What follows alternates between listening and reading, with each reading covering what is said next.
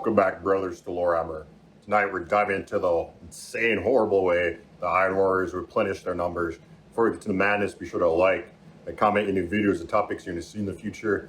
Be sure to subscribe from the Emperor. And I want to thank you guys for the support. Y'all been killing it. Now, let's get to the madness. The thing was born screaming. Its hands burst through the split flesh first, each finger swollen to twice the thickness of a mortal man's thumb, the nails already blackened into blunt claws. They opened and closed in the blood-heavy air, grasping for purchase among loops of surgical cable and chains wet with condensation. Then the head emerged. It had no skin. The exposed muscles of its face clenched and twitched beneath the glare of the lumen globes. Lidless eyes rolled in sockets packed with red connective tissue. Its mouth opened too far, tearing the raw flesh at the corners as it shrieked through newly formed lungs. The sound was almost lost beneath the machinery. Pumps hammered, cogitators chattered, rusted pistons drove chemical reservoirs into the iron floor. Servo arms descended from the vaulted darkness, their blades trembling as though eager to begin cutting. Incense smoke struggled against the stink of cauterized meat, bodily waste, and the metallic reek of blood. The adult woman beneath the creature had stopped moving. Her body was secured within a cradle of black iron, every limb enclosed by restraining clamps thick enough to hold an ogrin. Her swollen abdomen had ruptured from sternum to pelvis. What remained of her was hidden beneath the emerging mass and the torrents of nutrient slurry pouring from the opened cavity. The creature dragged itself free. Its shoulders tore through with a wet crack. A pair of servo arms seized the dead woman's ribcage and wrenched it wider, snapping bones so the thing could pass. Flesh peeled back. Organs spilled over the edges of the cradle and struck the floor in steaming coils. The Proto-Astartes rolled onto the grating.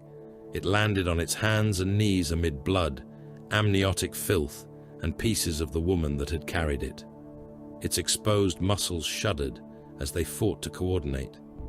Veins pulsed across its body like worms trapped beneath transparent membrane. The black carapace had formed incompletely, showing as irregular plates embedded beneath the flesh of its back and chest. It lifted its head. Honsou stood beyond the armor glass. The warsmith wore battle plate the color of gunmetal, edged in brass and scarred by the wars of Hydra Caudatus. The skull-faced helm beneath his arm had been split above one eye lens and repaired with an iron staple. A black cloak hung from his shoulders, stiff with ash and old blood. He watched, without expression. The creature saw him. Perhaps it recognized authority. Perhaps it merely sensed the strongest presence in the chamber. It rose. Its first step bent the deck grating. Its second left a footprint filled with blood. On the third, something burst inside its chest. The impact sounded like a grenade detonating beneath a wet blanket. The Proto-Astartes convulsed. Its ribcage jumped outward, and a fan of dark arterial blood sprayed across the armor glass. It collapsed at Honsou's feet, on the other side of the transparent barrier, striking the floor hard enough to crack its jaw. Its secondary heart continued beating for several seconds. The organ had ruptured through the creature's chest wall. It pulsed weakly among broken ribs, spraying thinner streams with each contraction. The senior savage mortician leaned towards a brass-rimmed chronometer. His robes were made from stitched surgical aprons, each one stained a different shade of brown, crimson, or black. 6 augmetic limbs unfolded from his spine, their instruments dripping into catch basins beneath him. Honsou did not look away from the corpse. How long? The mortician consulted the runes scrolling across a suspended slate. From complete extraction to terminal cardiac failure? From the moment it could have killed. The mortician tilted his masked head. 38 seconds, Warsmith. Honsou considered this. Better. Several weeks earlier, Medrengard had risen before the prow of the warship like the fossilized corpse of a god. There were no blue oceans, no continents veiled in cloud, no polar caps shining beneath a distant sun. The demon world was iron, stone and smoke from horizon to horizon, its surface broken by fortress ranges so vast that orbital augurs identified them as mountain chains. Above it burned a black sun. It gave no warmth. Its light fell across Medrengard in bruised shades of iron grey and dead crimson, revealing endless siege lines carved into the world's crust. Artillery flashes rippled across distant continents. Plumes of ash rose from Manufactoria, whose furnaces had burned for 10,000 years. Fortress guns fired against citadels beyond visual range, sustaining wars begun over insults no living mortal remembered. Honsou watched the world from the command deck of the Iron-Blooded. The vessel had not escaped Hydra Caudatus unscarred. Its prow armor was split in 3 places. Half the dorsal batteries remained silent. Fires still smoldered in sections of the lower decks, where repair crews and slaves labored without rest beneath the supervision of gun servitors. Yet it had returned carrying victory. Below the command deck, refrigeration vaults held stolen gene seed sealed inside adamantium caskets. Captured Imperial weapons filled armories intended for ordnance that had been exhausted during the campaign. Damaged iron warriors stood within the apothecarian, their ruined limbs removed and replaced with whatever mechanisms the Legion could spare. The mortal prisoners occupied everything else. They filled cargo holds, maintenance compartments, and emptied ammunition magazines. Thousands had been packed into darkness without sanitation, food, or enough water. The dead remained where they fell until servitors arrived to drag them away. Those too weak to stand were marked with luminous paint, indicating whether they possessed viable organs. Honsou had walked among them before translation into Medrengard's orbit. Their stink had penetrated even his helm's filtration systems. The prisoners recoiled from him in waves, bodies crushing together against bulkheads as though proximity to one another might protect them. Men who had survived bombardment and trench slaughter wept at the sight of his iron-grey plate. Others prayed to the corpse emperor, whispering until the words became a single frightened drone. Honsou saw no congregation of enemies. He saw inventories. The broad-backed could dig firing trenches. Those with mechanical knowledge would serve in the Manufactoria. The injured could be rendered for organs, nutrient stock, or servitor conversion. The strongest might survive induction into the mortal auxilia. The weakest could walk ahead of armored columns and find minefields with their feet. Nothing would be wasted. The Iron Warriors had never possessed the luxury of waste. "Orbital approach confirmed," said Obax Zakayo. The demolitions master stood beside the tactical hololith, his plate ancient, even by the standards of the Long War. One eye had been replaced by a cluster of rotating lenses. Tubes emerged from his throat and disappeared beneath his gorget, hissing whenever he breathed. "Kalen Gol acknowledges our ident codes," Zakayo continued. "The western dock remains operational. The eastern complex has collapsed. Cause? Neglect, structural fatigue, possibly sabotage. Then it was weak enough to deserve collapse." Zakayo's lenses contracted. The fortress has not known a master since Folk's ascension. It has one now. Several of the Iron Warriors on the command deck turned their helms towards Honsou. He felt their resentment without needing to see their faces. They had followed Barban Folk before the Warsmith had surrendered the last fragments of his mortality and risen as a demon prince. They remembered Honsou as a mongrel commander elevated through circumstance, ambition, and Folk's favor. They remembered the imperial blood within his gene seed, half-breed. The word followed him through every corridor and war council. Honsou had stopped being angered by it long ago. Hatred was useful only when aimed. "Take us down," he ordered.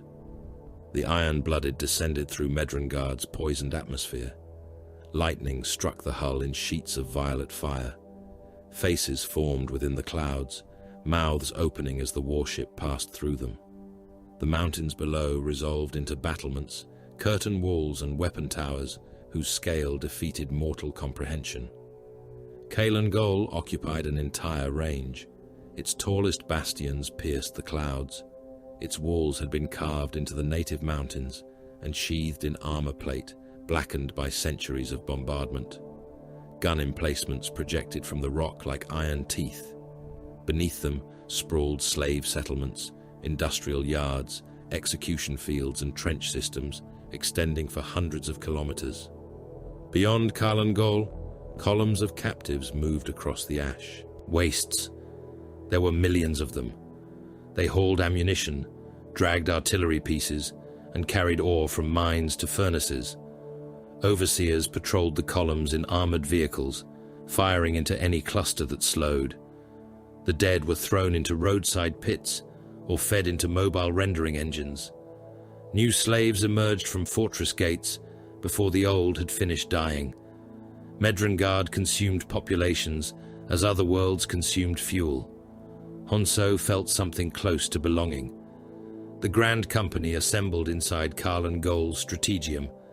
The chamber had been built for giants. Iron columns rose towards a ceiling lost in smoke. Tattered campaign banners hung between them, bearing the skull and chevron heraldry of the 4th Legion.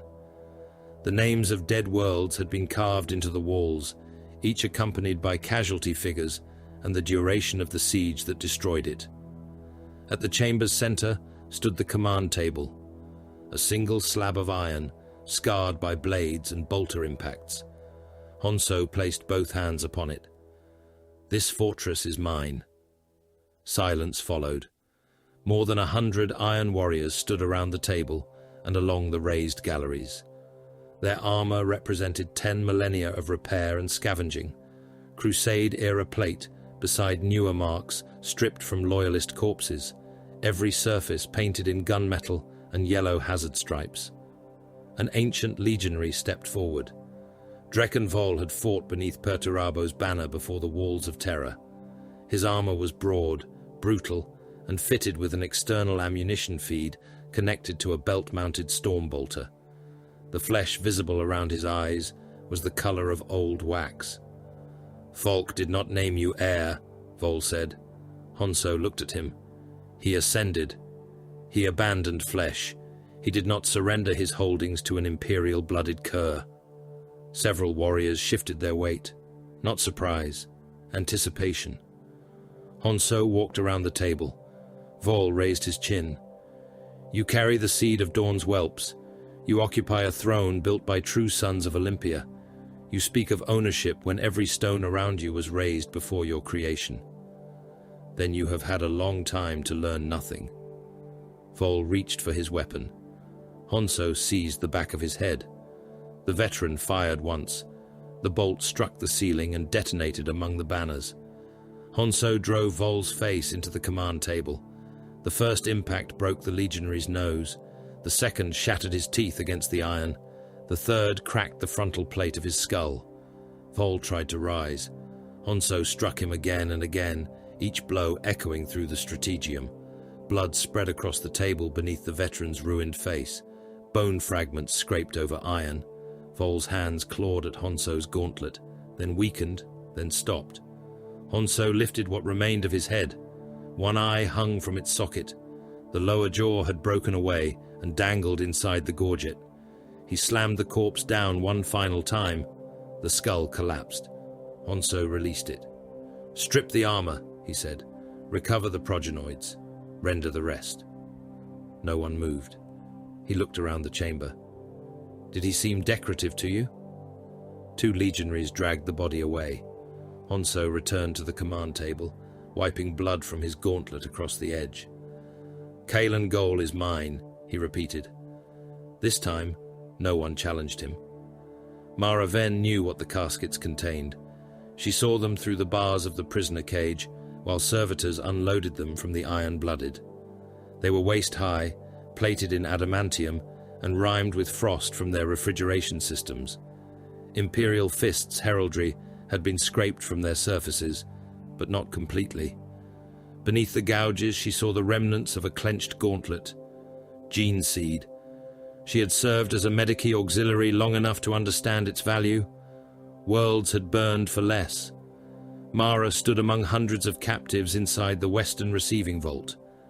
Her uniform had become a stiff crust of blood and dirt. One sleeve was missing. A badly dressed wound beneath her ribs had begun to smell sweet with infection.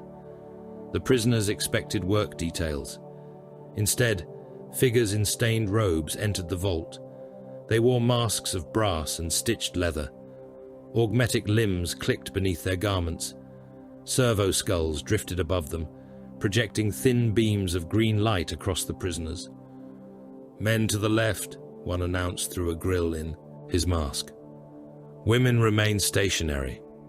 Confusion moved through the crowd. An older soldier grabbed Mara's arm. "Go," he whispered. "Move with us."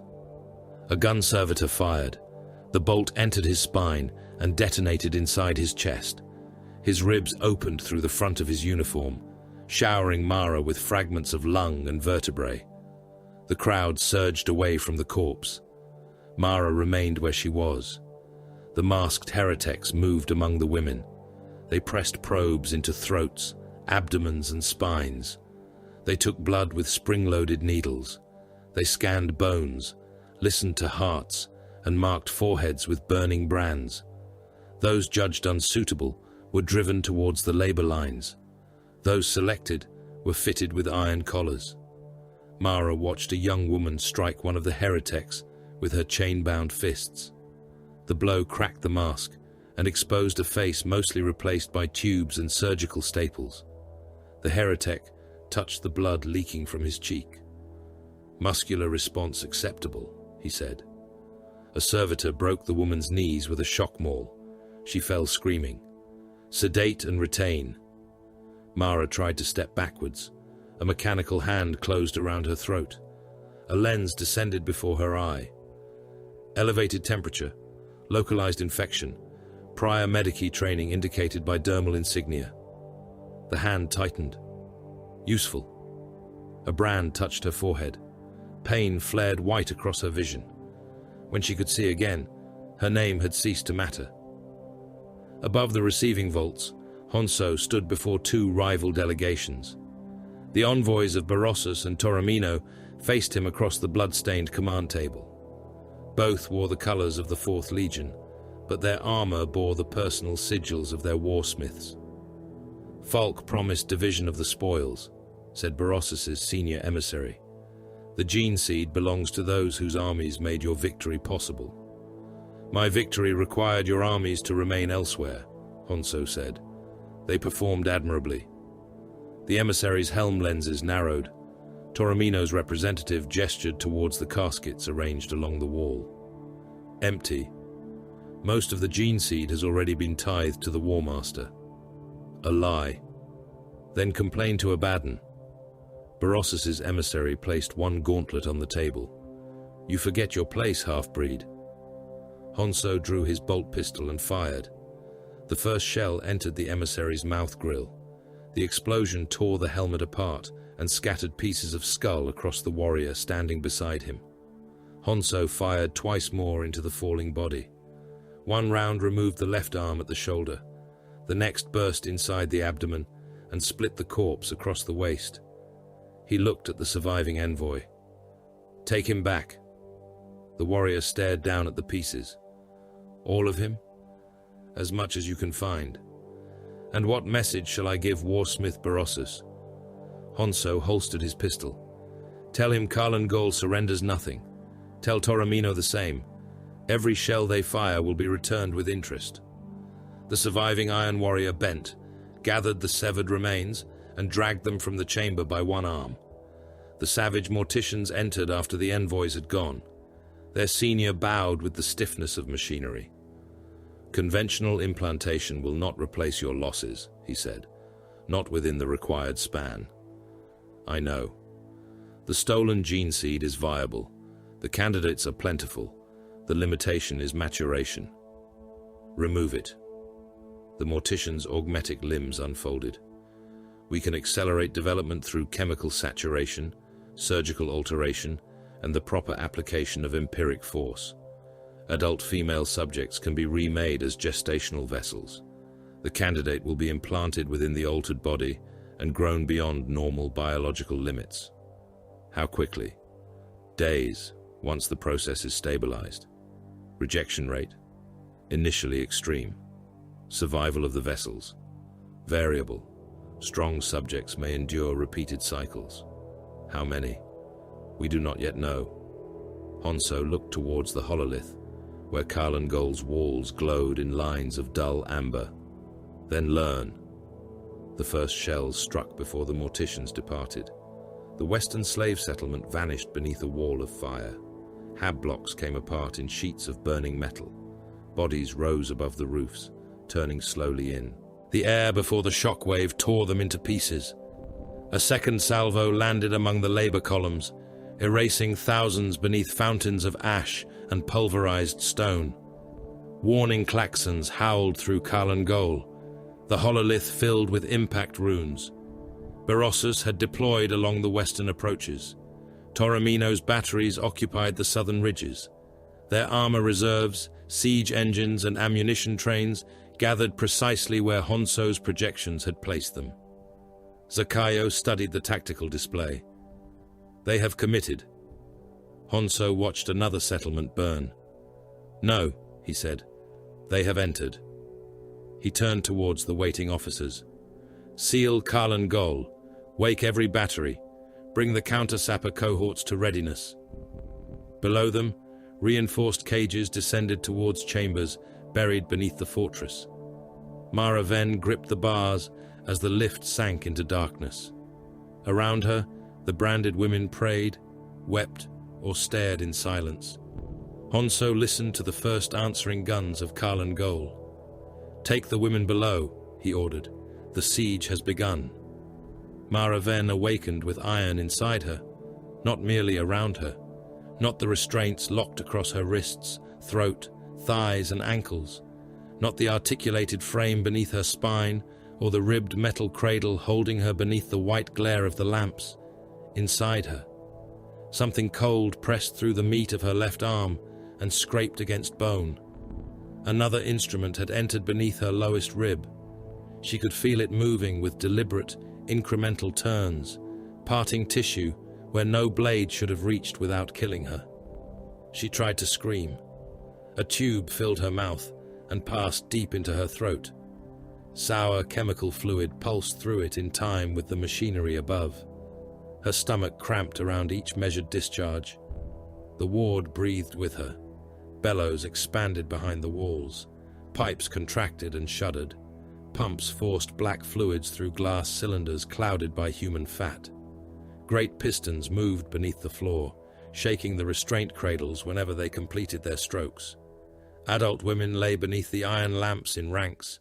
Some still wore fragments of imperial uniforms, worker smocks or prison rags.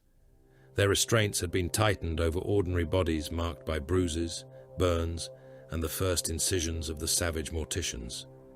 Others had already been changed. Their limbs were swollen with chemical fluid.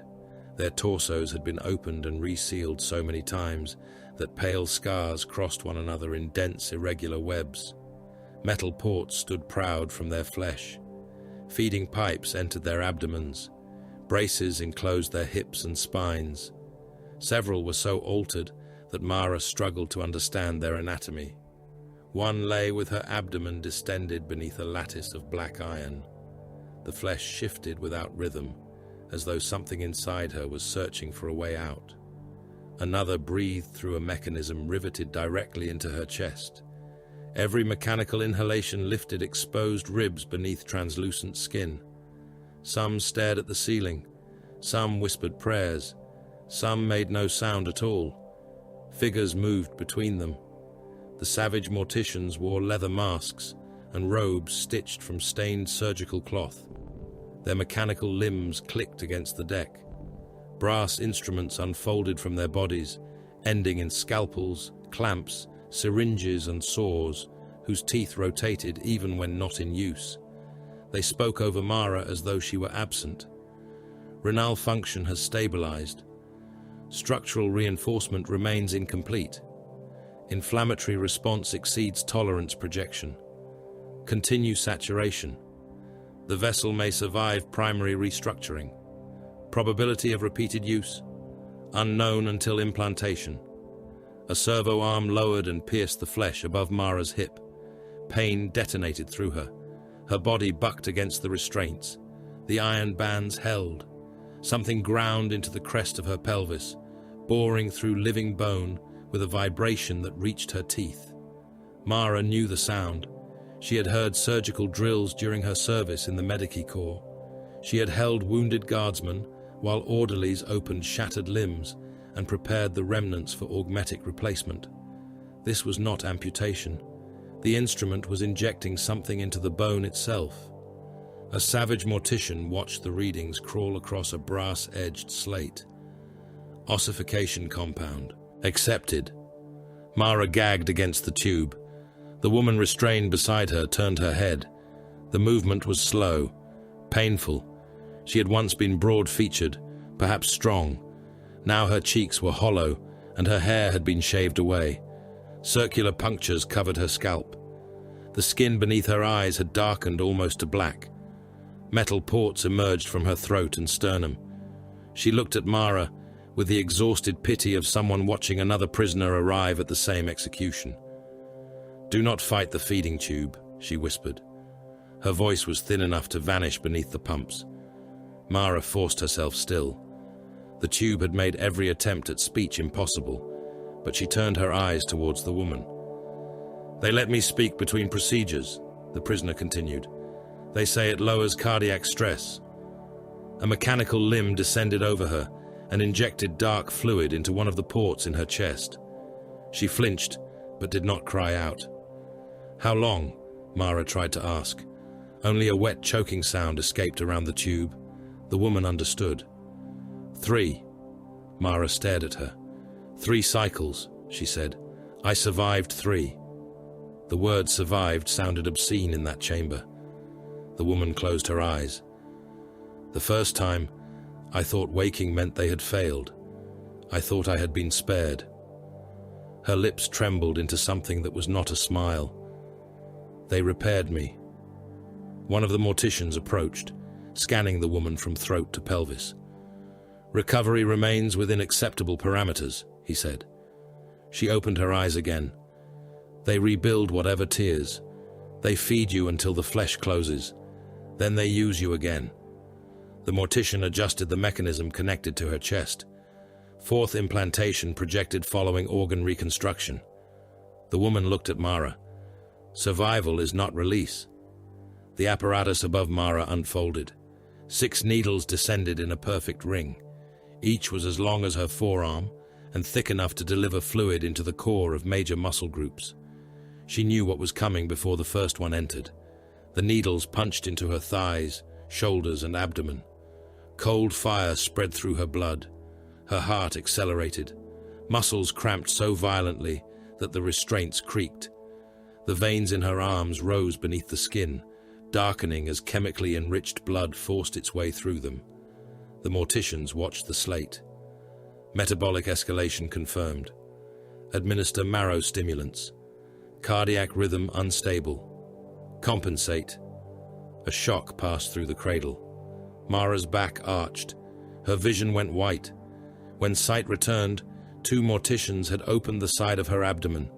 She could not feel the incision itself. The chemical flooding her blood had transformed pain into a distant pressure, but she felt hands moving beneath her ribs.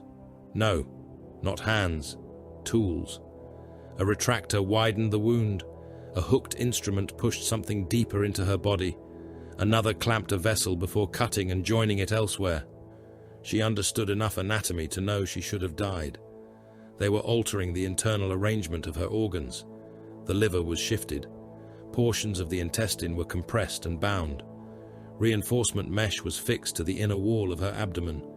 Synthetic tendons were anchored to her spine and pelvis. The morticians did not work like Medici surgeons. There was no reverence for human form, no attempt to restore what had been damaged. They approached flesh as siege engineers approached a wall. Supports were added where pressure would be greatest. Space was created by removing whatever occupied it. Blood vessels were redirected like supply conduits. She was not a patient. She was terrain under reconstruction. Across the ward, a woman began screaming. She had torn one hand free from its restraint. Skin hung from the wrist, where she had pulled against the iron until the flesh gave way. A feeding tube writhed from her mouth. She seized it in both hands and threw the loop around the neck of the nearest mortician. The heretic staggered as the woman pulled, drawing him down against the cradle. "Die!" she rasped through blood and chemical vomit. "Die, you machine filth!" The mortician's augmetic limbs stabbed at her. She tightened the tube. For one instant, Mara saw human strength overcome the machinery. The heretic's mask struck the cradle. One of his lenses cracked. A ceiling-mounted gun servitor rotated towards them. Its weapon discharged twice. The first shell removed the woman's left knee. The second destroyed the right. Her lower legs dropped beneath the cradle in sprays of bone and arterial blood. The shock of the impacts threw the mortician free. The woman continued pulling the tube. The heretic rose, adjusted his damaged mask, and looked down at the remains of her legs. Lower limb loss does not compromise assigned function. He pushed the feeding tube back into her mouth. Continue restructuring. 2 servo arms closed around the amputated stumps and cauterized them while she remained conscious. The smell of cooked flesh spread through the ward. Mara shut her eyes. It changed nothing. The machinery still breathed. The women still screamed. The morticians still discussed recovery times, tissue tolerance, and production value. Beyond the wall, Samuquan heard every sound. The adolescent prisoners stood naked beneath green auspex light, while orderlies moved along their ranks. There were more than 50 of them. Some had been taken from military academies. Others had the whip scars and malnutrition of hive laborers. Several were children of imperial officers, captured during the fall of Hydra Caudatus, and kept alive because their bodies had shown unusual resilience. Samuquan stood straighter than most. He was lean from captivity, but his bones were strong and his shoulders broad. Old conditioning scars marked his arms. Beneath the dirt, faded chemical sigils remained visible along his spine from childhood inoculations at the Schola Progenium. A savage mortician placed a scanner against his chest. Cardiac output elevated. Samuquan stared ahead. Respiratory capacity acceptable. The screams came again from the adjoining ward. He began reciting beneath his breath. "My faith is my shield." The scanner moved lower. "My duty is my armor." A needle entered his side and drew blood. "My life belongs to the Emperor." The mortician examined the sample. Minimal corruption markers. "My death belongs to him." The heretic seized his jaw and turned his face towards the light. Cranial growth plates remained viable. Muscular density above cohort median. Samuquan looked into the brass mask. The mortician's human eyes had been replaced by rotating glass apertures. "Candidate designation retained," the heretic said. "Priority compatibility testing." Samuquan kept reciting. "Blessed is the mind too small for doubt." A shock baton struck his back. He fell to one knee. The mortician gestured to the orderlies. "Remove him for preparation." Samuquan was dragged through a door marked with the desecrated symbol of the apothecarian. As it opened, the screaming became louder. The first implantation began beneath chanting. Not prayer, not in any form Mara knew. The morticians spoke in Binharic bursts, mixed with syllables that scraped against the mind. Brass sensors swung above the selected cradle, releasing smoke that moved against the ward's currents and entered the woman's mouth and nostrils. The host was older than Mara. Her body had already been altered, the abdomen reinforced by rings of iron fixed directly to her pelvis. A male candidate lay on a separate slab. He had been sedated. His chest had been opened. Gene seed organs, cultivated tissues, and black carapace material surrounded him in trays of ice and blood. The morticians lifted him with a frame of hooks. The host began begging, "No, please, Emperor, no, please kill me." No one answered. Her abdomen was opened. The candidate was lowered into the cavity. He was too large. The morticians made space. Bone cutters removed portions of the host's ribcage. Sections of intestine were pulled aside or cut away. The frame forced the candidate deeper, while servo arms connected blood vessels, nutrient lines, and neural filaments between the two bodies. The host's screams lost all shape. The surgical frame closed around her. Iron plates came together, compressing flesh and candidate into a single biological system. The chanting changed. Symbols carved into the machinery filled with red light. Something moved through the ward that was not air. Every restrained woman began convulsing. Mara felt a presence pressing against the inside of her skull, vast and hungry. It tasted the chamber through their fear. It moved along the surgical lines and feeding tubes like an intelligence traveling through nerves. The Auspex displays above the host accelerated. Bone density increased. Muscle mass rose. New organs registered one after another. The candidate's skeleton thickened so rapidly that fractures appeared and sealed within moments. The host's abdomen stretched against the restraining frame. Skin split around the iron rings.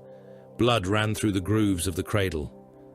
Secondary heart formation confirmed. Lung development incomplete. Muscular growth exceeding projected tolerance.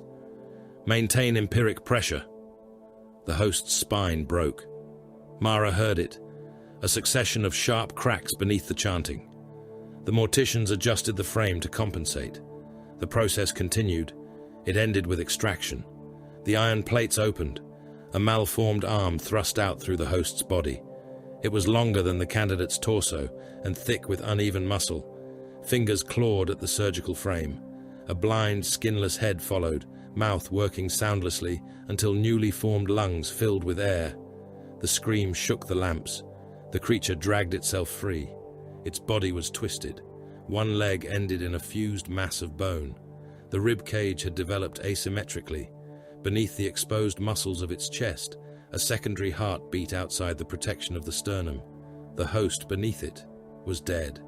The malformed candidate crawled across her remains. A mortician observed it. Cognition absent. The creature snapped at the air. Motor control compromised. Its oversized hand closed around a servo arm and tore it from its mount. Strength expression elevated. The mortician pressed a branding tool against the creature's shoulder. The rune burned into exposed muscle. Unviable. The floor opened beneath it. The creature fell into darkness, still screaming. It struck the waste chute again and again as it descended, leaving smears of blood along the metal. Its oversized arm caught briefly against a seam, tearing the shoulder apart before gravity pulled it free. The chute ended above a mountain of surgical refuse. The creature landed among bones, severed tissue, and dead candidates. Its secondary heart still beat. It crawled. Far above, another cradle opened. This candidate emerged almost upright. Skin had not formed, but the body was proportioned close to that of an Adeptus Astartes. The black carapace showed beneath the exposed muscle in broad, dark plates. Both hearts beat. The lungs functioned. Its eyes tracked movement. The morticians placed a bolter in its hands. The creature looked at the weapon. "Grip," one ordered. It obeyed. "Raise." It raised the bolter. "Aim."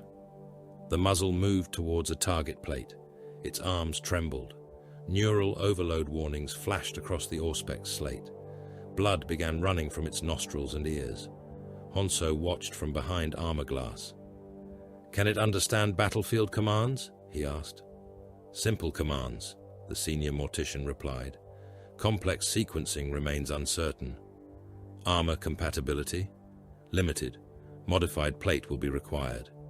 Survival projection? Minutes, possibly longer if cardiac stress remains controlled."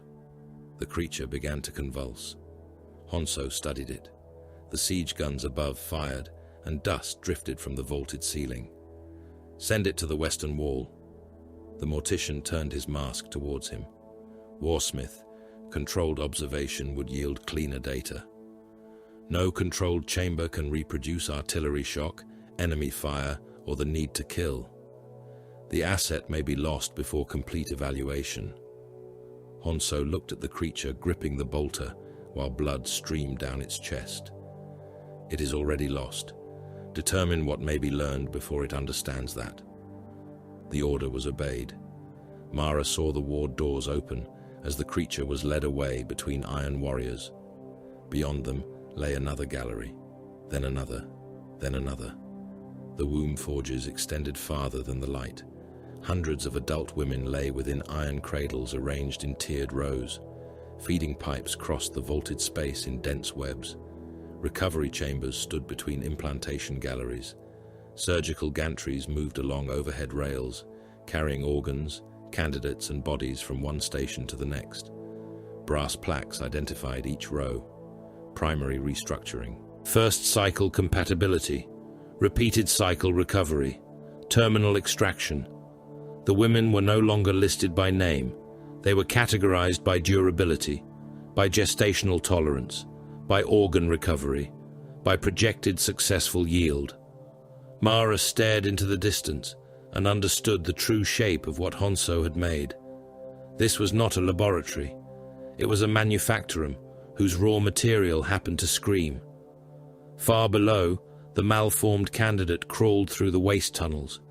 Its blind face turned towards a sound. Other shapes moved in the darkness.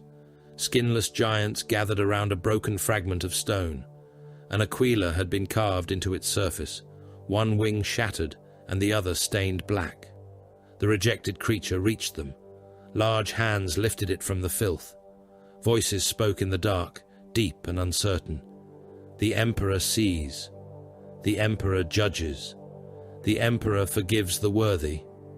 The malformed candidate could not understand. It pressed its ruined head against the broken aquila. Around it, the unfleshed bowed. The Emperor protects, they whispered. Above them, the womb forges continued to breathe. The first salvo arrived before the sound of its firing. A horizon of white flashes ignited beyond the western ash plains. For a heartbeat, the siege lines stood revealed beneath Medrengard's black sun. Gun pits cut into basalt, ranks of basilisks braced behind earthen revetments, medusas chained to recoil beds, and immense mortars attended by crews whose limbs had been fused to their loading mechanisms. Then, Karlan Gol's outer earthworks vanished. The shells descended in calculated sequence rather than a single wasteful storm. The first pattern struck the forward trenches, collapsing parapets and blasting coils of razor wire into the air. The second fell behind the survivors, destroying communications dugouts and sealing every withdrawal route. The third bracketed the reserve positions, where men fleeing the first impacts instinctively gathered. The fourth erased them. A regiment of slave infantry disappeared beneath overlapping detonations. Men became red vapor before they could comprehend that the ground was moving.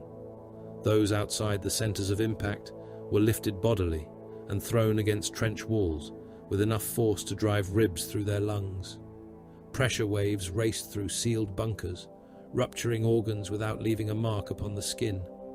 Blood burst from ears, mouths, and eye sockets. Armor plates bowed inward. Blast doors tore from their hinges and cartwheeled through chambers packed with screaming laborers. The earthworks liquefied. Ash, blood, and pulverized flesh ran together down the trench lines in steaming torrents. Severed hands floated past ammunition crates. Half a torso, still wearing an explosive collar, slid beneath the boots of an overseer and detonated when the collar registered separation from its assigned cohort. The blast took the overseer's legs. He fell into the mud and clawed at the stump of one thigh, while the bombardment advanced deeper towards Karlan Gol. Within the fortress, warning runes multiplied across the hololith. Honsou watched the western approaches turn red. "Berossus," said Obax Zakayo. The demolitions master stood opposite him, one gauntlet resting upon the iron command table. His augmetic eye cluster rotated, drawing information from Auspex feeds buried throughout the siege works. A second line of impacts struck the southern ridges. These shells did not follow the brutally precise pattern of the western batteries. They fell with occult symmetry, each detonation marking one point of a colossal sigil carved across the battlefield. Green flame crawled through the craters after the explosions, and the shadows of the dead continued moving after their bodies had ceased. Toromino, Honsou replied. Neither rival had coordinated with the other. That was their first mistake. Berossus had claimed the western siege sector, where the ground rose in broken shelves towards Kalangol's oldest walls. His artillery park stretched for scores of kilometers behind breastworks assembled from wrecked armor, slave corpses and slabs of black rock. His mortal auxilia advanced beneath banners made from flayed imperial officers. Behind them came iron warriors in disciplined columns, their gunmetal plates scorched by the long war. Toromino had occupied the south. His encampments were less orderly and more dangerous. Demon engines prowled between the gun positions, iron limbs sinking into pits of human waste. Sorcerers stood upon towers of fused bone and directed artillery fire with gestures that left after-images in the air. Tanks moved without crews, their hulls swollen around things trapped inside their engines. Between both armies lay enough mortal slaves to bury Kalangol beneath their bodies. Every cohort was chained into files. Every artillery crew was shackled to its weapon. Ammunition handlers wore explosive collars keyed to the guns they served. When a battery changed position, the crews dragged it themselves until their feet split and left bloody tracks across the ash. Berossus and Toromino had agreed only upon one thing: Honsou would be destroyed. After that, they intended to fight over what remained. "They are competing," Zakayo said. "Of course. Berossus will favor the western curtain wall. Toromino will attempt to compromise the southern bastions with sorcery before committing armor." Honsou studied the hololith. "Let them." Zakayo's lenses focused upon him. "The western curtain is weaker." "It appears weaker." A new projection opened above the table. Kalangol's apparent structure dissolved, exposing buried defense lines hidden behind the exterior walls. Secondary bastions lay within the mountain itself. Gun galleries had been sealed beneath false masonry. Tunnels that looked abandoned terminated in mine chambers packed with promethium, melter charges, and fragmentation canisters. The trenches outside the western wall seemed neglected because Honsou had ordered them left so. Their collapsed parapets funneled attacking troops towards ground seeded with pressure mines.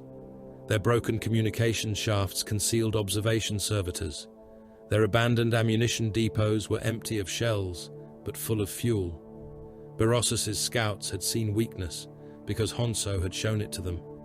The old warsmith had spent 10,000 years breaking fortresses according to the same doctrines. He would identify the vulnerable ground, mass his strength, and commit to the attack with all the certainty of ancient experience. Honsou did not need Berossus to be foolish. He needed him to be predictable. "Bring the outer batteries to counterfire readiness," Honsou ordered. "Do not engage their guns yet." Zakayo inclined his head. "They will assume our ranging systems were damaged. Let them assume whatever comforts them." Another tremor passed through the strategium. Dust fell from the high vaults. Somewhere within the fortress, an ancient support cracked with a sound like distant thunder. The western bombardment stopped. For a few seconds, the battlefield was silent. Then the slave cohorts advanced. They poured from Berossus's trenches in black masses, stumbling over the dead and falling into shell holes full of burning promethium. Explosive collars drove them onwards. Iron warriors walked behind the formations, firing bolt pistols into anyone who slowed. Kalangol's guns remained silent. The slaves crossed the first mine belt. Nothing happened. They reached the second. Still nothing. A murmur of triumph moved through Berossus's command channels. Honsou heard it through the intercepted Vox traffic. "Now," he said. The earth opened beneath the advancing cohorts. Mines detonated in overlapping rows.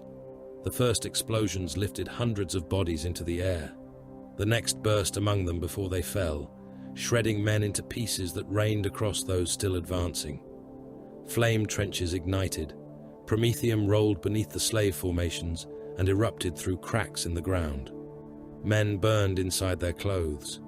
Others dropped their weapons and tried to tear explosive collars from their throats before the overseers activated them.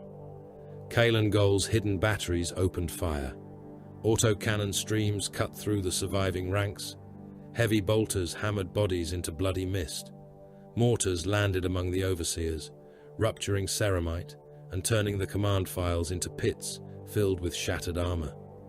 Berosus's first attack died without reaching the wall. It had not been intended to take the fortress. It had been intended to show him where Honsou's guns were concealed.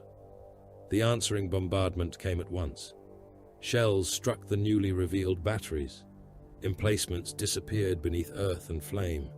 Gun crews were pulped inside. Their revetments. One Medusa shell landed directly atop a heavy bolter nest and drove the entire structure through 3 lower levels of the defense line. Zakayo watched the losses accumulate. "Acceptable," he said. Honsou said nothing. The floor beneath them vibrated differently, not from artillery, from below. Zakayo's head turned towards the western wall. Drills. Deep beneath the battlefield, Berosus's counter-sappers drove towards Kalengol. The first warning came from an iron rod fixed into the wall of a listening chamber. It began trembling inside the hand of a slave engineer. He stared at it. The rod shook harder. "Contact," he whispered. The ceiling erupted. A tunneling drill burst through the rock in a storm of stone fragments and metal teeth. The machine's conical head spun to a halt, less than the length of a man from the listening crew. Hatches opened behind it. Iron warriors came through. The chamber was too narrow for rifles. The first legionary struck with a power maul, pulping a slave engineer's chest and throwing the corpse into the wall. A defender lunged with a trench knife, driving it beneath the attacker's gorget. The blade snapped against the gorget seal. The attacker crushed his skull with one hand. Honsou's counter-sappers entered from the adjoining passage. The tunnel filled with gunmetal plate. There was no room for formations or firing lines. Legionaries fought chest to chest, striking with knives, mauls, and armored fists. A power weapon ignited and sheared through a shoulder, filling the passage with the stink of burned flesh. One warrior tore the helmet from another and drove both thumbs through his eyes. The drill reversed. Rock shifted around it. The tunnel roof collapsed. 3 iron warriors vanished beneath tons of stone. One remained partly visible, armor pinned beneath the fall. He tried to drag himself free until an enemy legionary stepped upon his helm and drove a trench knife repeatedly through the cracked eye lens. Elsewhere, another drill breached a fuel conduit. Promethium flooded the workings and ignited. The blast traveled backwards through the tunnel, consuming attackers, defenders, and drilling crews together. Armor seals failed beneath the heat. Warriors cooked inside their plate, beating at bulkheads as their organs boiled.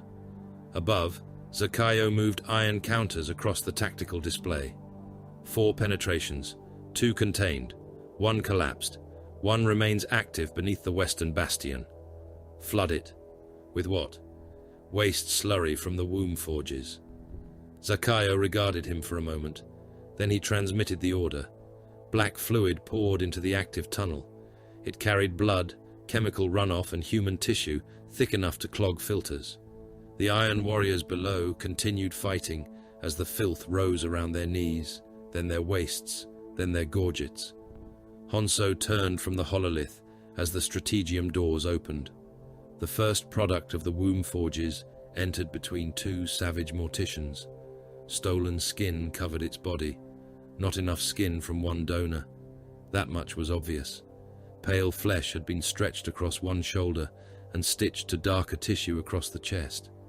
A broad sheet covered the abdomen, its edges fixed with staples driven into the pelvis.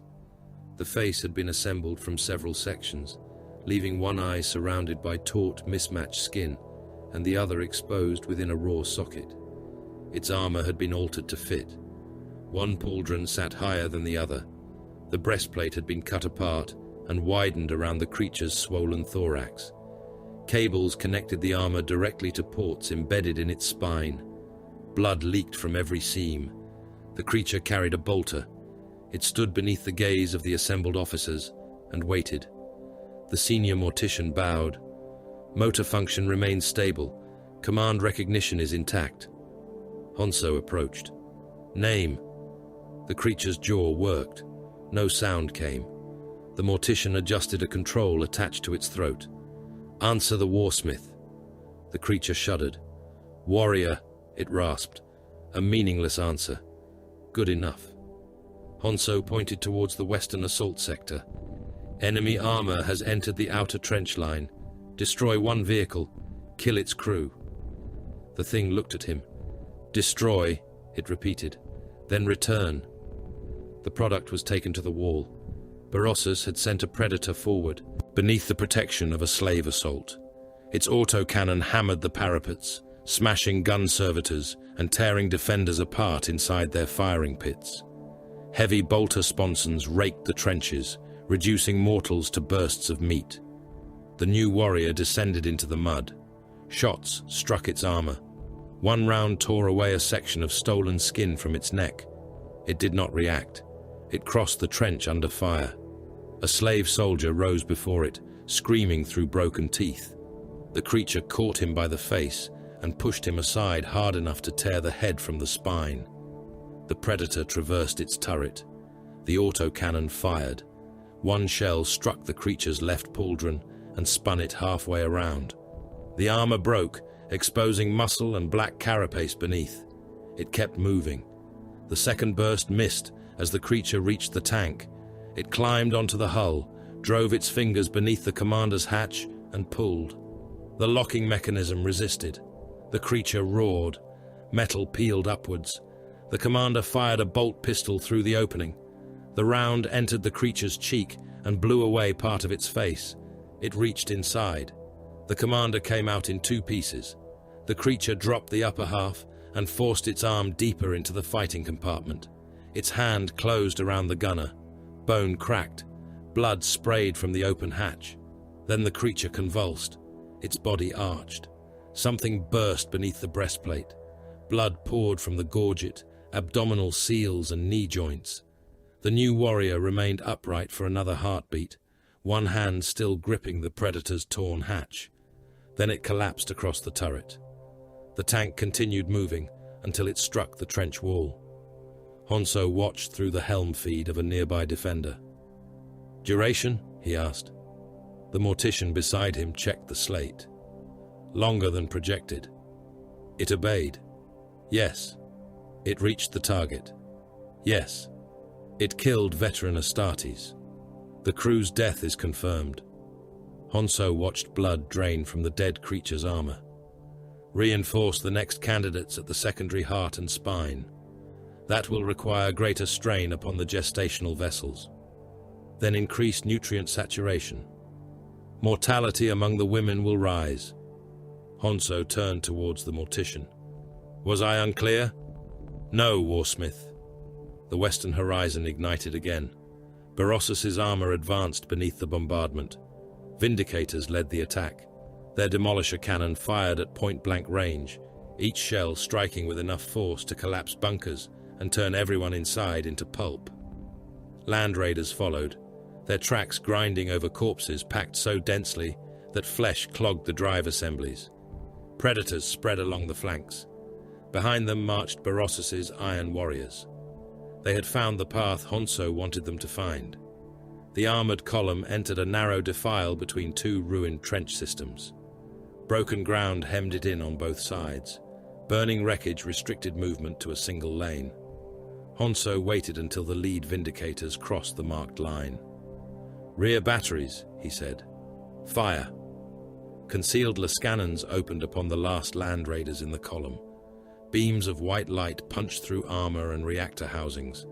The rear vehicles detonated, blocking withdrawal with burning hulls. Mines erupted beneath the lead tanks. The first Vindicator lost both tracks and slewed across the passage. The vehicle behind rammed into it. A third tried to climb the wreckage and exposed its underside to a hidden melter emplacement. The defile became a cage. Counterattack, Honsou ordered. He entered it himself.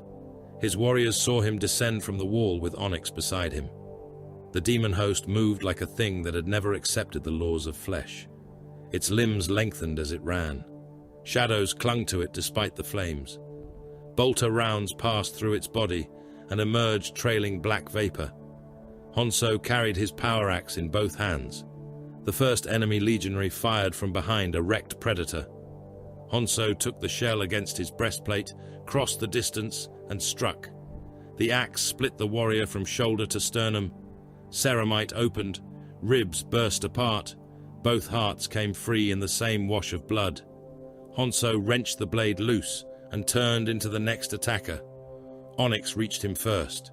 The demon host seized the Iron Warrior's helm and twisted. The neck broke, but Onyx continued turning until cables tore free and the head came away trailing spine. Honsou's defenders surged behind their warsmith. They endured because he was there, not because they loved him, not because they believed in him, because no son of Perturabo would retreat while the half-breed remained in the breach. The trapped armor burned around them. Ammunition cooked inside hulls. Men screamed over the Vox as fire entered crew compartments. Honsou moved through it all, killing where resistance stiffened and advancing wherever his presence would be seen. Above Karlan Gol, the sky changed.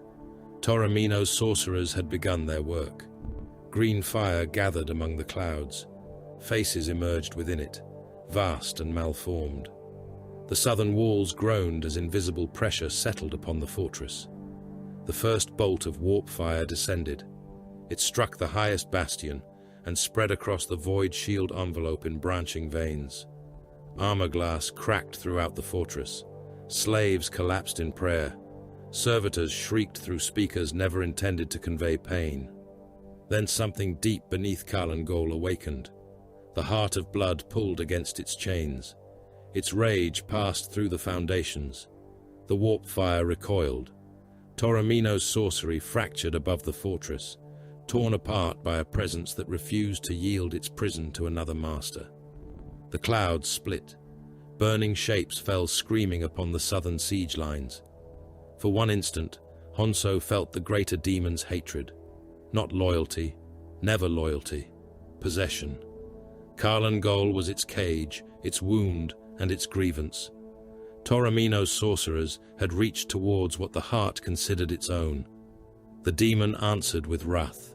A warning rune flashed across Honsou's visor. Berossus's warriors had taken the outer western bastion. Their banner rose above the broken parapet. Thousands flooded into the position. Slave infantry filled the trenches. Iron warriors occupied the gun galleries. Engineers began turning the surviving weapons towards Karlan Gol. Berossus's voice thundered across the open Vox. The first wall falls, half-breed. Honsou looked towards Zakayo's signal rune. It changed from amber to red. Detonate, he said. Beneath the captured bastion, charges ignited. The foundations split. The entire fortress spur dropped into the mountain.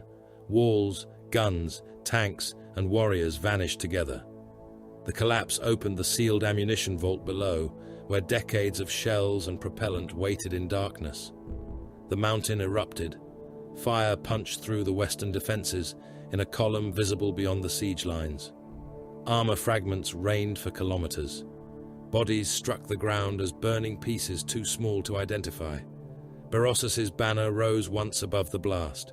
Then it burned. Honsou watched the bastion disappear. He had lost ground, guns, and thousands of slaves. Berossus had lost an army. Across the battlefield, the rival guns fell briefly silent. At last they understood. Within Karlan Gol, every weakness had purpose. Every retreat had measure. Every victory Honsou permitted might be the shape of their destruction. The crewman was dead in the viewport. Uriel Ventris saw him in the darkened armor glass as the transport shuddered through the tides of the Empyrean. The reflection stood several paces behind him, framed by the narrow lumen strips of the observation gallery. Its throat had been opened from ear to ear. Blood soaked the front of a voidsman's grey uniform and ran from the wound in thick ropes. Both eyes were gone. The sockets were empty pits, ragged around the edges, as though the organs had been pulled free by hooked fingers. Uriel turned. The crewman was alive. He stood at the gallery entrance, with one hand resting upon the butt of a holstered las pistol. His eyes were intact. His throat bore no wound. Sweat shone upon a face gone pale from sleeplessness and fear. "Identify yourself," the man demanded. His voice shook despite the effort he made to steady it. Uriel looked back towards the viewport. Only his own reflection remained in the glass, a giant in blue ceramite, the inverted omega upon his pauldron dark beneath the failing lumens. His armor still bore the honor markings of the ultramarines, though the meaning of those honors had changed. They no longer proclaimed command or victory. They were remnants carried by a condemned warrior. "Captain Uriel Ventris," he said. The crewman swallowed. "You are not captain of this vessel." "No." "Then you have no authority to be here." Uriel studied him. The man's pupils were dilated. His fingers tightened around the las pistol grip. He had probably not slept since the ship entered the Eye of Terror. Few mortals did. Dreams came alive in such places. Waking offered no certainty of escape. "I was ordered to remain below decks," Uriel said. "Yes. I chose otherwise." The crewman's hand moved. Uriel did not reach for his weapon. The man drew no farther than the first inch of the las pistol from its holster. Something scratched across the outer hull. Both warriors turned towards the viewport. The sound came again. Slow, deliberate. It traveled from one end of the observation gallery to the other, beyond the armor glass and the plated hull, where nothing living could survive. 5 parallel lines appeared in the condensation upon the inner surface of the viewport. The crewman stared. "That is inside." "No," Uriel said. The scratching stopped. A voice whispered from the Vox grill set into the ceiling. "Open the door." The crewman recoiled. The words had been spoken in his own voice. "Open the door," the grill repeated. Uriel drew his bolt pistol. The crewman's las pistol came free. He aimed it at the ceiling, at the viewport, then at Uriel. "What have you brought aboard?" "Nothing that was not already waiting for us." The transport groaned around them. Its superstructure contracted with the strain of translation. Metal screamed along the bulkheads. A tremor passed beneath Uriel's boots, followed by the deep, constant vibration of the Geller field generators laboring somewhere below. The voice from the Vox grill began to laugh. The crewman fired. The las bolt struck the speaker and burst it in a shower of sparks. The laughter continued from every grill along the passage.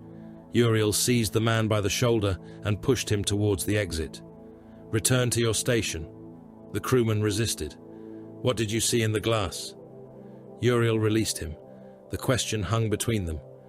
"Nothing useful," he said. The crewman searched his face for a lie and found one. Then he fled. Uriel remained before the viewport. Outside, the warp pressed against the Geller field in colors that had no names. Shapes moved within the tides, vast enough to eclipse the impossible light beyond them. Some appeared to possess wings. Others resembled continents of teeth and eyes. Distance had no meaning there. A thing might seem 1,000 leagues away until it opened its mouth against the hull. The scratching resumed. Uriel holstered his pistol. "Not yet," he said. The thing beyond the field withdrew. Pausanias Lysane waited for him in the arming chamber. The veteran sergeant sat upon an ammunition crate, while servitors performed the final rites of maintenance upon his armor.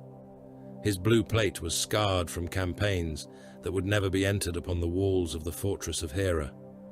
Purity seals hung from his shoulder guard, their parchment darkened by oil and age. His right hand was not flesh.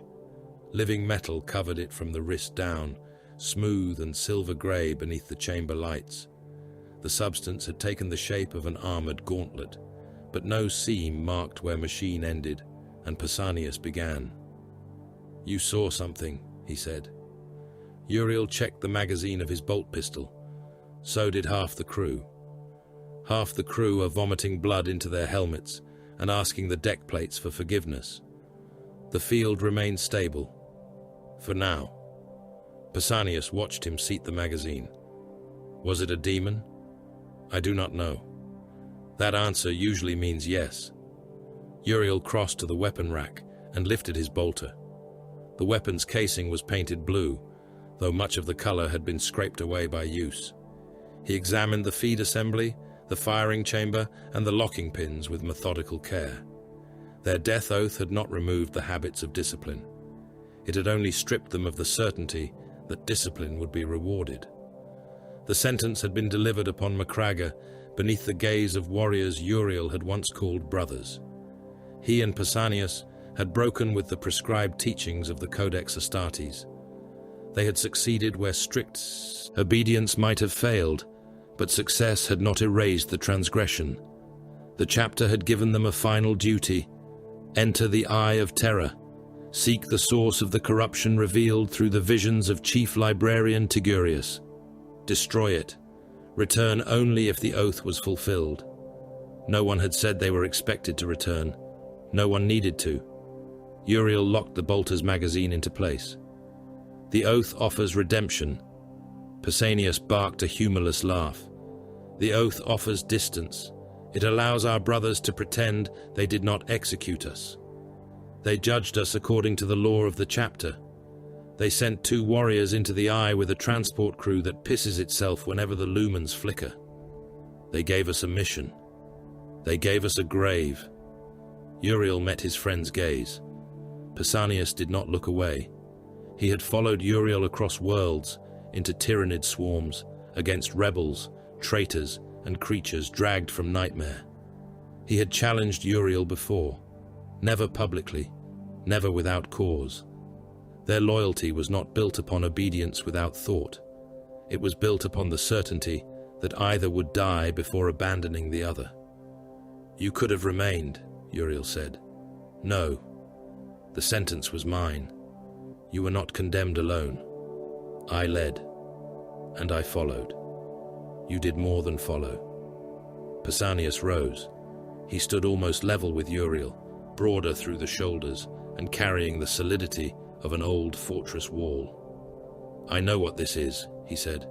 Do not insult me by dressing it in ceremony. They sent us here to die because death in the eye is cleaner than admitting the Codex can be wrong. The Codex is not wrong. Then why are we here? Because interpretation may fail even when doctrine does not. Pausanias smiled without amusement. That sounds like something a condemned captain tells himself before the executioner raises the blade. A bell tolled through the ship. The arming servitors froze. The lumen strips dimmed, brightened, then dimmed again. A voice emerged from the Vox grill. Captain Ventris to the bridge. The message repeated. Then another voice overlapped it. The same words, the same tone, spoken half a heartbeat earlier. Pausanias reached for his bolter. Did the captain of this vessel know you kept your rank? He does now. They left the chamber.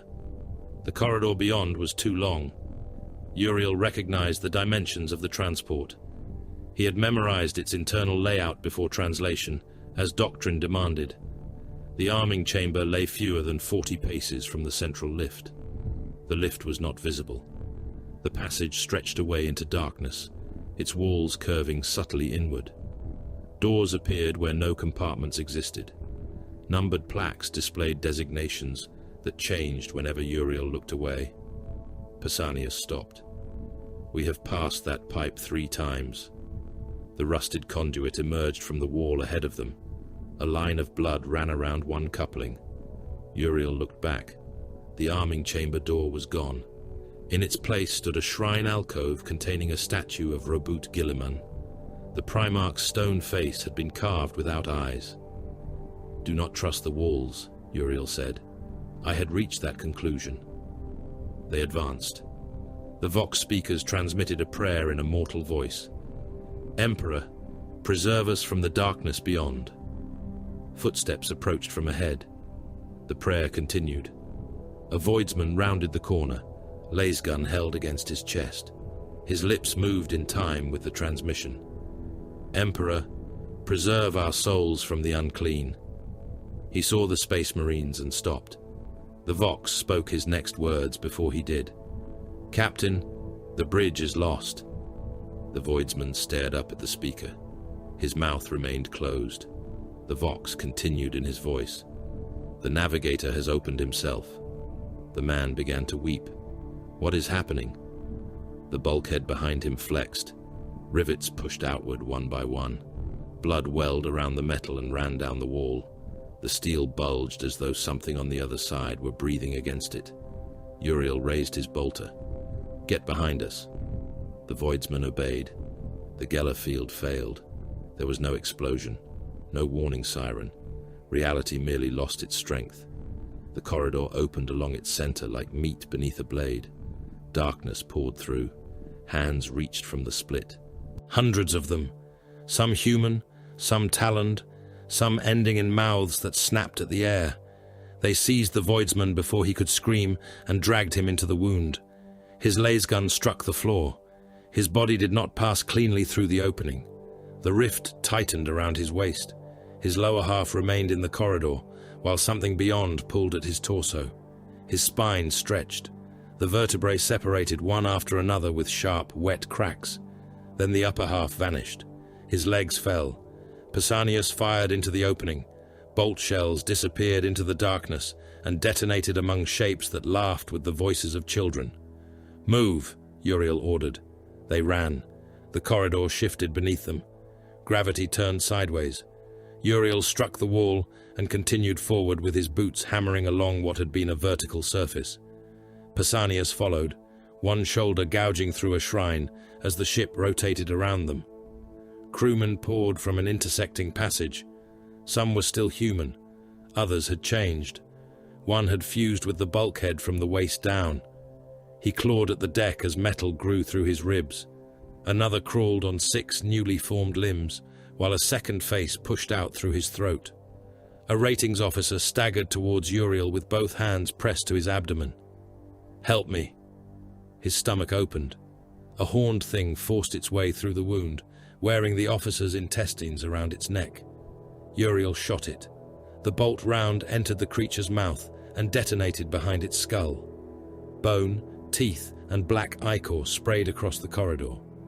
Pausanias fired in disciplined bursts. Each mass-reactive shell destroyed a target, but the targets multiplied faster than ammunition could kill them. Faces pressed out from the bulkheads. The steel softened around them. Mouths opened where rivets had been and bit at the passing warriors. A bolt shell curved in flight.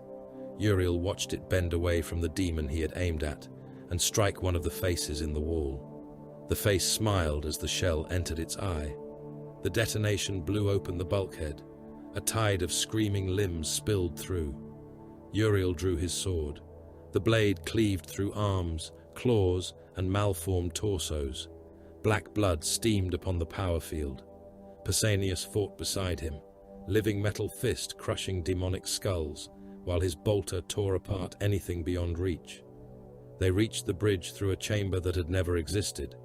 The command deck was open to the warp. Half the crew were dead. The rest fought things crawling across the ceiling. The shipmaster had been nailed to his throne by his own bones. Each rib had grown through his uniform and embedded itself in the command dais. The navigator floated above the deck. His robes hung open.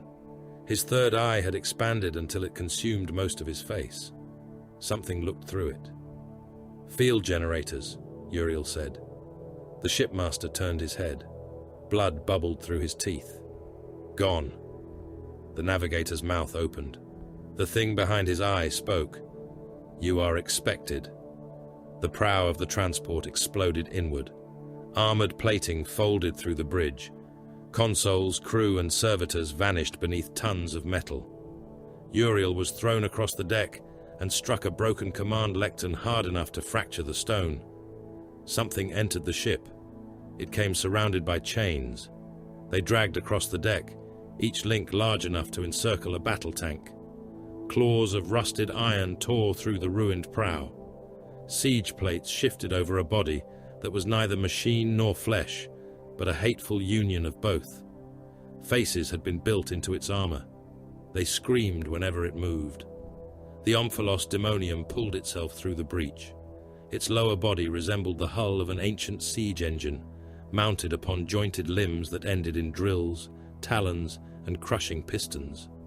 A horned torso rose above the machinery, bound within a cage of iron ribs. Chains passed through its flesh and emerged from its back, attached to wheels that turned without hands. Its head was covered by a mask of black metal. Fire burned behind the eye slits.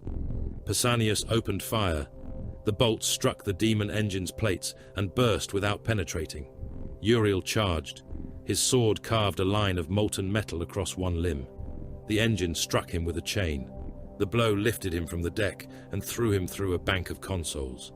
Pausanias met the next attack with his living metal fist. For one instant, the silver substance flowed around the demon's claw. The Omphalos recoiled. Its mask turned towards Pausanias. "Taken metal," it said. The voice came from every screaming face built into its armor. "Stolen from a deathless star." Pausanias fired into its eyes. The demon engine crossed the distance in a single impossible movement. Its claw closed around him and smashed him against the deck. Uriel rose. His armor shrieked damage warnings. Blood filled his mouth. He fired until his bolter locked empty. The Omphalos struck him again. Darkness took him. He awakened within a vision of Ultramar burning. Macragge's mountains had split. The fortress of Hera stood open beneath a sky filled with demons. Blue-armored corpses lay across its steps in drifts. The banners of the chapter burned above them. Calgar knelt before the gates. His armor had been torn away. Something enormous stood behind him, holding his severed arms like trophies. Uriel tried to move. Chains held him. "You know this place," said the Omphalos. The demon stood beside him without its engine, a tall shadow wearing the suggestion of iron armor. "This is false. All futures are false until chosen." The vision shifted. Kalth burned. Talasar drowned beneath oceans turned to blood. Worlds of Ultramar broke beneath bombardment, while Iron Warriors' banners rose above their ruins. "The heart is chained," the demon said.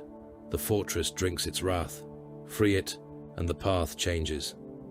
Karlan Gol. The name left Uriel's mouth before he chose to speak it.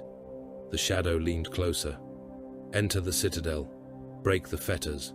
Release the heart of blood." "And you will spare Ultramar?" The demon laughed. "I promise only that the future you have seen need not be the future that comes." Uriel looked upon the dead of his chapter. Duty pressed against him harder than any chain. The demon knew it. That was why it had shown him this. "We will do as you command," Uriel said. The vision ended. He lay within the demon engine, bound to an iron deck by chains that tightened whenever he moved. Pausanias was chained nearby. Blood covered one side of the sergeant's face. The Omphalos moved through the warp. Its metal body screamed around them. Hours may have passed, or days.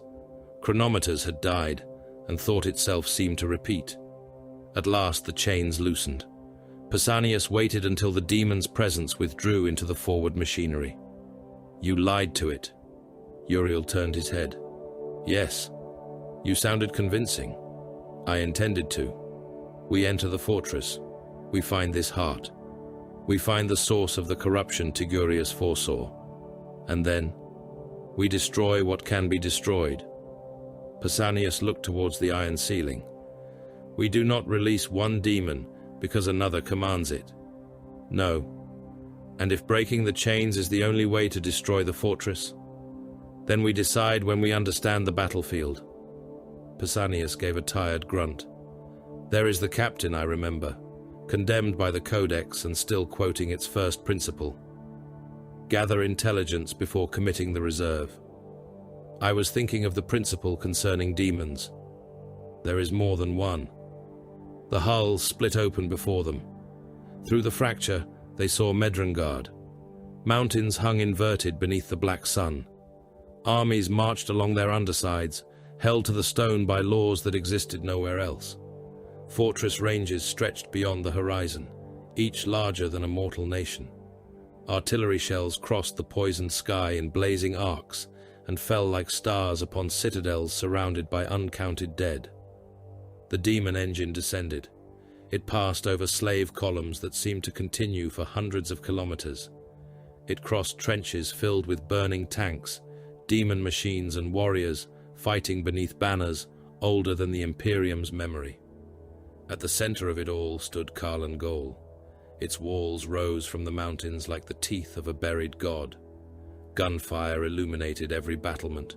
Siege lines surrounded it in rings of flame, iron and corpses. The bombardment never ceased. Medrengard was not a world upon which war had come. It was war given stone, atmosphere and shape. The Omphalos broke through the clouds and slammed into the ash wastes. Chains seized Uriel and Pausanias. The demon engine hurled them from its opened flank. Uriel struck the ground, rolled and came to rest upon black ash. Pausanias landed nearby, armor ploughing a trench through the dust. The engine towered above them. "Free the heart," it commanded. Then it withdrew into the storm, iron limbs carrying it away with impossible speed. Uriel rose. Ash slid from his armor. Above him burned the black sun. Ahead stood Karlan Gol, its walls illuminated by millions of muzzle flashes. The artillery reached them as a single unbroken roar, vast enough to shake dust from the distant ridges. Pausanias came to his side. Together they looked upon the fortress. The sound of the siege was the sound of a god hammering upon the gates of reality. The predator came out of the ash without warning. One moment, Uriel Ventris was advancing through the lee of a shattered ridge, his bolter held close against his breastplate. The next, the ground beneath him opened, and a machine made from dead men struck him with the force of a charging grox. The impact hurled him backwards. Uriel hit the slope shoulder first and slid through black ash. Warning runes flared across his visor as something clamped around his left greave. Teeth grated against ceramite. He looked down. The creature's skull had once belonged to an ogrin. Iron plates had been hammered across the forehead, and 6 mismatched ocular lenses turned within sockets enlarged by surgery. Its jaw had been replaced by a pair of hydraulic shears lined with teeth taken from human mouths. Vertebrae rose from its back like the spine of an industrial crane, supporting mechanical limbs that ended in hooked mining claws. The remainder was meat. Human arms had been stitched along its flanks in overlapping rows. Some were skeletal. Others still possessed enough life to grasp at the ground. A furnace glowed inside its opened ribcage, fed by tubes that pumped black fluid through a heart larger than a mortal man's head. The thing pulled. Its jaws tightened around Uriel's greave. Ceramite cracked beneath the pressure. Uriel drove his combat blade into one of its lenses. The blade sank to the hilt. The predator screamed through every mouth sewn into its body. It reared, dragging Uriel with it. A mining claw struck his chest and gouged a furrow across the blue plate. The force of the blow overloaded his armor's stabilizers and drove him deeper into the ash. Uriel raised his bolt pistol.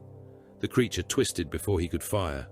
Its furnace-heated breath washed across his helm in a cloud of cinders and rotting vapor. A power-armored fist struck the side of its skull. Pausanias Lysane hit it again. The living metal of his hand flowed across his knuckles as he punched through the iron plating. Bone burst beneath the impact. One ocular lens shot from its socket and spun into the ash, trailing cables and black blood. The predator released Uriel and turned. Pausanias seized its lower jaw with his silver hand and locked his other gauntlet around the iron crest of its skull. The thing's mechanical limbs stabbed at him. One hook scraped across his pauldron. Another caught beneath the edge of his breastplate and lifted him from the ground. Pausanias roared and pulled. Hydraulic pistons shrieked. The creature's neck stretched until cords of muscle tore free from the metal vertebrae. Human arms clawed at Pausanias's plate, leaving bloody fingerprints across the ultramarine's blue. He tore the head from the body. The mechanical spine came with it in a shower of sparks, blood, and steaming spinal fluid. The creature staggered without a head. Its limbs continued striking for several heartbeats. Then the furnace inside its chest collapsed, spilling molten residue through the cage of ribs. The body dropped into the ash and burned from within. Pausanias cast the severed head aside. It landed with its jaws still opening and closing. "Wildlife," he said. Uriel rose and examined the damage to his greave. Fracture lines crossed the ceramite, but the armor remained sealed. That was not born. Nothing on this world looks born. Pausanias scraped strips of wet tissue from his silver fingers. The fragments tried to crawl back towards the corpse. He crushed them beneath his boot. "Whatever it was, it nearly took your leg." "I had noticed." "You are welcome." Uriel retrieved his bolt pistol from the ash. "Your concern for formal courtesy is admirable. It is one of the few virtues the chapter has not yet condemned in us." They left the carcass burning behind them. Medrengard possessed no true day or night. The black sun remained fixed above the world, a dead wound in the heavens, surrounded by a halo of dull crimson. Its light illuminated without warming. Wherever it touched bare metal, frost formed. Ash moved constantly across the wastes. It hissed against their armor, stripping away paint in thin blue curls and gathering within damaged joints. After several hours, the inverted omega on Uriel's left pauldron appeared faded and scarred, as though Medrengard itself sought to erase all evidence of his allegiance. The bombardment never stopped. Shells crossed the horizon in burning arcs. Distant impacts rose in columns of flame, stone, and pulverized bodies. Some detonations were close enough to arrive as rolling pressure waves that struck the two space marines and filled their auto-senses with static. Others changed the shape of the land before them. A ridgeline they had been using for navigation disappeared beneath a cluster of seed shells. A valley opened where no valley had existed. Once, the ash split ahead of them and exposed the remains of an army buried beneath the surface.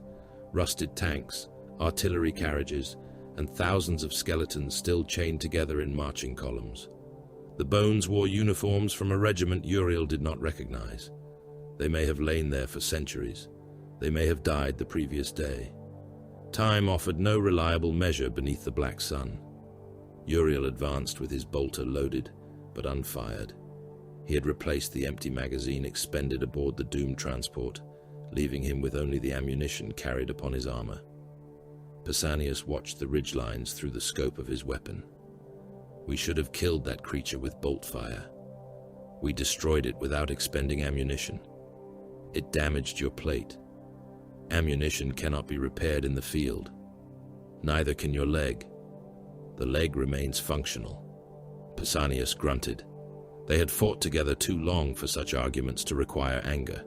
They were methods of calculation spoken aloud, each warrior testing the judgment of the other. Uriel understood Pausanias's caution. A space marine carried enough ammunition to destroy many enemies, not an army. Every bolt shell fired in the wastes was one less available inside Karlan Gol. Every grenade used before the walls reduced the number of chambers they might clear. The Eye of Terror offered no Munitorum depot, no armory serf, and no Thunderhawk bearing resupply. They possessed only what they carried. Beyond that lay blades, fists, and death. They reached the observation ridge after what Uriel's armor chronometer claimed had been 9 hours. A mortal man would have called it a mountain. Uriel climbed it without removing his attention from the fortress ahead. The artillery flashes beyond the summit painted the undersides of the clouds red, each one followed by a concussion transmitted through the rock. At the crest, he lowered himself behind a broken slab of black stone. Karlan Gol dominated the world. The fortress did not rise from the mountain range. It had consumed it. Bastions emerged from cliffs sheathed in armor plate. Gun towers pierced the poisoned cloud layer. Curtain walls stretched farther than unaugmented sight could follow, their surfaces illuminated by explosions and weapon fire. Around the citadel lay the Iron Ring. Trench systems encircled Karlan Gol in vast, tightening bands. Approach saps wound forward from the outer lines, each protected by bunkers, mine belts, and artillery positions. Armor columns moved along roads paved with crushed stone and compacted corpses. Mobile foundries crawled behind them. The immense machines rolled upon tracks wider than city streets. Smoke poured from furnace towers mounted upon their backs. Wrecked tanks entered through rear loading ramps and emerged from forward bays rebuilt, rearmed, or incorporated into demon engines. Slave columns connected every part of the siege. Millions moved across the plain. They carried artillery shells upon harnesses that bent their spines. They dug trenches with hands wrapped in blood-soaked rags. They dragged damaged vehicles from the killing grounds and recovered bodies for rendering. When a bombardment erased one column, another was redirected into its place. The immediate assault against Karlan Gol involved hundreds of thousands of mortal troops, scores of armored formations, and enough traitor legionaries to shatter a loyalist world. Yet the system feeding the battle extended far beyond the horizon. Mines supplied the foundries. Foundries supplied the artillery. Artillery consumed ammunition, crews, and slaves. The dead became fuel, servitor components, or material for fortifications. Nothing ended. Nothing escaped the siege. "This is how they think," Uriel said. Pausanias lay beside him, studying the battlefield. Like a machine? Like a fortress. Every loss is another layer. Every death becomes part of the defense or the assault. Pausanias magnified one section of the western lines. They are fighting each other. Uriel saw it. Iron warriors occupied both sides of the siege. The banners and heraldry differed, but the methods remained the same. One army bombarded Karlan Gol, while another attacked the First Army's supply trenches. Tanks exchanged fire across slave encampments, destroying thousands of laborers. Neither side attempted to protect. "A civil war," Pausanias said. "An opportunity. Or 3 armies instead of 1. A stone shifted behind them. Uriel rolled as the first bolter fired. The shell struck where his helm had been and exploded against the ridge, throwing shards of rock across his shoulder. More shots followed.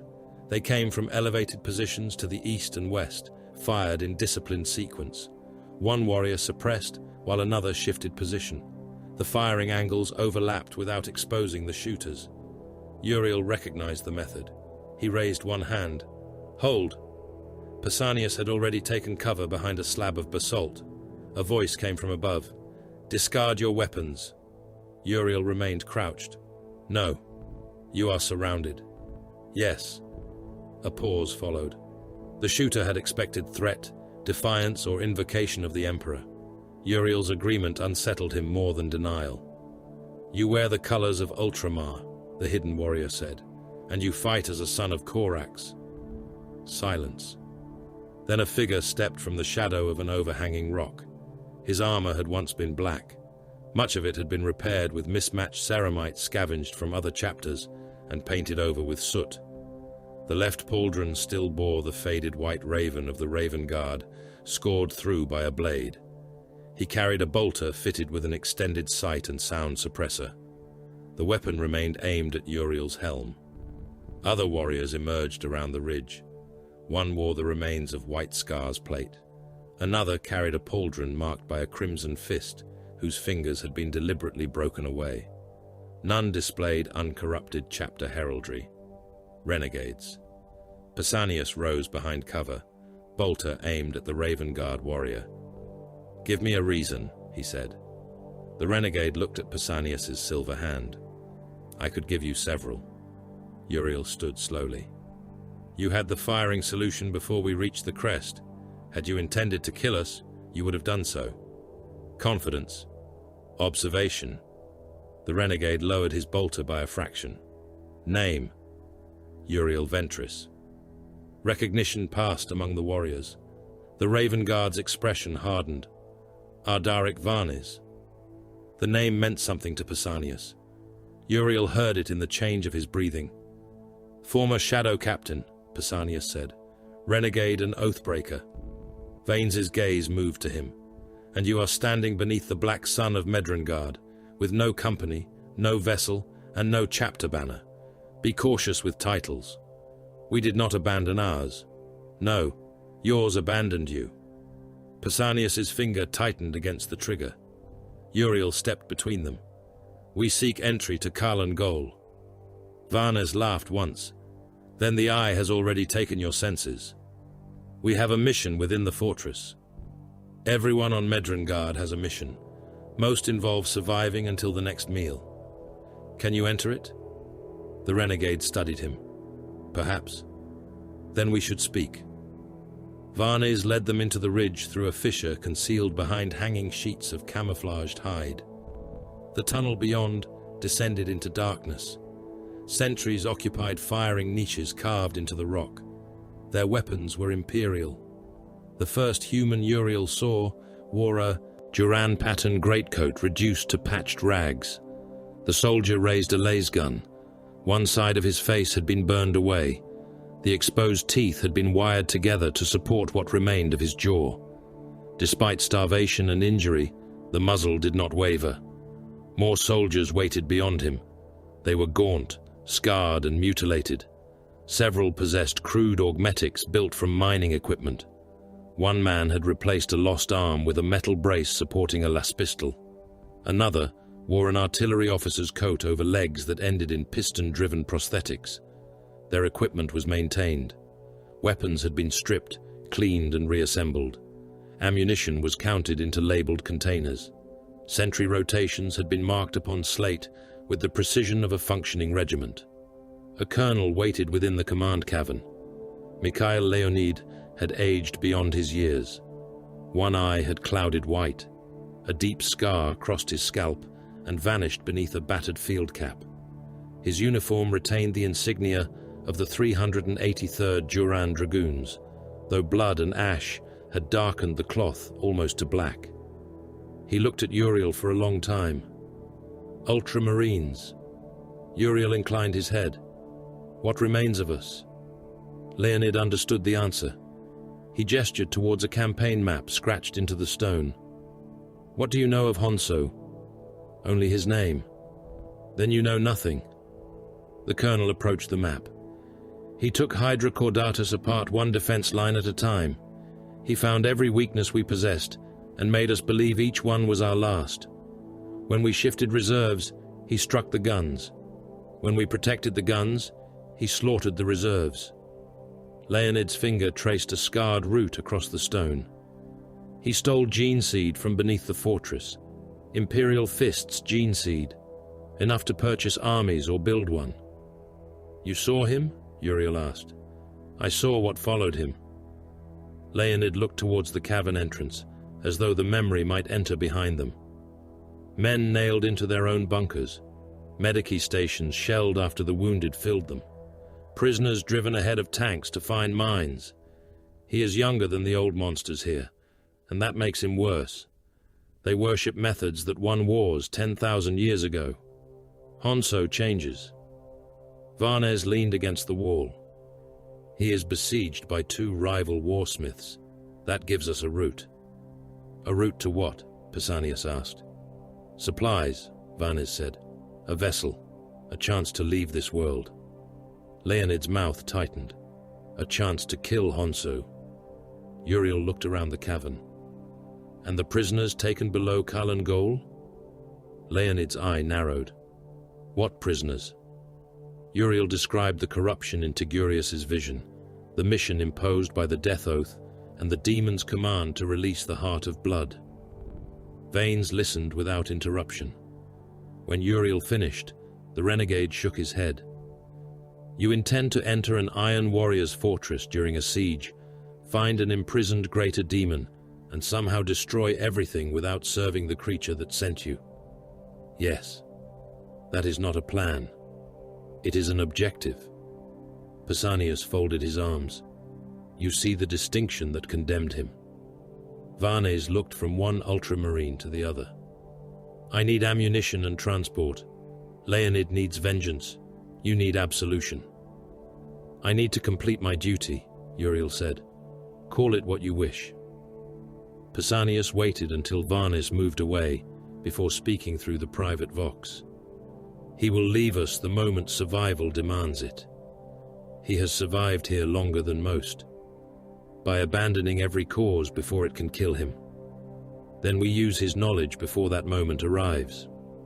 Pausanias looked towards the renegade's back, and when it does, we remain ready. The raid began during the next artillery exchange. Leonid soldiers crawled through abandoned drainage lines until they reached an Iron Warrior's supply trench. Vanes and his renegades occupied the high ground, concealed among the wreckage of an artillery crawler. Uriel and Pausanias waited below the parapet. An ammunition convoy approached through the ash. Tracked carriers hauled crates of shells beneath the supervision of 2 Iron Warriors. Mortal auxiliaries marched beside them, heads bowed against the falling debris. Leonid raised his fist. The dragoons opened fire. Lasbolts cut through the auxiliaries. Men fell into the trench with smoking holes burned through their chests. Others dropped behind the carriers and returned fire. Varnis killed the first Iron Warrior with a bolt through the damaged seal beneath his arm. Uriel vaulted the parapet. He struck the second overseer before the traitor could turn. His power sword entered beneath the breastplate and emerged through the warrior's back in a burst of blood and shattered armor cabling. Pausanias crashed into the remaining auxiliaries. His living metal fist destroyed a man's head and continued through the chest of the soldier behind him. He fired his bolter one-handed, each shot detonating inside packed bodies. The convoy's driver tried to reverse. A Duran lasbolt struck the control panel. The ammunition carrier slewed into the trench wall. Something within the cargo bed ignited. "Down!" Leonid shouted. The carrier exploded. The blast threw bodies, armor fragments, and burning propellant across several hundred meters of trench. Auxiliaries vanished inside the fireball. One Iron Warrior corpse was torn apart at every joint, its limbs spinning through the air like pieces of a broken idol. Uriel rose into falling debris. A second transport stood behind the wreckage. This one carried no ammunition. Its rear doors were sealed with identification runes and Medici hazard sigils. Pausanias tore them open. Cold vapor rolled out. Inside hung sheets of human skin, preserved within transparent chemical membranes. Surgical restraints lined the walls. Adult women lay chained to the deck, their foreheads marked with branded production numbers. Some were newly captured. Others bore incisions, feeding ports, and the gross alterations of repeated surgery. Mara Ven lifted her head. She recognized the blue armor. For one heartbeat, hope transformed her face. "Below," she rasped. "They take us below." Uriel entered the transport. "What are they doing?" Mara tried to answer. The next barrage struck. The ground lifted beneath the convoy. One transport overturned.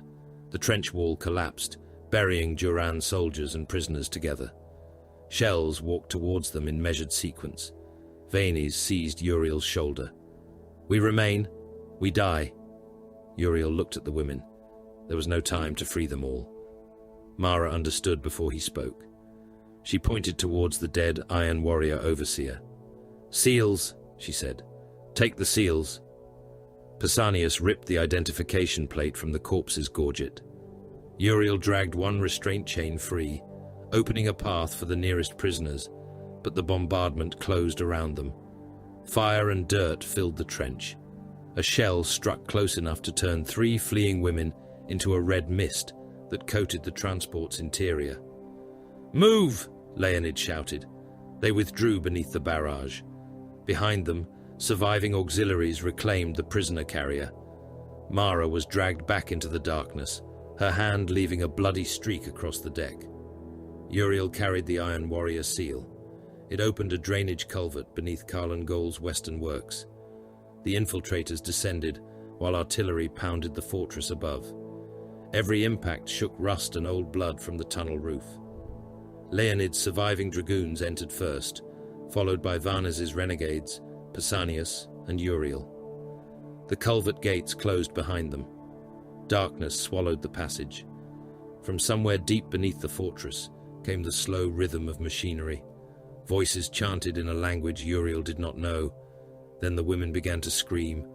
Not one voice, hundreds, all at once.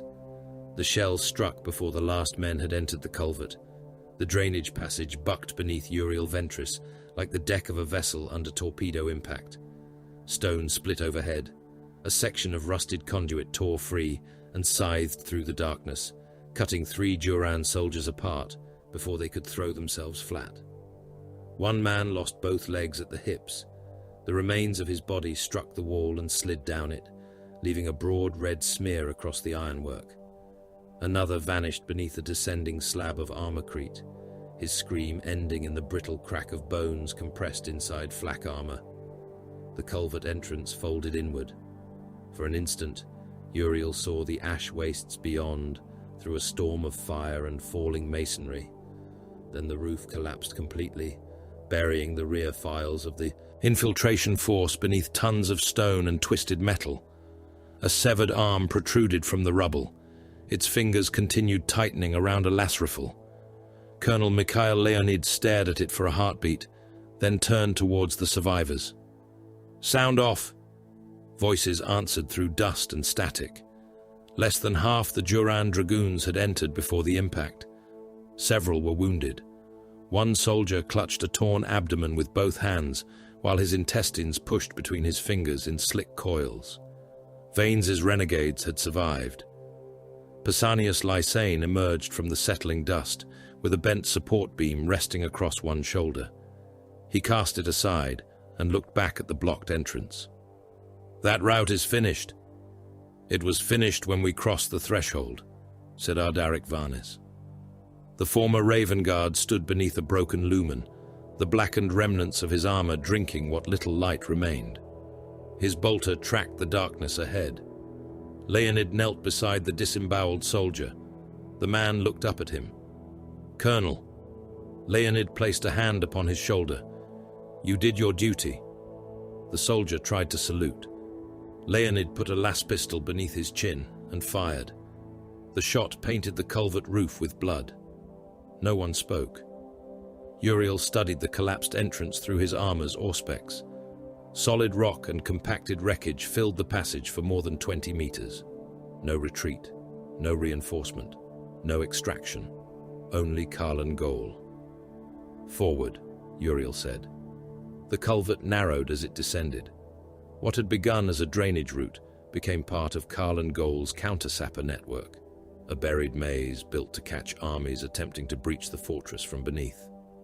The walls changed from corroded plate to black stone, reinforced with adamantium ribs. Every surface bore marks of previous violence, blast scars, chainsword cuts, and old blood baked into the joints. Vanes raised one fist. The column halted. A thread of light stretched across the passage at knee height, almost invisible beneath the drifting dust. "Auspex tripwire," he said. Pausanias leaned closer. "What does it trigger?" Varnes followed the beam towards a recess in the wall. "Everything." A servo skull hung motionless within the darkness above them. Its ocular lens remained dark, but a gun servitor waited behind a grated opening farther down the corridor. Twin heavy bolters protruded from its torso, their ammunition feeds disappearing into the wall. Varnes produced a narrow blade and worked beneath the tripwire emitter. The beam flickered, then died. He looked back at Uriel. "One layer." "How many remain?" Leonid asked. "As many as the Iron Warriors had time to build." "That could be centuries." "Then try not to count."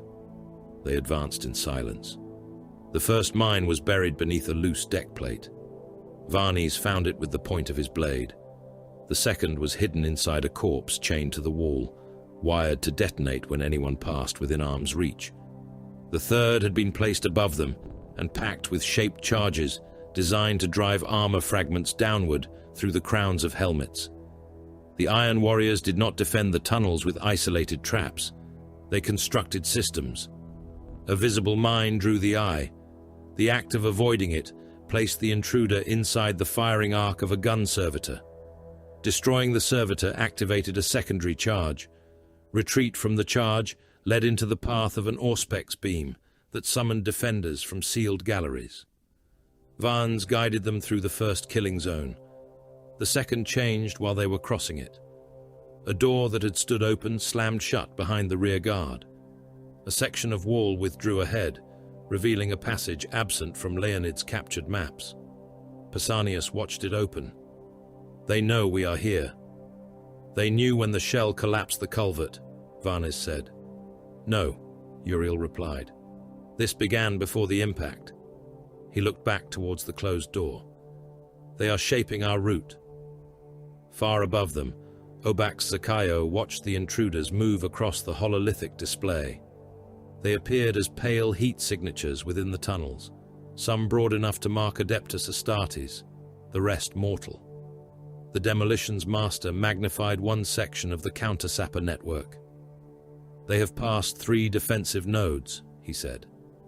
Honsou stood beside the projection, armor-stained, with the soot and blood of the Western counterattack. "How?" "Discipline, knowledge of infiltration methods. The leading warrior recognizes layered traps." "Raven Guard?" "Possibly." "Loyalist?" Zakayo's augmetic eye cluster rotated. "The armor signatures are inconsistent. Scavenged plate, multiple origins." "Renegades, then?" "Accompanied by mortals and at least 2 warriors in ultramarines colors." Honsou looked at the blue runes moving beneath Karlan Gol. "Ultramarines." Zakayo waited. "Seal the northern galleries," Honsou said. "Open the maintenance route below the womb forges. That draws them inward. That is the intention. The heart lies in the opposite direction. Then ensure they never learn it." Zakayo manipulated the hololith. Bulkheads shifted across the underground network. Warning runes changed color. One tunnel filled with promethium, while another emptied of defenders. "You wish them captured?" "I wish to know why sons of Guilliman have entered the Eye of Terror beneath the protection of Oathbreakers." "And if they refuse to explain?" Honsou smiled. "They are already walking towards those who can make use of silence." In the tunnels, the smell reached Uriel before the fire. Promethium. "Back," he ordered. A valve opened ahead. Burning fuel poured along the floor in a rolling sheet. It struck the front of the formation and spread across armor, boots, and stone. A Duran soldier screamed as his greatcoat ignited. He threw himself down, but the promethium clung to him, burning through fabric and flesh. Another man tried to drag him clear and caught fire across both arms. Uriel seized the second soldier and hauled him backwards. Pausanias stamped upon the burning coat, smothering the flames beneath an armored boot. The first man stopped moving before anyone reached him. His face had cooked inside his respirator. Varnes pointed towards a narrow service shaft. There, the infiltrators turned into it as the main passage became a furnace. The shaft had been built for maintenance servitors, not space marines. Uriel moved sideways, pauldrons scraping sparks from the wall. Leonid's soldiers squeezed between the armored giants, coughing through smoke and the stink of burned flesh. The attack came from both ends. An iron warrior emerged behind Pausanias and fired once. The bolt shell entered a Duran soldier through the lower back. It detonated inside his abdomen and through his pelvis, intestines, and both legs across the men ahead of him. A second traitor appeared in front of Uriel. The corridor was too confined to raise a bolter. Uriel drove his shoulder into the iron warrior's chest. Ceramite struck ceramite with the sound of colliding vehicles. The traitor slammed against the wall and stabbed with a trench knife. The blade scraped beneath Uriel's gorget. Uriel caught the attacker's wrist, twisted, and drove his own knife through the joint beneath the elbow. The power-armored arm went limp. Behind him, Pausanias fought without space to swing. He seized the iron warrior by the helm and smashed the warrior's head against a thick coolant pipe. Once, the pipe dented. Twice, the helmet's faceplate buckled. A third impact crushed the skull inside. Blood jetted through the eye lenses. Pausanias struck again until the back of the helmet opened and grey matter spread across the pipe in a steaming paste. The Duran dragoons fired through the gaps between the space marines. Last bolts scorched armor. Bolt rounds answered. A shell struck a mortal soldier in the chest and burst inside him. The explosion filled the passage with bone splinters, sharp enough to puncture the cheek of the man behind him. Another round removed a soldier's head and half his shoulder, blasting fragments of helmet, teeth and skull into Leonid's coat. Leonid kept firing. Advance! The shaft became a slaughter pen. There was no room to avoid the dead. Mortals climbed over bodies that slid beneath their boots. Blood pooled ankle-deep around the Space Marines, mixed with fragments of flak armor and the white splinters of shattered ribs. Uriel killed the Iron Warrior before him and pushed into the next chamber. The defenders withdrew. Too quickly. He saw one traitor fall back through an open bulkhead without returning fire. Halt! Pausanias emerged from the shaft. Armor, streaked crimson. What is it? They are yielding ground. Veins entered behind him. Then take it. They do not yield. No, Veins said. They trade. The bulkhead behind them closed. A lock engaged with a deep mechanical impact. Ahead, another door opened. The choice was an illusion. Honsou had not constructed the route. He was composing it around them. Uriel looked through the newly opened passage. Forward. Varnes stared at him. You know this is a trap. Yes. And you intend to enter. We require access to the fortress. Honsou requires us alive. For the moment, those objectives share a direction.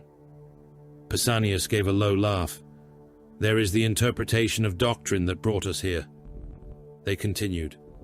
The light failed after the third junction. Something moved within the wall. Not behind it. Within it. One of Varnes's renegades turned towards the sound. His armor bore the faded red and white of an unknown chapter, every badge of allegiance cut away. Movement. The wall opened around him. Black hands seized his helm and shoulders. He fired into the stone. Bolt shells detonated inside the masonry, exposing cables, pipes, and pulsing flesh where no flesh should have been. Onyx stepped through the machinery. The demon host's body was stretched into impossible proportions. Its face seemed smooth until it smiled, revealing teeth that extended back into its cheeks. It caught the renegade beneath the jaw. The warrior struck with his combat blade. Onyx allowed the weapon to enter its abdomen. Then it pushed one hand into the renegade's throat. Armored fingers disappeared behind the gorget. The Space Marine convulsed. His bolter fell. Onyx pulled. The renegade's spine came out through his mouth. Vertebrae tore free one after another, trailing nerve tissue and strings of meat. The warrior's body remained standing for an instant before collapsing around the demon host's feet. Vanes fired. The bolt rounds passed through Onyx and burst against the machinery behind it. Pausanias charged. The demon host vanished into the wall. Its laughter traveled through the pipes. It could have attacked all of us, Leonid said. It obeys orders, Uriel replied. Pausanias looked at the dead renegade. That was obedience? A warning. Onyx's voice emerged from the Vox grill overhead. Alive. The word repeated through the passage. Alive, alive, alive. The next door opened. Warm air rolled through it, carrying blood, antiseptic chemicals, and the sickly sweetness of infected flesh. They entered the outer womb forges. Uriel had seen slaughterhouses on worlds devoured by tyrannids. He had walked through cities razed to the blood god, and ships transformed by the touch of the warp. The chamber still made him stop. Organ vats stood in ordered ranks beneath gantries of black iron. Hearts, lungs, and glands floated inside cloudy nutrient fluids, some human-sized, others swollen to impossible dimensions. Servo arms moved between the vessels, extracting tissue and feeding it into surgical machinery. Adult women lay restrained within cradles built into the walls. Some were unconscious. Others stared at the intruders with eyes emptied by pain. Feeding tubes entered their throats and abdomens. Metal braces enclosed their hips. Incisions crossed their bodies in overlapping layers. Above them hung the skinless giants. They were suspended by chains, fixed through muscle and bone. Black carapace plates showed beneath exposed tissue. Several wore sections of scavenged armor attached directly to their frames. Others convulsed as electrical pulses traveled through their nervous systems. Pausanias looked towards a rack of preserved skin. The pieces were stretched upon frames, scraped clean and treated with chemical oils. "The convoy," he said. Uriel understood. The harvested flesh had not been intended for banners. It was clothing for the things born here. "Emperor, preserve us," Leonid whispered. "The Emperor is not present," Varnes said. Beyond a wall of armor glass, Mara Ven raised her head. The movement sent pain through every brace fixed within her altered body. She saw blue armor, the white inverted omega, the aquila upon Uriel's breastplate. For a moment, she thought the drugs had created another vision. Then Uriel turned towards her. Mara pulled against the restraints. "No." The sound did not pass through the armor glass. She pointed towards the ceiling, towards the recessed weapon ports. "Trap!" Uriel approached. Mara screamed the warning. The glass swallowed everything. Gun servitors unfolded from the walls. Their weapons opened fire. The first burst tore apart Leonid's rear guard. Remember, don't forget to like, comment, and subscribe. Support helps. Heavy bolter shells crossed the gallery in overlapping lanes, detonating inside mortal bodies and hurling limbs across the surgical deck. Uriel dragged Leonid behind an organ vat as rounds shattered the glass.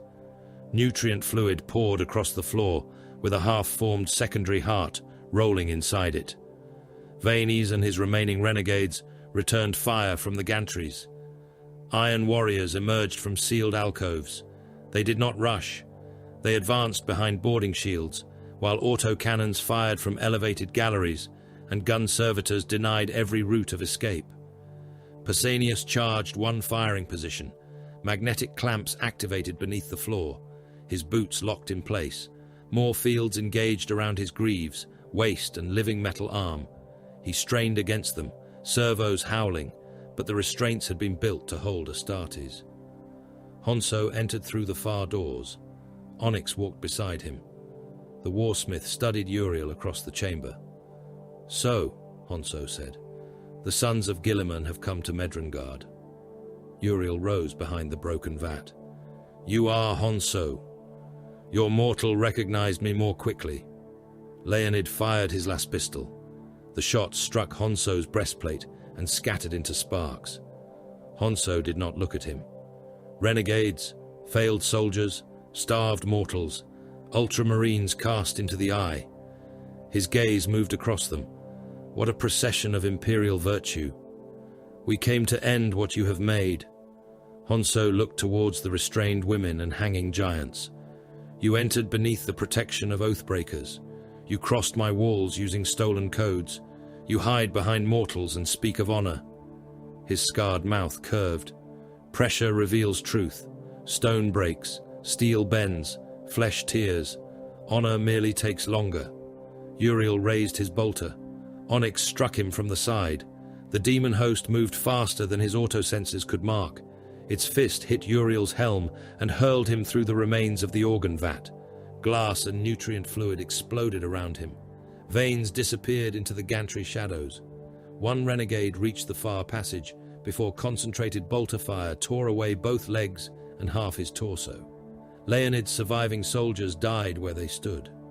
One was cut apart by autocannon fire. Another tried to crawl beneath a surgical cradle until a gun servitor fired through the woman restrained above him, killing both with the same burst. Pausanias roared and strained against the magnetic fields. Iron warriors surrounded him. Uriel pushed himself upright. Onyx seized him by the throat and slammed him into the floor. The demon host struck once. The chamber darkened. Through the failing image of his visor, Uriel saw Honsou standing over Pausanias. The warsmith looked at the living metal arm. "Remove it," he said. Pausanias spat blood across Honsou's boots. Honsou laughed. "And take the ultramarine captain below. The morticians will want his gene seed intact." Onyx raised its fist. The last thing Uriel heard was Mara screaming behind the armor glass. Then the demon host struck him into darkness. The melter cutter touched Pausanias Lysane's shoulder. Its pilot flame burned white against the restraints. The savage mortician adjusted the instrument by increments, aligning the cutting head with the place where living metal met transhuman flesh. The silver substance covering Pausanias's right arm contracted away from the heat, flowing across his skin like mercury recoiling from a brand. Chains held him upright against a surgical frame. Magnetic clamps locked his boots to the deck. Iron bands enclosed his chest, throat, and remaining arm. Needles passed through the flexing seals of his armor and entered the muscle beneath, feeding paralytic compounds into a body engineered to resist poison. His heart rate climbed. The warning appeared upon a brass-edged slate beside the frame. Primary cardiac output increased. Secondary heart compensating. Subject remains conscious. The mortician leaned closer. That is desirable. Pausanias looked down at him. Blood ran from the ultramarine's mouth, where he had bitten through the inside of his cheek. His face had lost color, but his eyes remained steady. The melter cutter ignited. Heat punched through ceramite. The blue armor around Pausanias's shoulder blackened, softened, and ran in glowing streams. Smoke rose from the exposed junction beneath. The living metal writhed around the blade, shifting its shape faster than the mortician could follow. "Adaptive resistance," said one of the heretics. "Apply empiric restraint." A second instrument descended. It resembled a tuning fork made from black iron. Runes burned along its prongs, each symbol painful to see directly. When the device touched the silver arm, the living metal went rigid. Pausanias's jaw locked. The cutter advanced. It passed through armor, artificial tissue, and the first layers of flesh beneath. The stench of cooked meat filled the chamber. Pausanias made no sound. His armor recorded what his face refused to show. Both hearts hammered beyond combat tolerance. His blood pressure rose high enough to rupture mortal vessels. Muscle spasms shook the restraint frame. A saw replaced the melter cutter once the shoulder plate had been opened. Its teeth were fashioned from dark metal that whispered as they turned. The blade bit into the bone of Pausanias's upper arm. His teeth cracked. The sound was small beneath the saw, but Honsou heard it. The warsmith stood beyond the surgical frame, his helm locked beneath one arm. The scars upon his face shifted as he smiled. "You may scream," he said. "No one here will mistake it for surrender." Pausanias spat a broken tooth onto the deck. It struck Honsou's boot. The warsmith looked down. "I have heard better answers from men with their tongues removed." The saw reached the center of the bone. Pausanias strained once against the restraints. The iron bands creaked. One of the magnetic clamps flickered beneath his left boot, then reasserted itself. The morticians paused. "Continue," Honsou said. The blade completed the cut. A final servo arm closed around the living metal limb and pulled. Tendons snapped. Blood vessels tore open. Nerve bundles came apart in glistening strands. The arm separated from Pausanias's body with a wet crack and hung within the machine's grip, silver fingers clenching upon empty air. Pausanias's head fell forward. His hearts continued beating. "Cauterize the stump," ordered the senior mortician. Flame entered the wound. Pausanias finally made a sound, not a scream. A low growl forced through cracked teeth, more anger than pain. Honsou reached for the severed arm. The mortician hesitated. "Warsmith, the material remains reactive. That is why I want it." Honsou closed his gauntlet around the wrist. The living metal moved. It flowed from Pausanias's severed flesh and spread across Honsou's fingers. Silver threads entered the joints of his gauntlet, crawling over gunmetal plate and into cracks left by battle damage. The Iron Warrior watched without alarm. The substance reached his wrist, paused, then advanced beneath the vambrace. Honsou flexed his hand. Silver metal reshaped itself around the motion, forming a second skin over the gauntlet. Pausanias lifted his head. That does not belong to you. Honsou turned the transformed hand before the surgical lamps. Nothing belongs to an Imperial once the Iron Warriors have demonstrated the strength to take it. It will kill you. Then it will have shown greater loyalty to you than your chapter did. Pausanias lunged against the restraints. The magnetic clamps screamed. Honsou laughed and walked away. Uriel Ventris awakened inside his own memories. Snow fell across Macraga. He stood upon the high galleries of the fortress of Hera, watching white wind move between towers of stone and adamantium. Chapter banners snapped above him. Bells tolled from the distant halls, each note carrying the weight of 10,000 years of honor. He knew the memory was false, not because the place was wrong, but because the details were too perfect. The snow fell in identical patterns. The banners moved without variation. The bells repeated the same sequence every 7 tolls. Something was using his mind without understanding it. Uriel tried to move. Macraga split open. Needles pierced his black carapace. The illusion vanished, replaced by the womb forges of Karlan Gol. Uriel lay restrained within a cradle built for an Astartes. Armor plates had been removed from his torso, exposing the hardened neural interfaces beneath his skin. Dozens of cables connected him to the machinery. Needles entered his spine, chest, and skull. Some extracted blood and tissue. Others delivered currents that forced memories from the architecture of his brain. The savage morticians gathered around him. Genetic material remains uncontaminated. Black carapace integration is exemplary. Mnemonic extraction proceeding. Resistance elevated. Increased neural current. Pain tore through Uriel's head. The chamber disappeared. Tarsis Ultra burned around him. Tyranids flooded the streets in chitinous waves. Guardsmen fired from collapsing barricades. Bioacid filled the air. Uriel saw himself make decisions already written into his memory, but the perspective was wrong. Someone else watched through his eyes. The image shifted. He stood before the judgment of his chapter. Voices pronounced exile. Brothers refused to meet his gaze. The words of the death oath returned with cruel precision. The machinery tasted every humiliation, every doubt, every moment when duty had demanded disobedience. Uriel fought to bury what mattered. Names, defensive codes, the architecture of Macraga, the disposition of ultramarine armories and fleet anchorages, the faces of those he loved as brothers. He built walls within his thoughts, using catechisms of mental fortitude taught during his ascension into the Adeptus Astartes. The morticians broke them one by one. Memory clusters resistant. Apply empiric amplification. The runes around the cradle brightened. Something entered his mind beside the machinery. It moved with the hunger of a demon and the precision of a surgeon.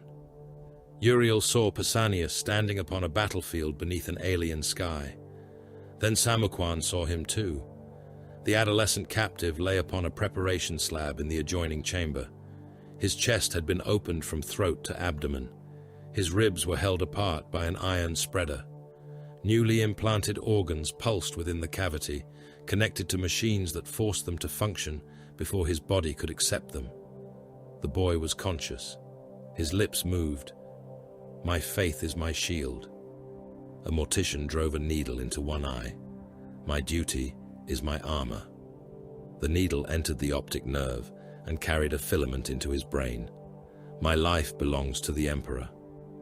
The filament brightened. Uriel's memories passed through it. Samuquan screamed. Mara Ven heard him from inside the recovery cradle. They had returned her before her wounds had closed. The morticians had rebuilt the tears within her abdomen using synthetic mesh, metal staples and tissue harvested from women who had not survived. Her organs remained swollen from chemical saturation. Every breath pulled against incisions sealed with black sutures. A production slate hung above her. The symbols were written in the corrupted language of the heretics, but she understood enough of their medical shorthand. Viability maintained, recovery incomplete, repeated use authorized. They had classified her suffering as durability. A mortician pressed a probe into her side. Inflammatory response acceptable. She has not completed tissue reconstruction. Delay risks degradation. Cycle tolerance. Above median. Mara looked past him towards Samarquan. The boy's body convulsed beneath the instruments. Muscle spread across his limbs in visible waves. Bones lengthened, broke, and reformed. His jaw widened. The surgical frame adjusted continuously, making room as he grew. Cables connected his mind to Uriel's cradle. Mara understood. They were not merely transforming the boy with stolen gene seed. They were filling him with the ultramarine. The machines drew genetic information, neural patterns and memory from Uriel, and forced them into Samarquan's changing body. The boy was being made into a distorted copy without receiving the years of indoctrination, training, and controlled implantation that formed a true space marine. A copy built in pain, a weapon taught through theft. "Stop," Mara whispered. No one listened. The morticians opened her cradle. Servo arms descended towards the scars upon her abdomen. No. Her body could barely move beneath the restraints. Not again. The senior mortician examined the production slate. Subject demonstrates vocal agitation. Cardiac output remains stable. Proceed. The first incision opened. Before the implantation frame could descend, the machinery connected to Samarquan began screaming. Auspex alarms filled the ward.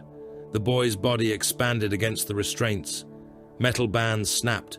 One arm tore free and struck a servo arm hard enough to throw it across the chamber. Muscular development exceeds projection. Neural integration uncontrolled. Empiric pressure rising. Samarquan sat upright. He was no longer a boy. A giant occupied the slab. His body approached the mass of an Adeptus Astartes, but possessed none of the controlled symmetry of gene-forged ascension. Muscle lay exposed across his skinless frame. Black carapace plates formed irregular islands along the torso. Cables trailed from his back and skull like severed nerves. His face remained partly recognizable, only partly. The jaw had widened. The brow had thickened. One eye was Samarquan's. The other was blue. The newborn looked across the chamber. "Macraga," it said. The word emerged in Uriel's voice. Every mortician stopped. The creature turned towards Pausanias. "Sergeant." Pausanias looked up from his restraint. The newborn tilted its head. A flicker of recognition passed across its malformed features. "Bridge at Tarsus," it whispered. "You held the eastern approach." Pausanias's face hardened. "You were not there." "I remember." The newborn looked frightened. For one instant, it was Samarquan again, a captive boy drowning beneath memories belonging to another man. Then its expression changed. Uriel's discipline settled over features incapable of carrying it. "Courage and honor," it said. The words sounded obscene in that chamber. Honsou approached the armor glass. The living metal continued spreading over his right gauntlet, silver veins sinking into the scars and fractures of his warplate. "What else do you remember?" he asked. The newborn faced him. "Fortress." "Which fortress?" "Stone, snow, the Hall of Correction, the northern galleries." Honsou's smile faded into concentration. "Command protocols?" The creature twitched. "4th Company Challenge Cipher." "Speak it." The newborn opened its mouth. Uriel pulled against his restraints. "No." The morticians increased the neural current. The code passed into the newborn as a broken series of syllables. Not complete. Not yet. Honsou raised one silver-coated hand. "Enough." The machinery quieted. He regarded the creature with a patience he had never shown the Womb Forge's previous products. The newborn was not simply a replacement warrior. Strength could be forged. Armor could be stolen. Bodies could be manufactured by the hundreds once the process was perfected. Memory was rarer. Memory opened gates. It revealed habits, loyalties, and fears. It turned a warrior's own history into a weapon aimed at everyone he had once sworn to protect. "You are not ready," Honsou told the creature. The newborn stared at him. "Who am I?"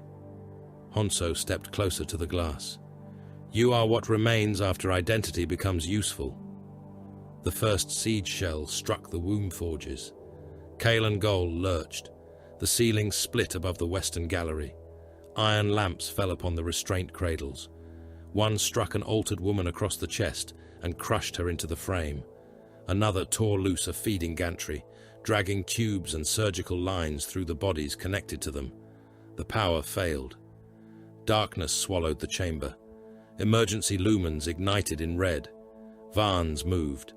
He had been chained to a vertical frame beside Leonid. One shoulder was already bent at an unnatural angle. He braced his boots against the restraint, twisted his body, and pulled. The joint dislocated with a crack. His arm slipped through the iron band. A mortician turned. Varnes drove the exposed point of his shoulder into the heretic's mask. Brass broke. The mortician staggered, and Varnes seized a surgical blade with his free hand. Leonid tore a compact charge from beneath the lining of his greatcoat. He had kept it through capture, because the Iron Warriors had searched him for weapons, not for the demolition tools of a soldier who had already accepted his death. He armed it with his teeth. "Down!" The charge detonated beneath the base of Uriel's cradle. The blast threw morticians across the laboratory. One struck an organ vat and disappeared inside it amid broken glass and nutrient fluid. Another lost 3 augmetic limbs and crawled in circles while their severed mechanisms continued cutting the floor. Uriel's restraints flickered. He tore free. The remaining bands came apart beneath Astarte's strength. Needles ripped from his body, carrying pieces of black carapace and flesh. He rolled from the cradle as gun servitors descended from the ceiling. Several captive women lay trapped beneath collapsed frames. One dead woman hung across the nearest servitor's firing arc. Its heavy bolter opened fire and struck her body first. Shells detonated through ruined organs and bone, driving the corpse deeper into the weapon assembly. The feed mechanism jammed. Leonid seized a fallen lasgun. Uriel tore a chainsword from an Iron Warrior weapons rack. "Pausanias!" Mara saw the restraint controls beside her cradle. The blast had shattered the protective housing. Beneath it ran color-coded conduits and mechanical releases. She had watched the morticians operate similar systems through endless procedures. She reached through the broken casing. A live current burned her fingers. She found the magnetic regulator linked to Pausanias's frame and tore it free. The clamps around his waist released. The wounded sergeant ripped his remaining arm from the restraint and wrenched one boot clear. Blood poured from the cauterized stump at his shoulder. A mortician rushed Mara. She pulled another conduit. The surgical frame above her descended and caught the heretic through the torso. Iron hooks entered his back and emerged from his abdomen, carrying loops of intestine. Pausanias stepped down from the restraints. He looked smaller without the arm, yet no less dangerous. Mara pointed towards the far wall. "Waste conduits," she said, "below the recovery galleries." Uriel reached her cradle. "We will free you." "You cannot." The braces passed through her pelvis and spine. Removing them without surgical support would kill her before she crossed the chamber. "The rejected ones," she said. "They live below, in the waste levels." Gunfire struck the armor glass. Cracks spread across it. Mara looked at Uriel. "Go!" The savage morticians closed around them. Pausanias seized one by the throat with his remaining hand and smashed the heretic against a surgical table. The skull broke, but the augmetic limbs continued stabbing until Leonid shot the body apart. Uriel activated the chainsword. Its teeth shrieked. He cut through a mortician from shoulder to hip. Robes, machinery, and flesh opened beneath the weapon. Black blood sprayed across his bare chest. Varnes killed another with the stolen surgical blade, driving it through the underside of the jaw and into the brain. Leonid fired into a bank of nutrient vats. Glass burst. Half-formed candidates spilled across the deck in floods of amniotic fluid. Some were little more than masses of organs and bone. Others possessed arms strong enough to claw at the soldiers moving past them. Pausanias stamped upon one that seized his leg. Its skull collapsed beneath his boot. A gun servitor cleared its jam. Uriel threw a dead mortician into its firing line. Bolt shells tore the corpse into spinning fragments while the fugitives reached the waste conduit. Varnes went first. Leonid followed. Pausanias paused beside Mara. "I will remember." She looked at the place where his arm had been. "Then make it matter." Uriel entered last. The conduit sealed behind them as iron warriors returned to the chamber. Honsou emerged through the smoke. He saw the ruined cradles, the dead morticians, and the open waste route. The newborn stood behind fractured armor glass. Blood ran from its exposed muscles. It watched the place where Uriel had disappeared. "Uriel," it whispered. The voice was identical to the Ultramarines. Honsou turned towards it. "Can you find him?" The newborn looked at the broken restraints. Its stolen memories moved behind mismatched eyes. "He will descend," it said. "He will avoid the main artery. Pausanias is wounded. Leonid will argue for speed. Varnes will search for escape." Honsou's silver hand closed into a fist. "Release it." The savage morticians hesitated. "The conditioning is incomplete." "So is theirs." The armor glass rose. The newborn stepped into the blood-soaked laboratory. It looked towards the waste conduits and smiled with Uriel Ventris's memory. Then it began to hunt. The blood came first, as a tremor beneath their boots. Uriel Ventris felt it through the iron grating of the waste conduit, a deep mechanical vibration traveling ahead of something enormous. Warning runes flickered across the cracked display of his helm. Pressure increased within the pipes around them. Valves opened behind the walls with successive hammer blows. Veins stopped. "What is that?" The answer arrived as a roar. A wall of blood filled the tunnel. It came from the darkness behind them, churning from floor to ceiling and carrying everything Karlan Gol had discarded. Human corpses rolled within it. Severed limbs spun through the current. Surgical frames struck the walls hard enough to shed sparks. Malformed organs floated like pale creatures, swollen by chemical preservative and demonic contamination. "Run," Uriel ordered. They ran. The conduit sloped downwards. The flood accelerated. Leonid's surviving soldiers struggled to match the pace of the Space Marines. They stumbled through filth that already reached their knees, dragging wounded comrades while the rising torrent closed behind them. Pausanias ran with his remaining arm pressed across the cauterized stump at his shoulder. Blood seeped through the emergency seals of his armor. His gait had lost its usual balance, but he refused assistance. A body struck Uriel from behind. It had once belonged to an adult woman. Iron braces remained fixed through the pelvis, and feeding tubes trailed from the throat. The corpse wrapped around his back before the current tore it away. The tunnel narrowed. Varnes reached the pressure door first and drove both hands beneath its lower edge. "It is sealed." Leonid pushed through the mortals behind him. "Charges." "We have one left," said one of the Durans. "Then use it." The soldier pressed the demolition pack against the locking housing. His hands shook as he armed the detonator. The flood struck. Blood and bodies swept the rear files from their feet. One Duran disappeared beneath the surface. He emerged a moment later without his respirator, screaming as chemical waste ate into his face. A corpse collided with him and carried him backwards into the torrent. The charge detonated. The pressure door split along its center. Varnes tore the damaged panels apart. Uriel seized Leonid and threw him through the opening. The surviving soldiers followed, crawling and falling over one another as the flood filled the passage. Pausanias reached the breach last. A surgical gantry struck his legs and dragged him under. Uriel plunged one hand into the current, found the edge of Pausanias's pauldron, and pulled. The veteran sergeant emerged beneath a cascade of blood. Something pale and unfinished clung to his breastplate. It possessed a child-sized torso and a single arm ending in too many fingers. Pausanias crushed it against the wall. They forced themselves through the pressure door. Varnes and Uriel heaved the panels shut. The torrent struck from the other side. Iron screamed. Blood forced itself through the split seam in high-pressure jets, slicing across the chamber like liquid blades. One stream struck a Duran soldier at the throat and opened him to the spine. He fell without a sound.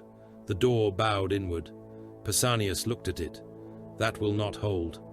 "It does not need to," Varnes replied. "There is another route."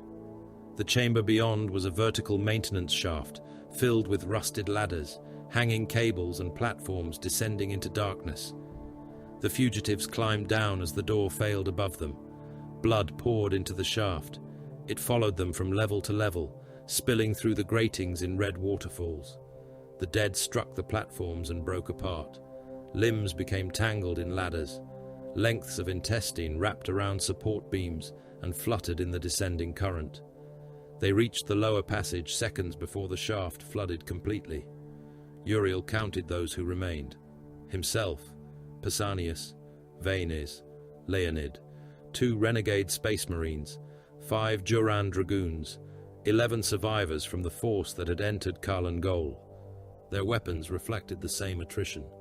Uriel carried a chainsword taken from the womb forges and a bolt pistol with less than half a magazine. Pausanias had recovered a fallen mortician's cleaver, but possessed no firearm. Varnes retained his bolter with perhaps a dozen shells. The renegades carried damaged weapons and blades, scavenged from the dead. Leonid's soldiers had fewer than 100 lasgun charges between them. Their armor was failing. Uriel's systems reported damage to the left greave, breastplate seals, and primary auspex. Pausanias's blood pressure continued to fall, despite the clotting agents released by his armor. Varnes's dislocated shoulder had been forced back into place, though the joint remained unstable. They were inside one of the strongest fortresses ever raised by the 4th Legion. They had no route of retreat, and Honsou knew where they were. Far above, the warsmith watched the lower levels fill with blood. The purge appeared upon the hololith as a widening crimson stain. Maintenance sectors disappeared beneath it one after another. Slave habitation vaults registered catastrophic population loss. Obax Zakayo studied the figures. 7,000 labor assets drowned. Honsou's silver-coated hand rested upon the command table. "Seal the eastern sluices. That will raise the total." "I know. The lower manufactoria will lose their maintenance crews." "Replace them." "With whom?" Honsou looked towards the slave population tallies. "You appear surrounded by options." Zakayo's lenses narrowed. "The fugitives may have escaped the purge. Then they will move lower. You are prepared to drown every worker beneath the Western Keep? I am prepared to remove every uncontrolled passage." Another labor vault vanished from the display. Thousands of slaves died without ever knowing why. Men hammered upon pressure doors while blood rose around them. Maintenance crews climbed machinery until the reservoirs filled to the ceiling. Servitors continued working beneath the surface, their tools moving until water and gore entered their power systems. Honsou did not watch the deaths. He watched the routes close. Population loss was temporary. A fortress could acquire more slaves. A breach left open for sentiment could end a war. "The Ultramarines are not attempting escape," he said. Zakayo magnified the lower network. "You believe they seek the heart? I believe they seek whatever their masters told them to destroy. The heart is not marked upon any schematic they could possess. They have a demon's guidance." Zakayo turned his mechanical gaze upon Honsou. "You know this?" "I know why they entered the Eye." Honsou flexed the living metal around his gauntlet. It responded to the motion like a second musculature. "Prepare the Sarkomata. Deploy additional cohorts beneath the prison levels. And the newborn? Let it hunt." In the lower tunnels, something screamed ahead of Uriel. Not human, not demon. The sound began as a roar and broke into fragmented words. "Unclean. A second voice answered from above them. "Cast out." The ceiling opened. Skinless giants fell into the passage. The first landed among Leonid's soldiers. It struck the deck on all fours, exposed muscle glistening beneath the emergency lumens. Black carapace plates showed through its back. Its mouth had been stitched from pieces of several faces, leaving the jaw too broad and the lips uneven. A Duran fired at point-blank range. Las bolts burned holes through its chest. The creature seized him by both shoulders and tore him apart. The upper half of the soldier struck one wall. His legs remained standing for an instant before falling into the blood around the creature's feet. More unfleshed descended. Their bodies bore the failures of the womb forges. One possessed arms long enough to drag across the floor. Another moved upon a fused mass of 3 legs. A third had no eyes, only a row of breathing slits cut across its face. Iron Warrior's auxiliaries appeared at the far end of the passage. They had followed the fugitives through a parallel route. The unfleshed turned upon them. Autoguns opened fire. Shells struck exposed bodies, ripping muscle from bone. The monsters did not slow. They crashed into the mortal troops and reduced the formation to slaughter. One unfleshed caught an auxiliary by the neck and drove him headfirst into the wall. The skull burst. The creature used the corpse as a club until the body came apart at the waist. An Iron Warrior advanced behind the mortals. His bolter fired in controlled bursts. Each shell tore fist-sized cavities through the unfleshed. One giant's abdomen opened completely, spilling loops of intestine across the deck. It looked down. The organs dragged behind it as it continued forward. The Iron Warrior fired into its chest. The giant reached him. It struck with both hands. Ceramite cracked. The traitor staggered, and the unfleshed tore away one pauldron. It beat him with the armor plate until the helmet broke and blood poured from the gorget. The creature then seized the damaged helm and pulled. The Iron Warrior's head came free with part of the spine. "Do not fire," Uriel ordered. Pausanias stared at him. "They are killing everything. Not us." The unfleshed turned. Dozens filled the passage. Their exposed bodies steamed in the cold air. Some wore scraps of cloth or broken armor. Others had carved crude aquillas into their own flesh. The largest approached Uriel. Its face had been stretched over a skull too broad to hold it. One eye looked human. The other had divided into 3 smaller orbs. It raised a hand the size of a combat shield. Uriel did not move. The hand closed around his torso. The creature lifted him. Pausanias raised the cleaver. "Wait," Uriel said. The giant brought Uriel close to its face. It inhaled through a split nose. "Blue," it whispered. The voice was deep and uncertain. "Angel." The unfleshed carried them into the dark. They took the weapons first. Varnes resisted until 6 giants surrounded him. One seized his damaged arm and began pulling. He surrendered his bolter before the limb came free. The captives were led through drainage shafts and abandoned cisterns into a cavern beneath the fortress. The unfleshed had made a sanctuary there. Broken imperial relics filled the space. Fragments of aquillas leaned against the walls. Rusted devotional icons hung from chains. Prayer strips, torn from the armor of dead guardsmen and space marines, had been fixed to pipes with blood and surgical staples. At the center stood a shrine. Its base was made from ammunition crates and bones. A cracked stone aquila rested upon it, one wing broken away. Candles burned in shell casings before the image, their flames fed by rendered human fat. The unfleshed knelt. Hundreds of them filled the cavern. Some were immense. Others were twisted failures barely able to crawl. All bowed before the broken symbol of the Imperium. "The Emperor sees," said the giant holding Uriel. The others repeated it. "The Emperor sees. The Emperor tests. The Emperor waits." Their voices shook dust from the cavern roof. Uriel was lowered before the shrine. Pausanias stood beside him, pale from blood loss. Leonid and the surviving mortals were forced to their knees. Varnes watched the congregation with disgust and something close to fear. The largest unfleshed touched the Aquila. We failed the birth. The cavern answered. Failed. We were cast below. Cast below. We wait to be worthy. The giant looked at Uriel. Blue angel, does he forgive? Uriel said nothing. He had faced demons that lied with the voices of dead brothers. He had seen heretics build shrines from corpses and call their madness faith. This was different. The unfleshed believed. Their understanding was malformed, but the devotion within it was not. They had been created through chaos, rejected as waste, and abandoned beneath Karlan Gol. Yet fragments of imperial prayer had survived inside minds never intended to possess hope. One of the smaller creatures crawled towards Pausanias. It pressed its head against his wounded side. Pain, it said.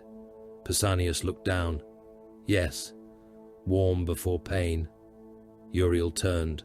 The creature touched its own abdomen. Warm, heart above, heart around, voice crying.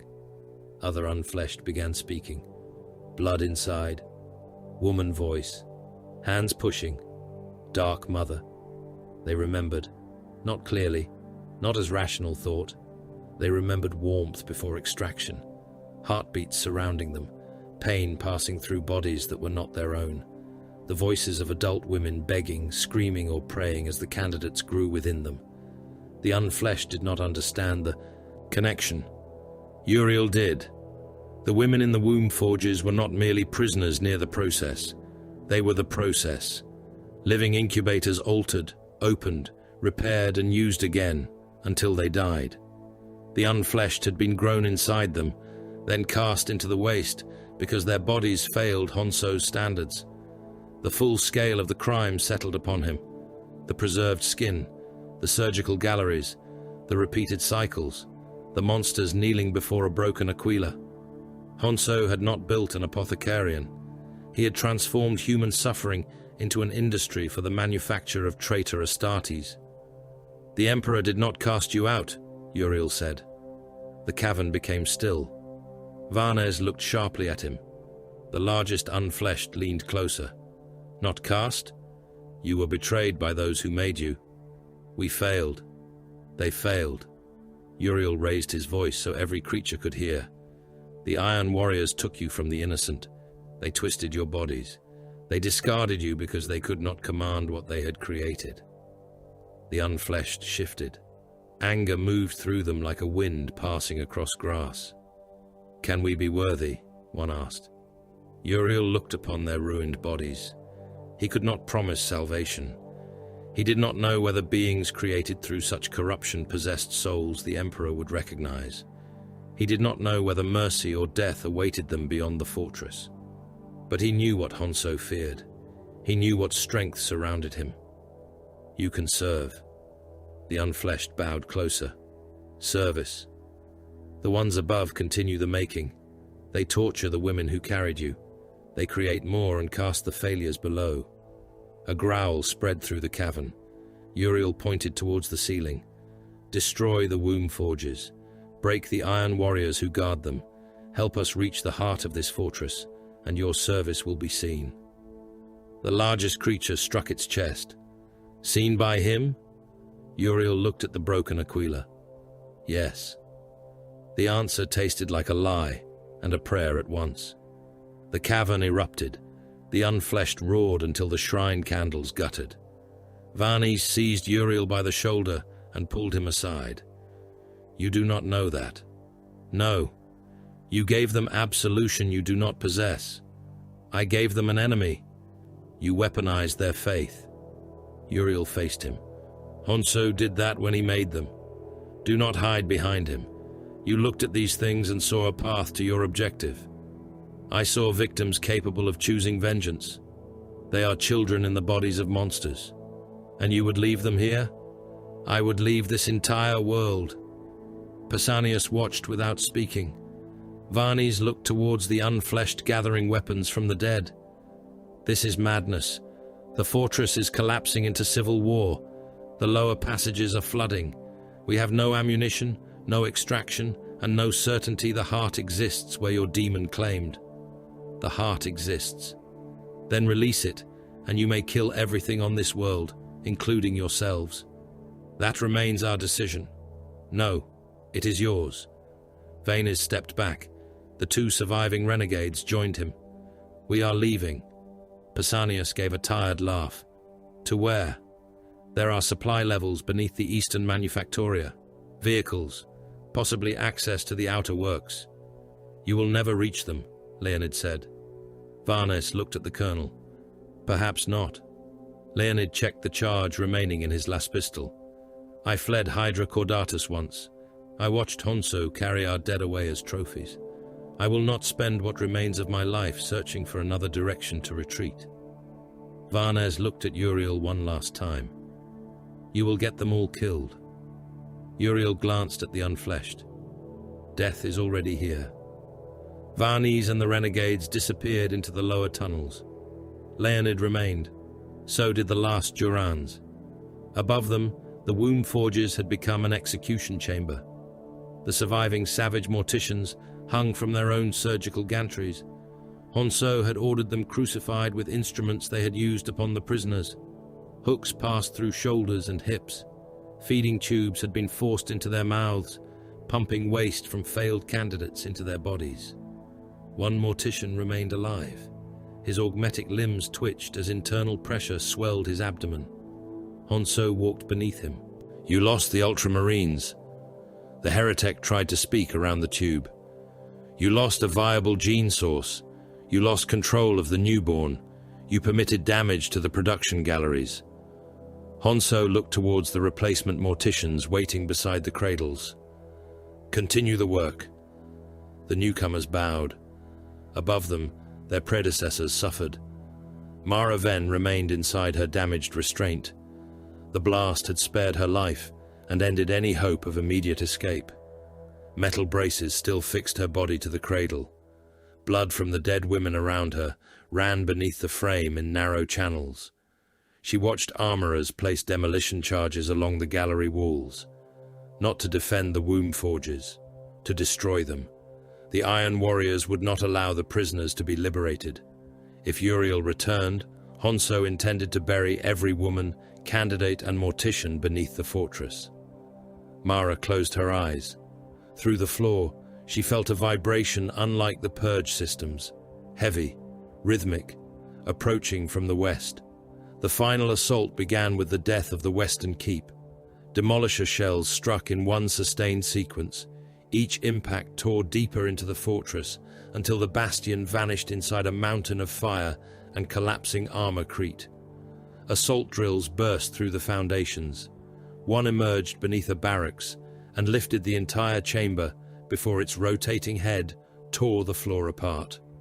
Iron warriors poured through behind it, firing into defenders thrown from their bunks. Every Vox channel opened. Berossus's voice thundered through Karlan Gol, amplified by the systems of his dreadnought sarcophagus. Honsou.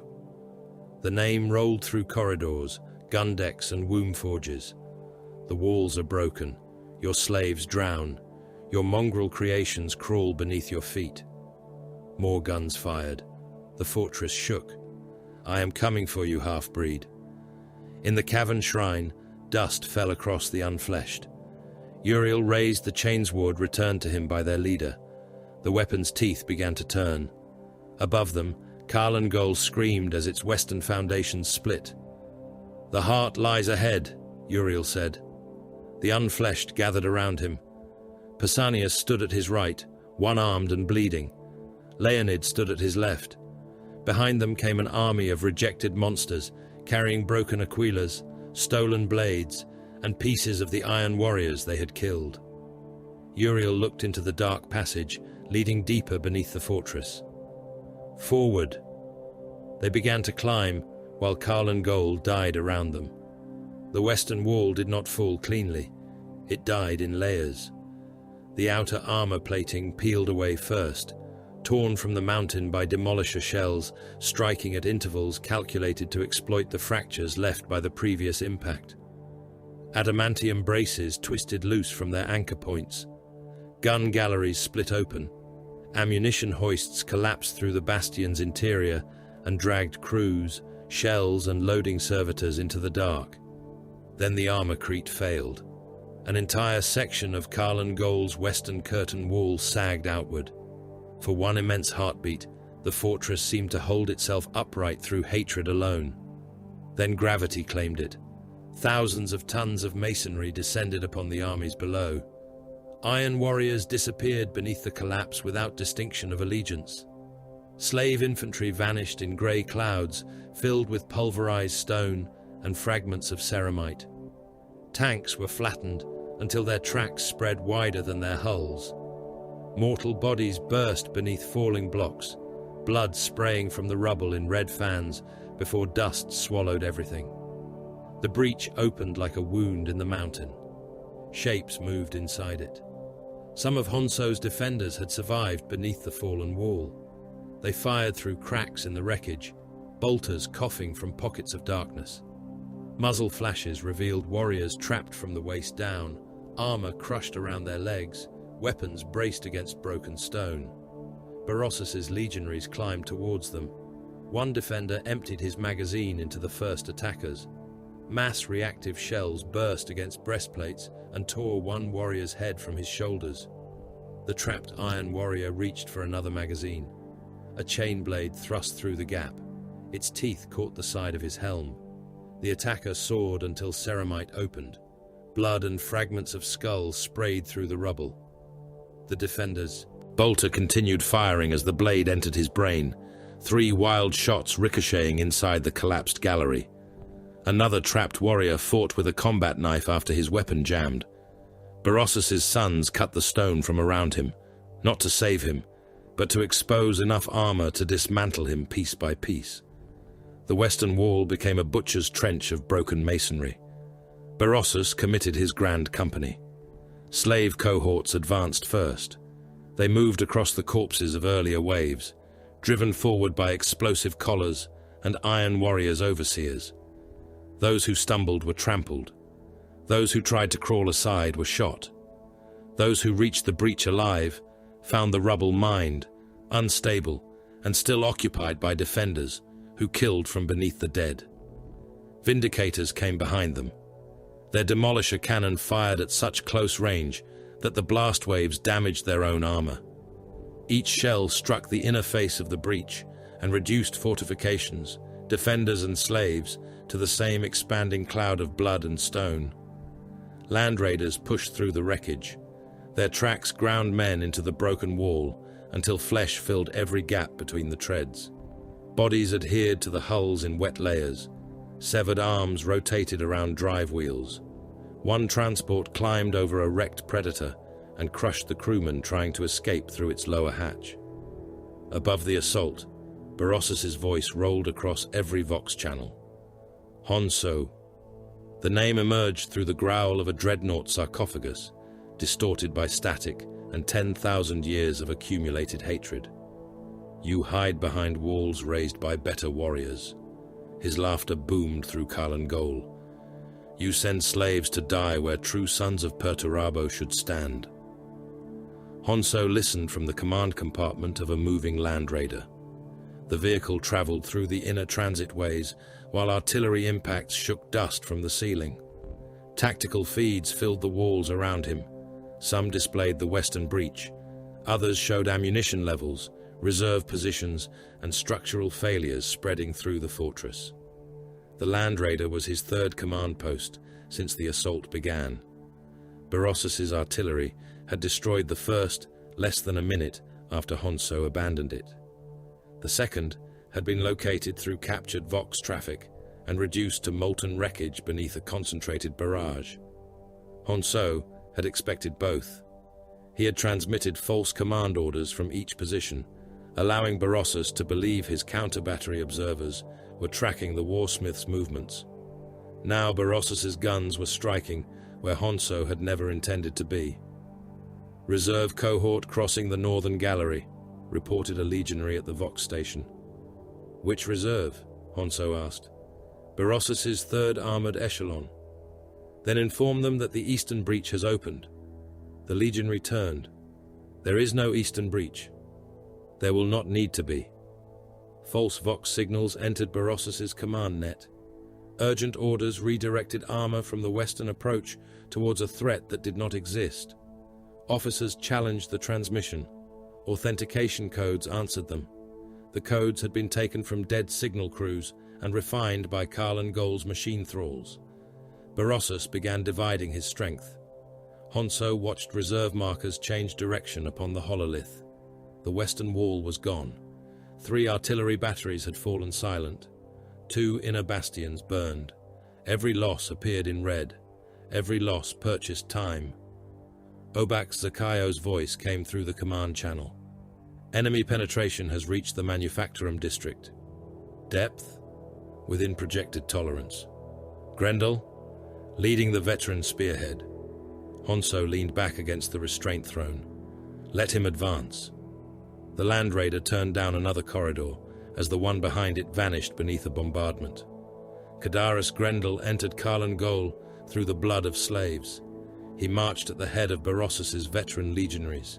His armor scarred by wars, fought before the Imperium had learned to fear its own sons. Yellow hazard stripes crossed his vambraces. The skulls of Imperial fists hung from his belt by lengths of corroded chain. His warriors despised Honsou. They called him half-breed over the Vox, mongrel, thief, an Imperial mistake wearing the colors of the 4th Legion. Yet every 100 paces through the breach gave Grendel another reason to doubt Berossus. The approach was too easy, not unopposed, never that. Honsou's defenders killed with discipline, gun servitors fired until destroyed, mine charges split squads apart, mortals attacked from maintenance shafts with demolition packs strapped to their bodies. But the resistance withdrew at the correct moment. Every defensive line broke just before it became a grave for those holding it. Every retreat drew Berossus's veterans deeper into the fortress without scattering them enough to trigger caution. Grendel paused beside a ruined ammunition lift. The shaft below burned with blue fire. A Land Raider lay on its side across the passage, its crew fused into the exit hatch. One of his captains approached. "The inner keep is ahead." "Too quickly," Grendel said. The captain looked through the smoke. "Berossus commands momentum. Berossus commands obsession." The captain's helm turned towards him. Grendel watched slave cohorts flood past. They filled the Manufacturum Avenue in such numbers that Honsou's hidden guns could not fire without revealing themselves. That, Grendel realized, was why the mortals still lived. Not because the defenders had failed to kill them, because Honsou wanted the road occupied. "Spread the veterans," Grendel ordered. "Leave the central avenue." Berossus commanded direct advance. "Berossus is not standing here." The captain hesitated, then obeyed. The breach became a trap before most of Berossus's army understood it had closed. Manufacturum walls split open. Vindicators emerged from concealed bays, their hulls blackened and their demolisher cannon already loaded. They fired into the armored column from the flank. The first shell struck a Land Raider beneath the sponson. The vehicle lifted from the ground. Its hull turned sideways in the air and crushed 2 Predators against a support column. Fuel ignited. Ammunition detonated within the wrecks and filled the avenue with burning armor fragments. Obliterators stepped from the ruins. Their bodies were swollen unions of flesh, armor, and weaponry. Lascanon barrels formed from their arms. Plasma vents opened along their shoulders. One fired a stream of incandescent energy through 3 transports, leaving circular wounds in the armor and cremating the crews before they could scream. Berossus's column tried to turn. There was nowhere to move. Slave cohorts packed the avenue from wall to wall. Honsou's labor gangs drove another mass of mortals ahead of the counterattack. They wore explosive collars and carried no weapons. Iron warriors advanced behind them, using the laborers to expose enemy positions. Berossus's veterans opened fire. The first mortal ranks came apart beneath bolter shells. Bodies burst in chains of red detonations. Men fell with their abdomens opened, legs missing, and heads transformed into sprays of bone. The survivors tried to retreat. Honsou's overseers activated their collars. Explosions ripped through the crowd. The laborers died in heaps, but the muzzle flashes that killed them marked Berossus's firing lines. Honsou's iron warriors advanced over the corpses and fired into every revealed position. Grendel watched the avenue become a furnace. "This is not a counterattack," he said. His captain looked towards him. "It is a closure." The false retreat had drawn Berossus's main force into a corridor bounded by concealed armor, mine chambers and manufacturing structures prepared for demolition. Honsou had sacrificed the western wall to create a larger breach inside his enemy's army. Berossus refused to see it. His dreadnought body crashed through the inner gates. He had once been a warsmith of flesh. Now he was entombed inside a sarcophagus, mounted within a towering engine of armor and rage. Siege claws ended both arms. A multi-melter occupied one shoulder housing. Spikes covered the hull, each bearing fragments of warriors who had challenged him. He pulverized Honsou's defenders. One claw closed around an iron warrior and crushed him until blood erupted through every armor seal. The other tore a gun emplacement from the wall and hurled it into a squad of mortals. His multi-melter fired. A bunker became liquid metal. Berossus strode through it, armor glowing. "Honsou!" The challenge thundered across the fortress. "I have crossed your wall. I have broken your guns. Come and die before the sons of Olympia." Every surviving warrior heard him. That was the point. Berossus did not merely seek Honsou's death. He required witnesses. He needed the half-breed broken publicly, crushed beneath ancient strength, so no legionary could mistake the hierarchy of blood and age. Honsou stepped from the Land Raider within the inner keep. Onyx moved beside him. The demon host's shape flickered as artillery fire altered the light. Sometimes it resembled a man. Sometimes its limbs appeared too long, and its head turned beyond the limits of a human neck. Berossus saw them across the transit bridge. The bridge crossed a chasm, descending through the fortress foundations. Shell damage had fractured its supports. Sections of the iron decking hung loose above the darkness. Berossus advanced. "You stand at last." Honsou rested his power axe upon one shoulder. "You came a long way to discover where I wanted you." The dreadnought charged. Honsou did not meet him. He turned and ran across the bridge. Berossus roared with mechanical laughter. "Coward!" Onyx disappeared into the bridge supports. The dreadnought followed. Each step bent the damaged deck. Warning runes flashed along the support columns. Berossus ignored them. Honsou reached the far side and turned. "You should have listened to Grendel." Berossus fired his multi-melter. Honsou threw himself aside. The blast struck the bridge anchorage and turned iron to vapor. Onyx emerged beneath the dreadnought. The demon host drove both hands into the left knee joint. Metal screamed. Black tendrils entered the actuator housing and tore through cables from within. Berossus swung one siege claw. Onyx vanished before the blow landed. Honsou activated the charges. The bridge detonated beneath Berossus. The central span dropped. The dreadnought fell with it, one leg plunging through the ruptured deck, while the damaged knee locked sideways. Support beams collapsed around the sarcophagus and pinned both weapon arms. Berossus fired blindly. The multi-melter cut through walls. The siege claws opened and closed against twisted iron. His engine screamed through every speaker as he tried to pull free. Honsou walked back across the surviving edge of the bridge. Berossus saw him approach. "You mongrel." Honsou stepped onto the dreadnought's hull. "You have repeated that accusation for weeks." He drove the blade of his axe beneath the sarcophagus plate. "Did you think blood would kill me more effectively than artillery?" Berossus strained against the wreckage. "You are no son of Perturabo." Honsou levered the armor open. Hot vapor escaped. Within the sarcophagus lay what remained of Berossus. A torso suspended in preservative fluid. Limbs reduced to scarred stumps. A face barely human beneath cables, tubes and sockets drilled through bone. Ancient eyes glared up at Honsou.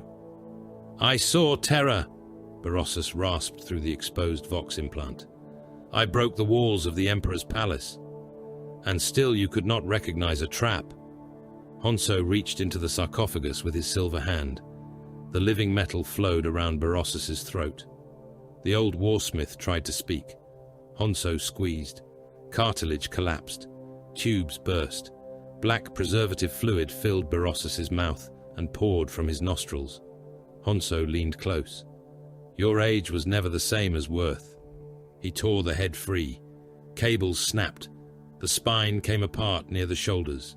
Fluid and blood poured across the dreadnought hull.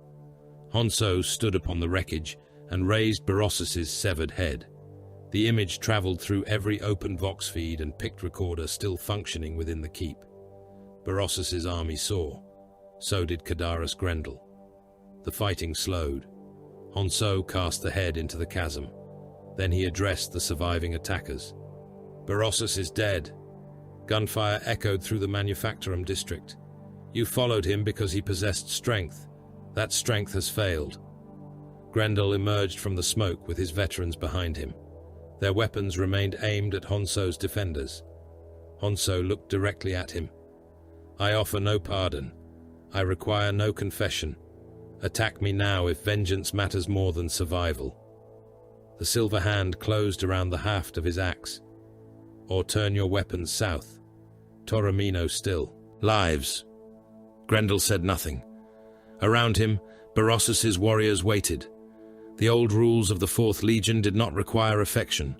They required proof. Honsou had provided it. He had held Kalan Gol against two armies. He had broken the assault, killed Berossus, and stood alive while the fortress burned around him. Grendel turned. His bolter aimed towards the southern approaches. "Target Torremino's batteries," he ordered. Berossus's surviving warriors followed. Weapons that had fired upon Kalan Gol shifted towards the rival siege lines. Honsou descended from the wrecked bridge. Zakayo's voice entered his helm. "Warsmith. Report. Berossus's western formations are accepting Grendel's authority. Torremino has begun withdrawing his forward armor. Do not allow it. There is more." Honsou stopped. The unfleshed have entered the inner fortress. A tactical rune appeared across his visor. It marked movement beneath the keep. Hundreds of heat signatures advanced through the lower passages. "The Ultramarine?" Honsou asked. "With them." Another warning rune flashed.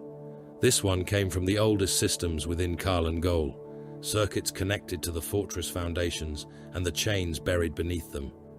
Psychic pressure was rising. The heart of blood had begun to move. Honsou looked towards the floor, as if stone could become transparent beneath his gaze.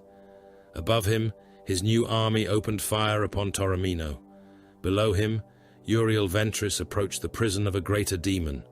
Berossus was dead. The western army was his. Victory stood within reach.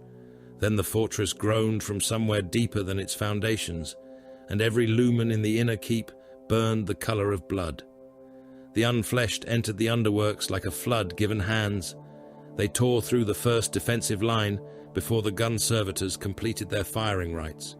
Heavy bolters opened from recessed embrasures.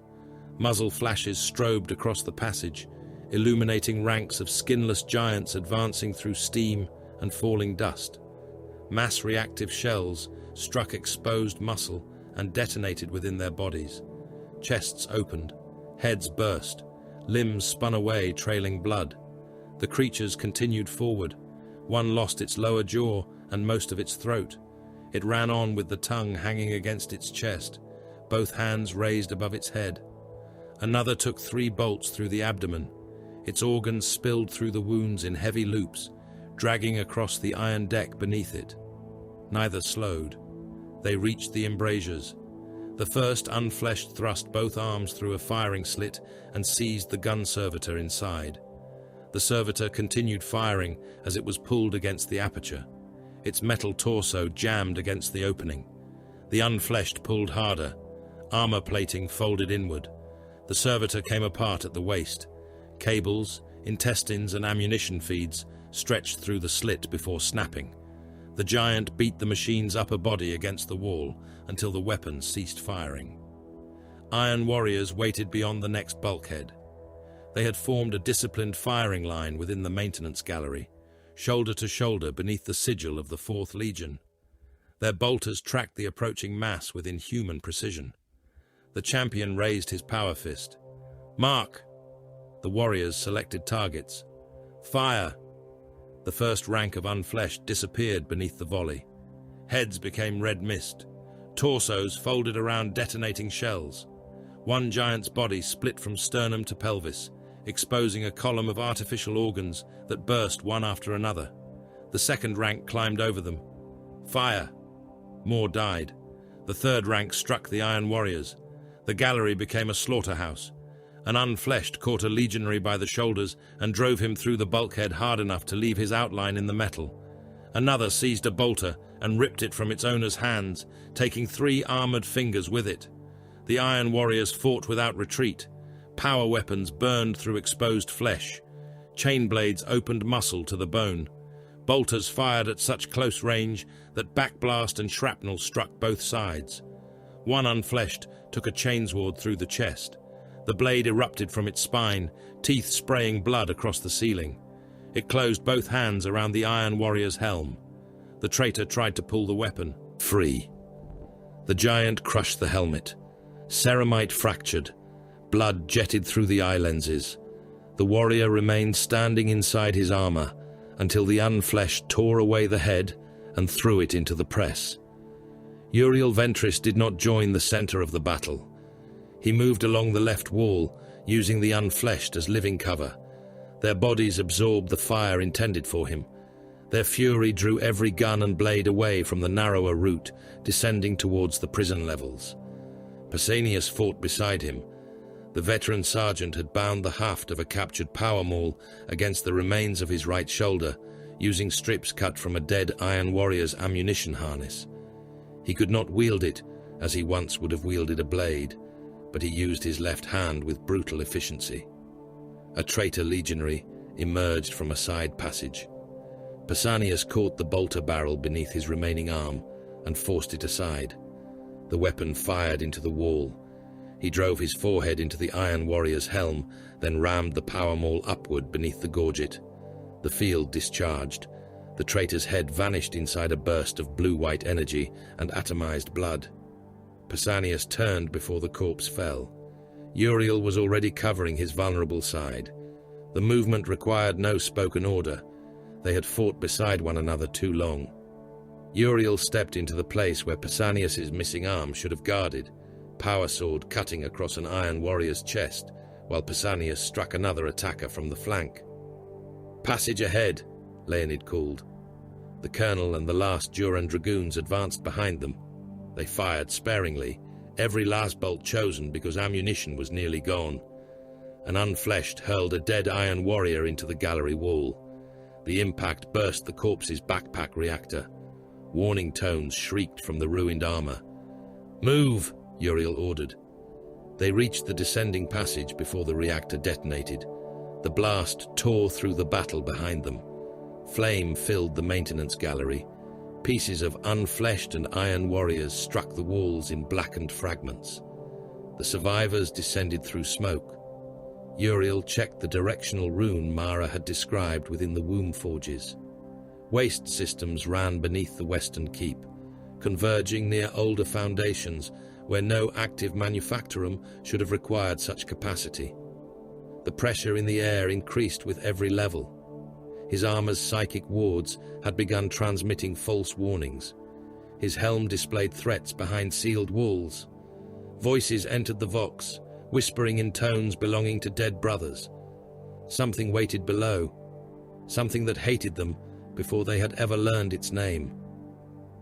Obax Zakayo waited at the final junction. The demolitions master stood within a chamber built around a structural support pillar larger than a battle tank. Melter charges ringed its base. Detonation cables ran from the charges into a control unit clutched within his gauntlet. Servitors labored around him, drilling secondary charges into the floor. Zakayo watched the heat signatures approach through his augmetic lenses. hundreds. The rejected creations filled every access route. He opened the command channel. Warsmith, the lower convergence is compromised. Honsou answered through static. Can you collapse it? Yes. Then do so. Zakayo looked towards the structural pillar. The fall may damage the prison vault. A pause followed. How severely? Unknown. Unknown is not a calculation. The foundations were altered during Folk's reign. Some records are absent. The roar of the unfleshed grew louder. Zakayo armed the detonator. I require a decision. Hold the passage, Honsou said. Collapse it only when the ultramarine enters. Zakayo's lenses rotated. You intend the creatures to pass? I intend them to keep him close. The transmission ended. The first unfleshed entered the chamber. Zakayo fired his combi bolter. The creature's skull burst. More followed. Servitors turned their weapons upon them, filling the chamber with tracer fire and chemical smoke. Bodies piled across the approach. The unfleshed climbed over their dead and continued advancing. Zakayo killed methodically. He selected knees, hips, and skulls. He used every shell to remove mobility or destroy the brain. Unlike the mortal auxiliaries, he did not waste fire against torsos capable of enduring catastrophic wounds. It was not enough. An unfleshed reached the nearest servitor and pulled both arms from its body. Another seized the drill assembly and drove it through the machine's torso. Zakayo stepped back towards the detonator pillar. Uriel entered the chamber. Their eyes met across the dead. Zakayo pressed the activation rune. Nothing happened. One of Leonid's soldiers had shot through the primary cable. Zakayo reached for the manual trigger. An unfleshed landed upon him. The giant struck with both fists. Zakayo's left pauldron collapsed. His arm broke inside the plate. The Iron Warrior drove a trench knife into the creature's neck. It ignored the wound and seized his leg. Another unfleshed took the other. They pulled in opposite directions. Zakayo's knees broke.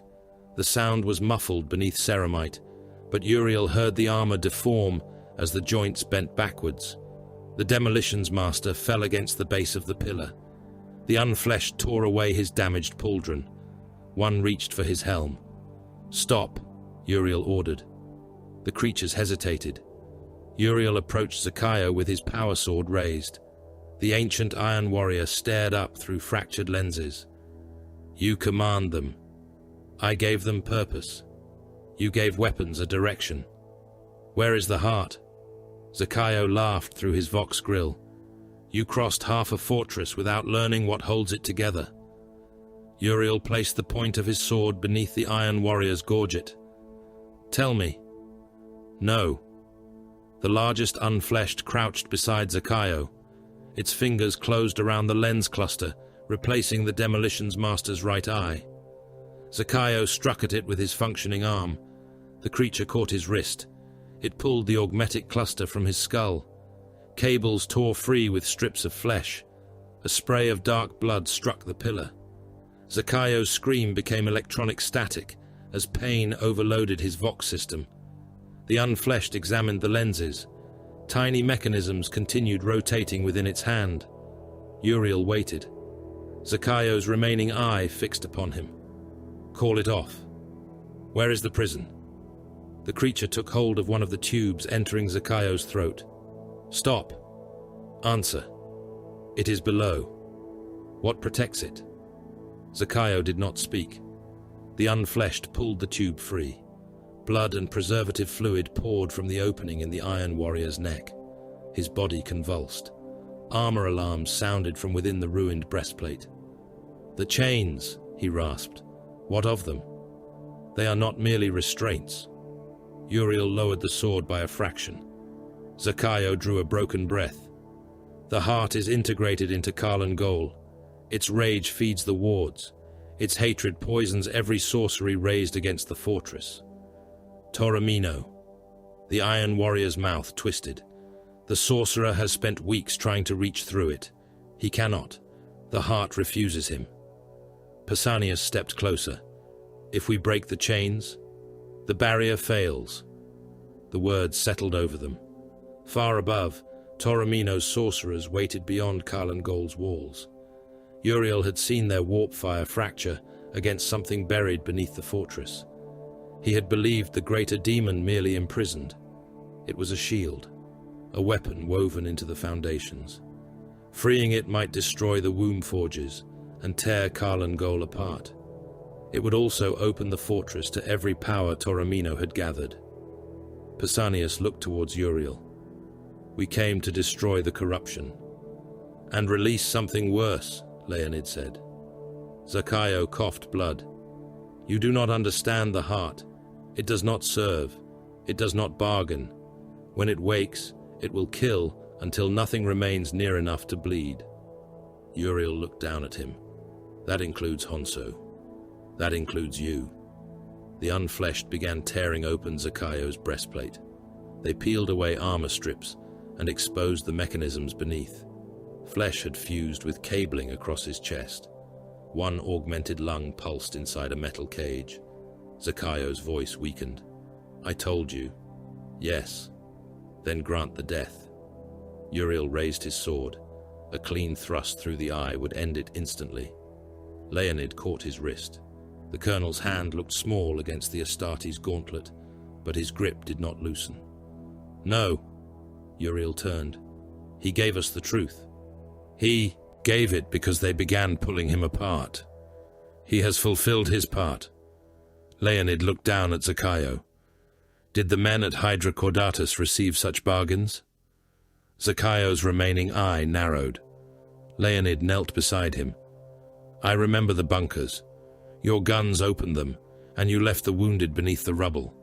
They begged over the Vox for medici aid." He leaned closer.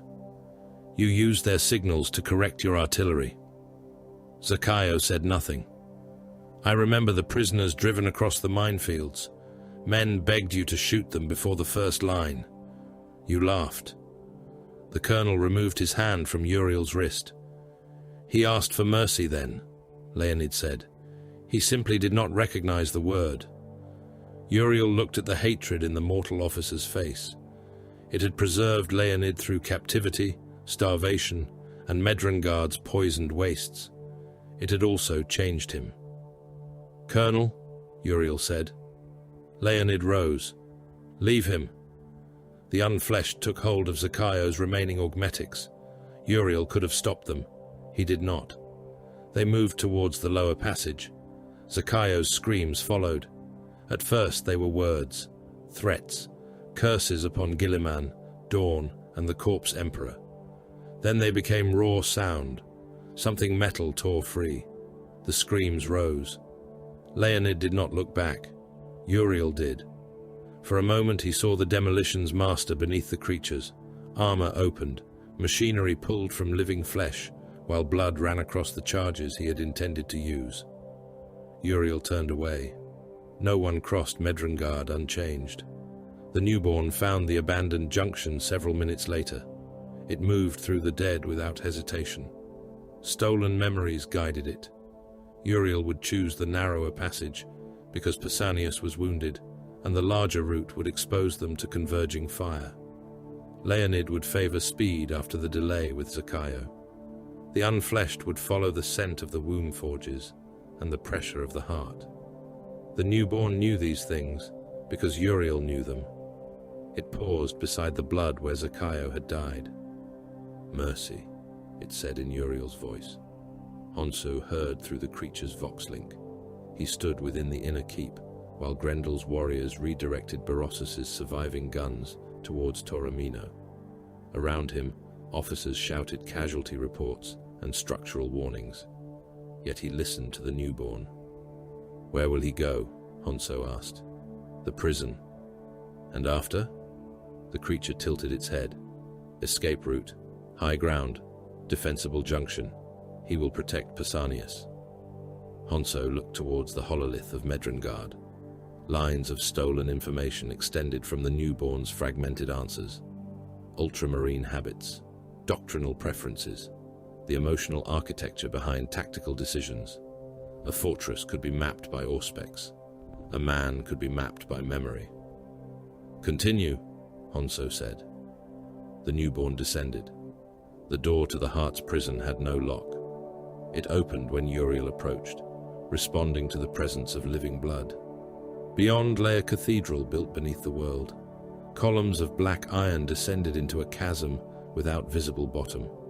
Chains crossed the void in vast webs, each link engraved with runes and bolted into machinery integrated with Karlan Gol's foundations. At the center hung the heart of blood. The greater demon was immense. Its wings had been pierced and spread by chains thick enough to anchor warships. Iron hooks entered its shoulders, thighs, and jaw. A collar of siege plate enclosed its throat. Pistons drove barbed restraints deeper into its flesh whenever it moved. It had no skin. Muscle burned with internal fire. Blood fell from it in endless streams, disappearing into channels carved across the prison floor. Its eyes opened. Every unfleshed stopped. The heart's first beat shook the cathedral. Uriel saw Macragga drowned in blood. The second beat filled his mind with the desire to drive his sword through Pausanias's throat.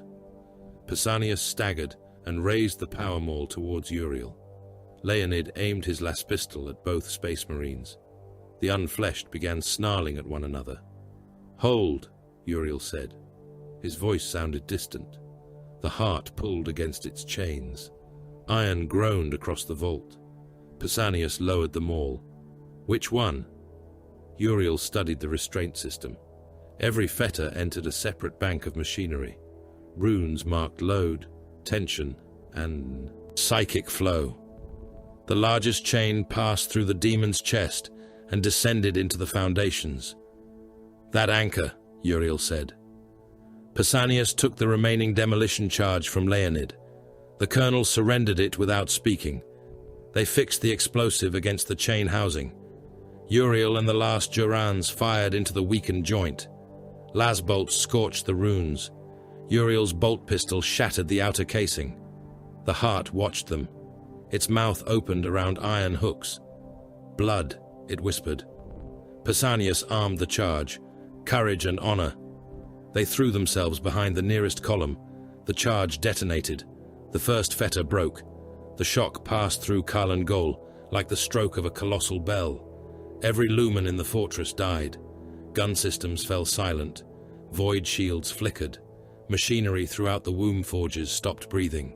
Far beyond the walls, Toromino's sorcerers lifted their heads in unison. For the first time since the siege began, they could feel a path into Karlan Gol. In the darkness beneath the fortress, the heart of blood laughed. The heart of blood awoke before its chains were broken. The first fetter had scarcely finished falling into the abyss when the greater demon drew breath. The prison cathedral inhaled with it. Air rushed towards the suspended monstrosity. Blood lifted from the drainage channels and streamed upwards in twisting red cords. Dust, shell casings, and fragments of broken machinery skittered across the floor, pulled towards the furnace glow, burning within the demon's opened chest. Then, the heart exhaled. The shockwave struck Uriel Ventris like a charging battle tank. He left the ground and hit one of the black iron columns hard enough to crack the stone around its base. His power armor absorbed most of the impact, but warning sigils flashed across his visor as the plating over his spine deformed. Pausanias slid across the blood-slick floor. His remaining hand clawed at a drainage groove, fingers gouging through iron until he stopped within a few strides of the chasm. The last Duran dragoons were not so fortunate. One mortal soldier struck the cathedral wall head first. His skull burst against the stone, leaving his body upright for a heartbeat before it folded. Another was lifted into the web of chains overhead, where two moving links closed around his waist and crushed him into separate halves. Colonel Mikhail Leonid remained behind a broken restraint engine. He rose through falling blood and shouted something Uriel could not hear. The heart pulled against its remaining fetters. Every chain became taut. Runes flared across the cathedral. Pistons drove barbed anchors deeper into demonic flesh. The greater demon's wings strained against hooks that passed through muscle and bone, widening the wounds until streams of burning blood poured from them. The heart roared. The sound traveled through Karlan Gol. Far above, the inner keep split along foundations that had stood since the fortress was razed. Iron warriors fighting upon the western walls vanished beneath collapsing battlements. A gun tower leaned, paused, then fell into the siege lines, crushing defenders and attackers beneath thousands of tons of armorcrete. Within the slave vaults, mortals dropped their tools and clutched their heads. Blood poured from their eyes. Tongues swelled until jaws dislocated. Eardrums burst. Men crawled across the floor, vomiting ropes of black bile, while the demon's anger passed through the fortress around them. Uriel forced himself upright. "The second anchor," he called. His voice disappeared beneath the heart's roar. He pointed instead. Pausanias saw. The veteran sergeant dragged himself from the edge of the chasm and charged the next restraint assembly. His armor had begun leaking blood from the severed shoulder, but he moved with the brutal certainty of a warrior who had already spent everything except his life. The unfleshed surged around him. They attacked the machinery with chains, stolen tools, and bare hands. One wrapped both arms around a tension wheel and pulled until the tendons separated from its shoulders. Another climbed the iron housing and drove its fists repeatedly into the glowing runes. The prison fought back. Hooks descended from the ceiling and entered exposed bodies. One unfleshed was caught through the spine and lifted above the floor. The creature continued tearing at the cables until a second hook entered its skull and burst through the mouth. Uriel fired his last bolt rounds into the restraint's primary coupling. The first shell blew away the outer casing. The second ruptured a conduit carrying molten brass. The third struck the rune core. The fetter shattered. The heart twisted one arm free. Its claws closed around the nearest iron warrior defender as the legionary entered the cathedral with his bolter raised. The demon did not strike him. It squeezed. Gunmetal plate folded inward. Blood sprayed through the gorget, elbow seals and eye lenses. The warrior's reactor pack exploded within the demon's fist, burning flesh from its fingers without provoking so much as a flinch. The heart cast the remains into the unfleshed. The corpse struck 3 creatures and reduced them to mangled heaps. More restraints broke. Each failure transferred another portion of the demon's fury into Karlan Gol. Pipes ruptured throughout the underworks. Steam and blood filled maintenance galleries. Ammunition lifts ignited without flame or impact, their shells detonating inside vertical shafts and launching columns of fire through entire fortress levels. Walls began bleeding. Not condensation, not ruptured conduits. Blood emerged directly from stone and iron. It ran from rivets, filled engraved names upon the walls, and dripped from the mouths of carved skulls. The dead faces built into demon engines opened their eyes and screamed. The final wing chain snapped. The heart of blood fell. It struck the prison floor upon one knee. The impact broke the cathedral. Black columns split from base to crown. Chain webs collapsed into the chasm. A section of floor tilted and slid away, carrying dead Durans and dozens of unfleshed into the darkness. The greater demon rose through the destruction. It stood taller than the restraint engines. Its skinless body burned from within, every muscle edged in fire. Horns curved from its skull like the towers of a fortress. Iron hooks still protruded from its wings, shoulders and jaw, lengths of chain dragging from them across the floor. The heart looked upon its liberators. For one moment, Uriel hoped that the demon recognized a distinction. Then it struck. One backhanded blow swept through the unfleshed. Bodies exploded. Limbs and pieces of torso struck the walls. A giant that had knelt before the broken Aquila was torn in half by a trailing chain, its upper body carried across the cathedral, while its legs remained standing. The heart opened its mouth. Blood. The word shook the vault. It charged from the prison. Iron warriors waited beyond with demon engines and siege automatons. Their weapons opened fire as the heart entered the transit nave. Lascanon beams burned across its chest. Plasma struck one wing, and filled the passage with white fire. Autocannon shells tore chunks from exposed muscle. The demon continued forward. It seized the first siege engine by the prow. The machine's tracks lifted from the floor. Crewmen screamed from within as the Heart swung the vehicle against the wall. Armor collapsed. The hull split, spilling crushed bodies and burning fuel. A demon engine lunged from the smoke. Its blade limbs opened like shears. The Heart caught both and pulled them apart. Iron joints tore free. Black ichor sprayed from the machine's body. The Heart drove one severed limb through the engine's skull and stamped upon the wreck until its bound spirit stopped howling. Every death fed the storm around it. Blood rose from the floor and circled the demon in a widening cyclone. Faces formed within the torrent. Hands reached from it. Shapes half man and half beast clawed themselves into existence wherever enough gore collected. The warp followed the Heart into freedom. Torremino had been waiting for that moment. His sorcerers stood upon towers beyond the southern walls, arranged within circles, cut into the flesh of thousands of slaves. Their chants had continued through every hour of the siege. Blood filled the runnels beneath their feet. Bound psychers burned at the center of each formation, their souls consumed one scream at a time. When the final fetter broke, the barrier around Karlengol vanished. Torremino raised both hands. The sky opened. Warp fire descended upon the fortress in green and violet columns. The southern towers twisted like wet clay. Gun emplacements bent towards one another and fused. Iron warriors were pulled into the walls, their armor melting into the stone, while their bodies remained alive inside it. Possession spread through the defenders. One legionary turned his bolter upon his squad and fired until they tore him apart. Another fell to his knees as his breastplate swelled. Flesh multiplied inside the sealed armor, filling every space, crushing organs against ceramite until pink growths erupted through the joints. Demon faces pushed through tank hulls. Artillery barrels opened into screaming mouths. A Vindicator fired upon its own trench line, then sprouted jointed legs from beneath the hull and crawled over the survivors. Karlengol ceased to be merely a fortress under attack. It became a wound through which the Immaterium entered reality. Honsou watched the transformation from the inner keep. The hololith had become useless.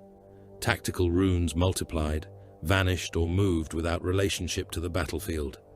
Command channels transmitted demonic laughter, the voices of dead warriors and orders spoken in Honsou's own tone. Cadaris Grendel stood beside him. Torremino has breached the wards. The Heart is free, Honsou replied. You knew this would happen? I knew it could. A wall behind them bulged. 3 eyes opened in the iron. Grendel fired into them. The metal screamed and bled. Then your fortress is lost. Honsou looked towards the collapsing western works. A fortress is stone. Victory is what survives it. The first impact from the demonic battle struck before Grendel could answer. The inner keep lurched sideways. Gravity changed direction. Warriors, weapons, and pieces of machinery fell towards the eastern wall. Honsou struck the stone shoulder first and held himself there with the claws of his silver hand. Beyond the keep, the Omphalos Demonium had arrived. It abandoned the ruined engine that had carried Uriel into Medrengard.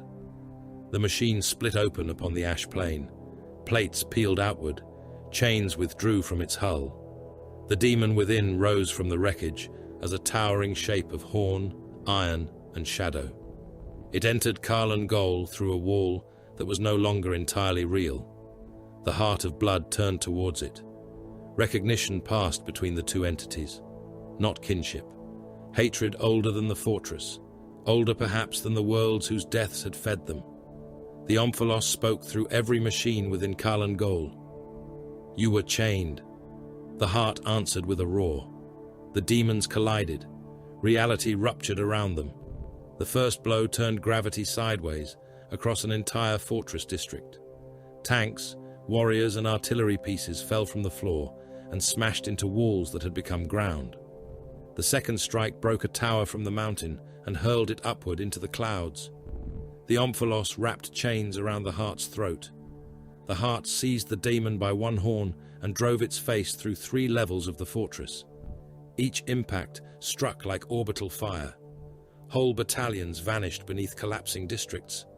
Slave camps outside the walls were flattened by pressure waves. Trenches filled with stone, fire and boiling blood. Within the womb forges, Mara Ven felt the restraints fail.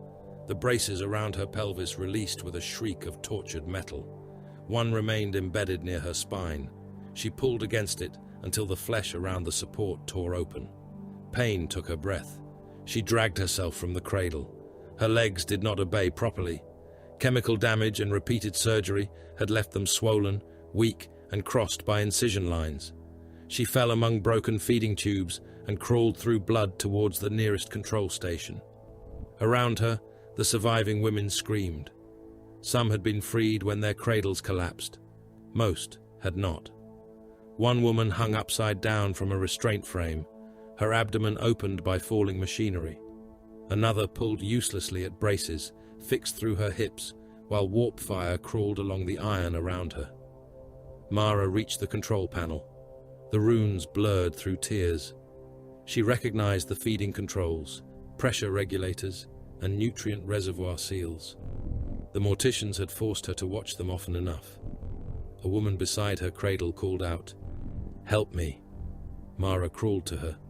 The restraints were mechanical rather than surgical. She tore open the control housing and cut the release conduit with a piece of broken glass. The braces opened. The woman fell across her. Together they freed another, then another. 5 could move. The rest could not. Mara looked across the gallery. Hundreds remained inside the active chambers. Some were unconscious. Others understood. The Iron Warriors had placed demolition charges along the walls, but the primary controls remained intact. If Kalen Gol survived, the morticians could rebuild. Even if the women died, the machinery, process, and records might endure. Mara turned towards the reservoir station. "What are you doing?" one of the freed prisoners asked. "Ending it." She opened every feeding valve. Chemical nutrients flooded the surgical lines. Pressure rose through the network. Reservoir warnings flashed. She bypassed the safety runes. Pumps accelerated beyond tolerance. Across the chamber, vats began swelling. Mara opened the empiric regulators next. The runes etched around the implantation frames burned red. Uncontrolled warp force entered systems already failing beneath the bloodstorm. A restrained woman watched her. "Will it hurt?" Mara looked at her. "Yes." The woman nodded. "Do it." The reservoirs burst. Glass and metal exploded through the womb forges. Nutrient fluids swept across the galleries. Organ vats overturned. Hearts, lungs, and malformed glands spilled among the prisoners. Gantries collapsed. One fell through a row of cradles and crushed every body beneath it. Another tore the ceiling open, releasing a torrent of warp-charged blood from the levels above. The flood entered the active machinery. The implantation engines awakened without commands. Blades descended. Hooks tore through empty air and flesh alike. Feeding systems ruptured inside the women connected to them. Half-formed candidates burst from damaged chambers or drowned in the bodies that carried them. Mara held the reservoir controls open. The woman beside her began praying. Others joined. Their voices remained human beneath the machinery, the screaming and the roar of demons destroying the world above them. Mara thought of clean medici halls, of white cloth, of hands washed before touching the wounded. The final reservoir detonated. Fire crossed the gallery. Mara saw the womb forges disappear inside it. Then there was no pain. Uriel felt the destruction through the soles of his boots. The passage behind him collapsed in a wall of flame. The remaining unfleshed charged forward, carrying him, Pausanias and Leonid, towards an escape route once used by the Omphalos's engine. Something followed. The Sarkomata entered the passage behind them. They moved upon multiple limbs, each construct built from surgical armor, demon machinery, and living bodies stretched across iron frames. Blades opened along their forelimbs. Restraint hooks snapped at the air. Leonid looked at the charges fixed around the tunnel supports. The colonel understood before Uriel spoke. No. Leonid handed him the detonator. It requires local activation. We find another way. There is no other way. The Sakamata closed. Leonid turned towards them. I fled once. He raised his last pistol. Not again. Uriel seized his shoulder. Your men are dead. Then I am their colonel still. Pausanias looked at him for a long moment. Courage and honor. Leonid almost smiled. That will do. He remained behind. The first Sakamata reached him before Uriel and Pausanias cleared the far bulkhead. Leonid fired into its face. A blade entered his abdomen and lifted him from the floor. Another punched through his shoulder. The construct drew him closer, hooks opening to pull his body apart. Leonid spat blood onto its iron mask. He activated the charges. The tunnel collapsed. Stone, armorcrete, and burning machinery buried the Sakamata. The shockwave hurled Uriel through the bulkhead. Behind him, the passage vanished along with Colonel Mikhail Leonid. Honsou waited at the transit junction beyond. Onyx stood at his side. The newborn crouched behind them, exposed flesh blackened by smoke. Uriel raised his bolt pistol. Honsou looked at the weapon. You destroyed a laboratory. You made an abomination. I made knowledge. The fortress shook around them. You killed the women, Uriel said. No, you did. You released the heart. You turned Toromino's sorcery loose. Every corpse below is part of your victory. Uriel's pistol remained steady. The process is ended. The machinery is ended. Honsou's silver hand flexed. I learned what flesh tolerates, what gene seed can survive, what memory can become when separated from identity. The newborn watched Uriel with his own eyes. You destroyed victims and iron. I preserved the lesson. Onyx moved. Pausanias intercepted it, driving his shoulder into the demon host and carrying both through a failing support rail. Uriel fired. The bolt shell struck Honsou in the head. It entered above the cheekbone and detonated beneath the skull. The warsmith spun away. Blood, bone, and fragments of armor sprayed across the newborn. Honsou fell into the collapsing junction as the ceiling came down between them. Uriel saw the body disappear. He did not see it crushed. Pausanias staggered from the smoke. Move! They ran. The abandoned demon engine waited beyond the outer ruins, half buried in ash and wreckage. Its hull opened as they approached, responding to Uriel with the last command left by the Omphalos. Behind them, Kalan Gol folded inward. Towers sank, walls cracked, entire fortress districts collapsed into the prison vaults. The bloodstorm rose above the ruin like a cyclone visible beneath the black sun. Uriel pulled Pausanias into the engine. The machine began to move. From its fractured hull, they watched Kalan Gol die. Pausanias leaned against the iron wall, blood covering half his body. The womb forges are gone. Yes. Honsou? Uriel looked back at the collapsing fortress. I shot him. That was not my question. Uriel said nothing. The demon engine carried them into the ash storm. They believed they had destroyed the future Honsou intended to build. Behind them, beneath tons of burning stone, the newborn crawled through blood and darkness. It followed a memory that did not belong to it, a tactical certainty. A wounded commander would seek cover beneath the strongest surviving support. The creature found the silver hand first. Then it heard Honsou breathing. The demon engine refused to move. Uriel Ventris struck the control altar with the pommel of his power sword. The machine answered with laughter. It came from beneath the deck, from within the walls, and from the iron restraints closing around Pausanias Lysane's remaining arm. The sound possessed no single throat. It emerged through shrieking faces riveted into the hull, through vox grills clogged with blood, and from the dead servitors fused into the command mechanisms. Beyond the fractured armor glass, Kalan Gol collapsed. The western towers were already gone. Entire bastions sank into the mountain as their foundations disintegrated. Sheets of burning armorcrete fell through the bloodstorm and crushed the surviving unfleshed, still attempting to reach the demon engine. One of the skinless giants staggered across the ash towards them. Half its body had been torn away. Exposed ribs dragged along the ground. One arm remained raised, clawing towards the vessel as though Uriel could still grant the salvation he had promised. A falling section of curtain wall struck it. The impact erased the creature beneath an avalanche of stone. Uriel turned back to the control altar. The Omphalos demonium had abandoned its engine, but its presence remained within the machinery. Chains writhed across the command chamber with the instincts of severed tentacles. Brass levers bent away from Uriel's hand. Runic displays changed whenever he tried to read them. The engine wanted them trapped inside. It wanted to return to its master, or perhaps it merely wanted them to die.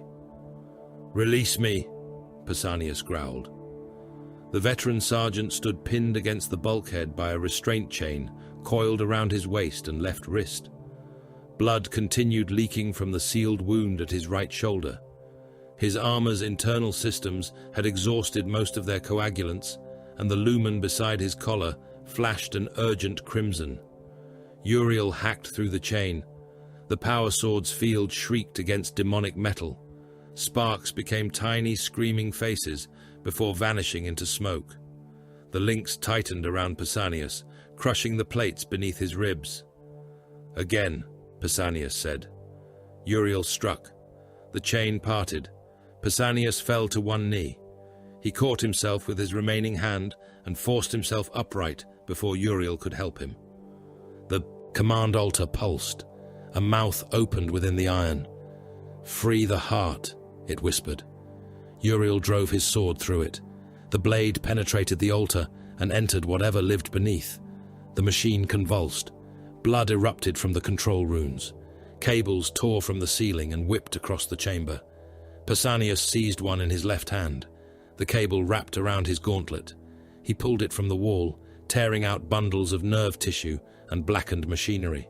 The engine screamed. Its tracks began to turn. "Not willingly," Pausanias said. The demon machine lurched forward.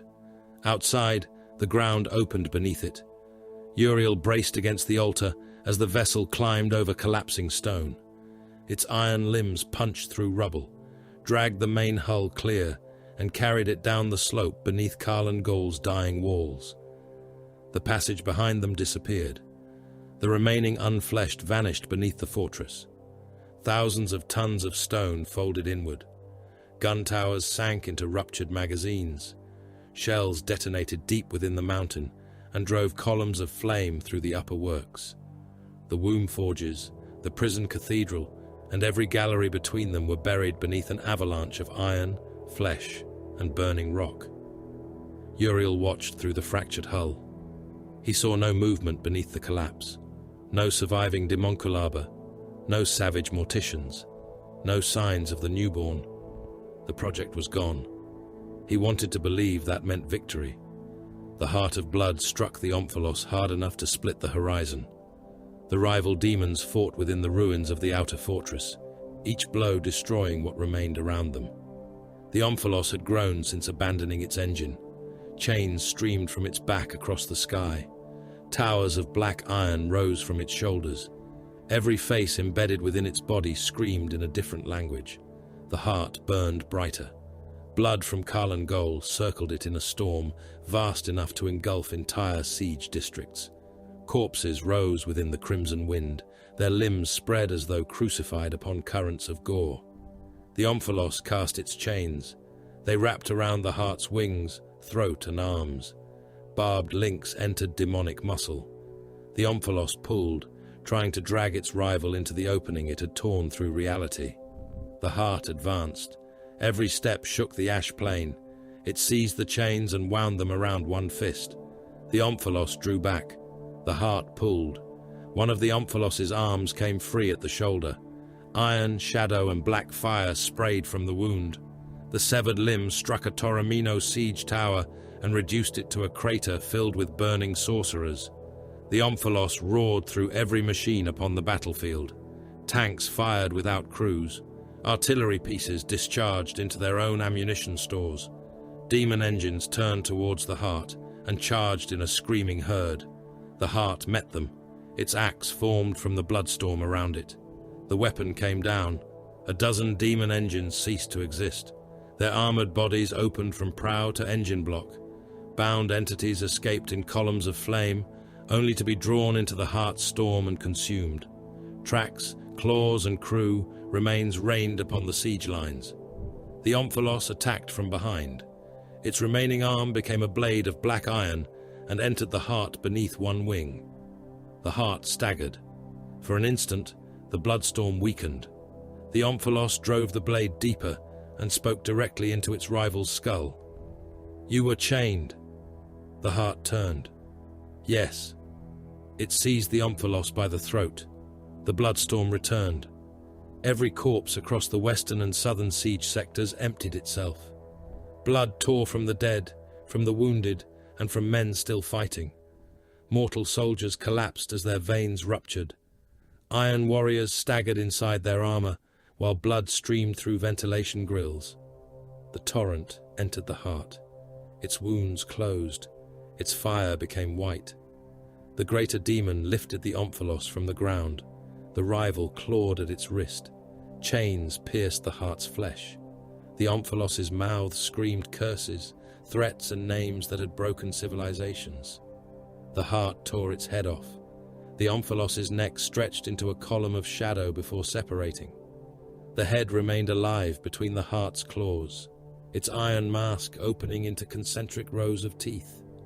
The Heart crushed it. The detonation flattened the surrounding siege lines. Uriel's stolen engine was caught by the edge of the shockwave. It rolled through the ash, its hull striking the ground again and again. Uriel lost his grip upon the altar and crashed against the ceiling. Pausanias vanished beneath falling chains and pieces of demonic machinery.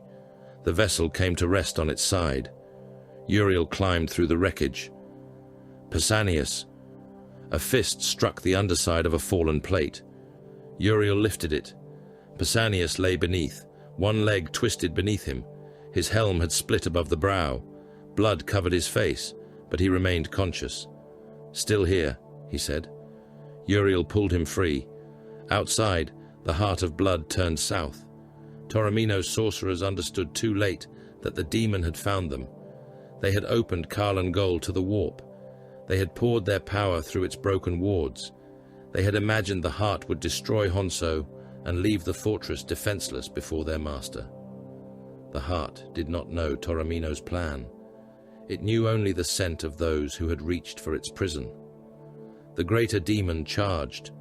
Toromino's sorcerers attempted banishment. They raised wards across the southern siege sector. Thousands of slaves died within ritual circles as their souls were forced into the barrier. Bound psychers burst into blue flame. Warp sigils the size of fortresses burned across the ground. The Heart struck the first ward. The air became blood. The sorcerers screamed as their protection inverted. The souls they had sacrificed returned through them, tearing their bodies apart from within. Eyes, tongues, and fingers erupted from beneath their robes. One sorcerer rose into the air and unfolded like a flower made from skin and ribs. The Heart passed through them. It killed the rest with its hands. Toromino's army collapsed around the massacre. Armor crews abandoned vehicles only to be trampled by their own retreating slave cohorts. Mortal auxiliaries threw down weapons and ran towards trenches already filled with fire. Iron warriors attempted to form disciplined withdrawal lines, but the bloodstorm moved faster than orders. The Heart tore through the sorceress command towers first. Then it hunted everything carrying Toromino's heraldry. A land raider tried to reverse from the southern line. The demon caught it by the rear hull and hurled it into an artillery battery. The resulting explosion ignited a magazine complex and sent burning shells across the retreat routes. Honsou's surviving guns opened fire. Kadaris Grendel stood within a damaged command bunker overlooking the southern approaches. Half the ceiling had collapsed. Vox operators worked beneath hanging cables and the corpses of their predecessors. "Target the withdrawal corridors," he ordered. A legionary beside him looked towards the Bloodstorm. Our own forces remain within several lanes. Then they should advance. Grendel transmitted firing solutions to every functioning battery once belonging to Berossus. Basilisks adjusted elevation. Medusas loaded their last shells. Vindicators crawled onto the ruins and lowered their demolisher cannon towards the fleeing armies. The barrage began. Torremino's retreat became an execution. Artillery walked across the withdrawal routes in measured patterns. The first salvo broke the lead vehicles. The second destroyed the rear. The third fell among the trapped warriors between them. Predators became burning barricades. Demon engines collapsed upon their own crews.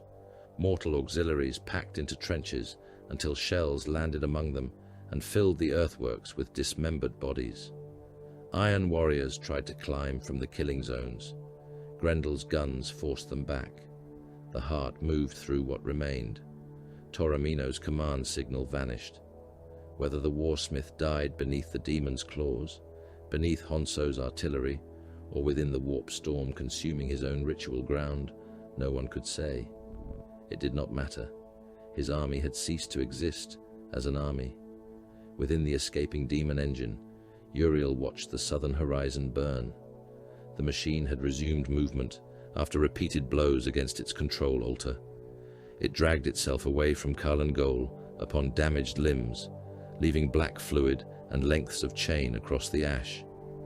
Pausanias stood beside the fractured hull opening. "Karlan Gol is gone," he said. The final towers were sinking. The fortress range folded inward around the prison vaults. Ammunition magazines detonated deep beneath the surface, each blast making the mountain jump. Armor plates kilometers long slid into the crater. The Manufactoria vanished beneath fire. Nothing could have survived below. Uriel thought of Mara, of Leonid, of the unfleshed kneeling before their broken Aquila. They had died, but the womb forges had died with them. "The project is ended," Uriel said. Pausanias looked at him. "Honsou, I saw the shell strike. That is not certainty. No." Behind them, the ruins shifted. Cadaris Grendel entered the collapse with 20 surviving iron warriors. They moved beneath unstable slabs of armorcrete, while the Bloodstorm receded towards Torremino's army. Their armor lamps pierced dust, thick enough to hide a battle tank. The newborn waited beside a fallen support. It crouched over a body, mostly buried beneath stone. One side of Honsou's face was gone. The bolt shell had shattered his cheekbone, destroyed the eye, and opened the skull above the ear. Blood covered his armor. Fragments of bone protruded through the torn flesh. His right pauldron had collapsed beneath the weight of the rubble. The living metal hand remained intact. Silver tendrils had spread from the gauntlet into the damaged plates around his shoulder and chest. They held broken armor together, sealing ruptures and moving with the slow contractions of muscle.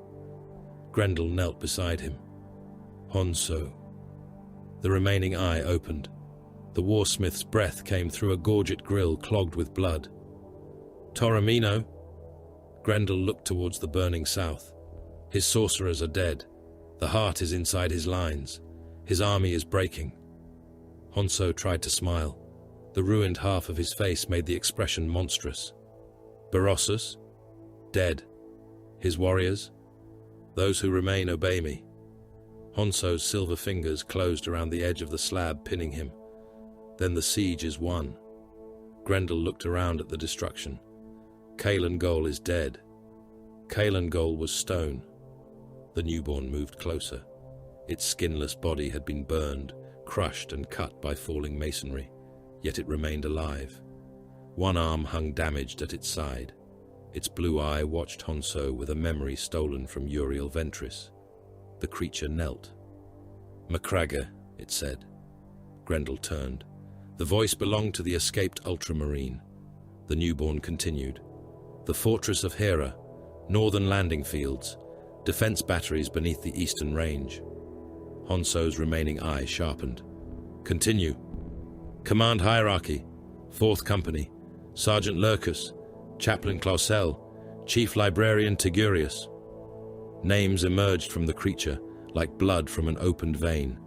It spoke of the worlds of Ultramar, of Talasar's oceans, of Kalth's underground arcologies, of Macragge's mountain fortifications. The memories were incomplete, distorted by pain and implantation, but they existed. A weapon did not require a complete map when it could reveal where the map should be sought. Honsou looked at Grendel. The lesson survived. Grendel glanced towards the ruins where the womb forges had once operated. The chambers are buried. The chambers were tools. The morticians are dead. Not all. Grendel's helm tilted. Honsou's silver hand moved towards a sealed compartment at his belt. The living metal opened the damaged plate and released the selected archives were transferred before the western breach. To where? Vaults beyond the outer manufactoria, sealed caskets, surgical records, viability tables, gene seed responses, mnemonic extraction. The active Daemonculaba were dead. The adult women who had endured the cycles were buried beneath Karlan Gol. The production system could not be rebuilt quickly. Perhaps it could never be reproduced exactly. But knowledge was not a fortress. It did not die when walls collapsed. Grendel and the newborn lifted Honsou from beneath the rubble. The surviving Iron Warriors carried him from Karlan Gol as the mountain burned behind them. The consolidation began before the bloodstorm ended. Berossus's remaining veterans swore obedience not through ritual or affection, but through continued service beneath Grendel's command. Toromino's surviving Iron Warriors emerged from shattered siege lines in scattered groups. Some were killed, others knelt. Honsou accepted both outcomes. Captured armor was dragged into surviving foundries. Tanks too damaged for repair were stripped to restore those that could fight. Weapons were taken from the dead before their bodies cooled. Wounded legionaries were assessed. Those capable of recovery entered the apothecarian. Those beyond it were stripped of augmetics, ammunition, armor, and progenoid glands. One veteran cursed Honsou while armorers removed his functioning eyes. Another recited the unbreakable litany as his replacement heart was cut from his chest for implantation into a stronger warrior. Nothing was wasted. Slaves recovered the sealed. Most died carrying them through the poisoned ash. The caskets arrived intact. Days later, a surviving warship rose from Medrengard. Its hull bore the scars of ancient sieges and the fresh wounds of the Civil War. Captured tanks filled its lower decks. Berossus's veterans occupied its barracks. Toromino's surviving weapons had been loaded into its magazines. Honsou stood upon the command deck. A metal brace enclosed the destroyed side of his skull. Silver threads from Pausanias's living arm crossed the brace and entered his armor. One eye remained human. The other was an empty socket, covered by a plate engraved with the skull and chevrons of the 4th Legion. The newborn stood beside him. Medrengard burned beneath the vessel. Karlan Gol was a crater. Berossus was dead. Toromino's army had become meat beneath the Heart's bloodstorm and Honsou's artillery. Uriel Ventris and Pausanias Lysane had escaped believing they had destroyed the future concealed beneath the fortress. The newborn opened its mouth. Prandium, it said, another stolen name. Espandor. Honsou watched the world recede. Kalth. The ship's engines drove it towards the translation point. Talasar. Grendel entered the bridge. The surviving vessels await your command, Warsmith. Honsou looked upon the fleet assembling around him. Warships once divided between rival masters now carried a single authority. Their hulls were damaged. Their holds were depleted. Their warriors had slaughtered one another for weeks. They remained enough. Iron Warriors had always made enough from ruin. Signal the fleet, Honsou said. Grendel bowed his head. By your command. The newborn turned its blue eye towards Honsou. Macragge. The word was almost a prayer. Honsou smiled through his ruined face. Set course. The warp opened before them. Karlan Gol was dead. Berossus was dead. Toromino was broken. The womb forges were buried, but their knowledge remained. Pausanias's living metal belonged to Honsou. Berossus's warriors marched beneath his command. The newborn carried Ultramar within its stolen memories. The Imperials had destroyed the fortress. They had not destroyed what the fortress had created. The fleet entered the Immaterium. Iron within, iron without. Chaos had won.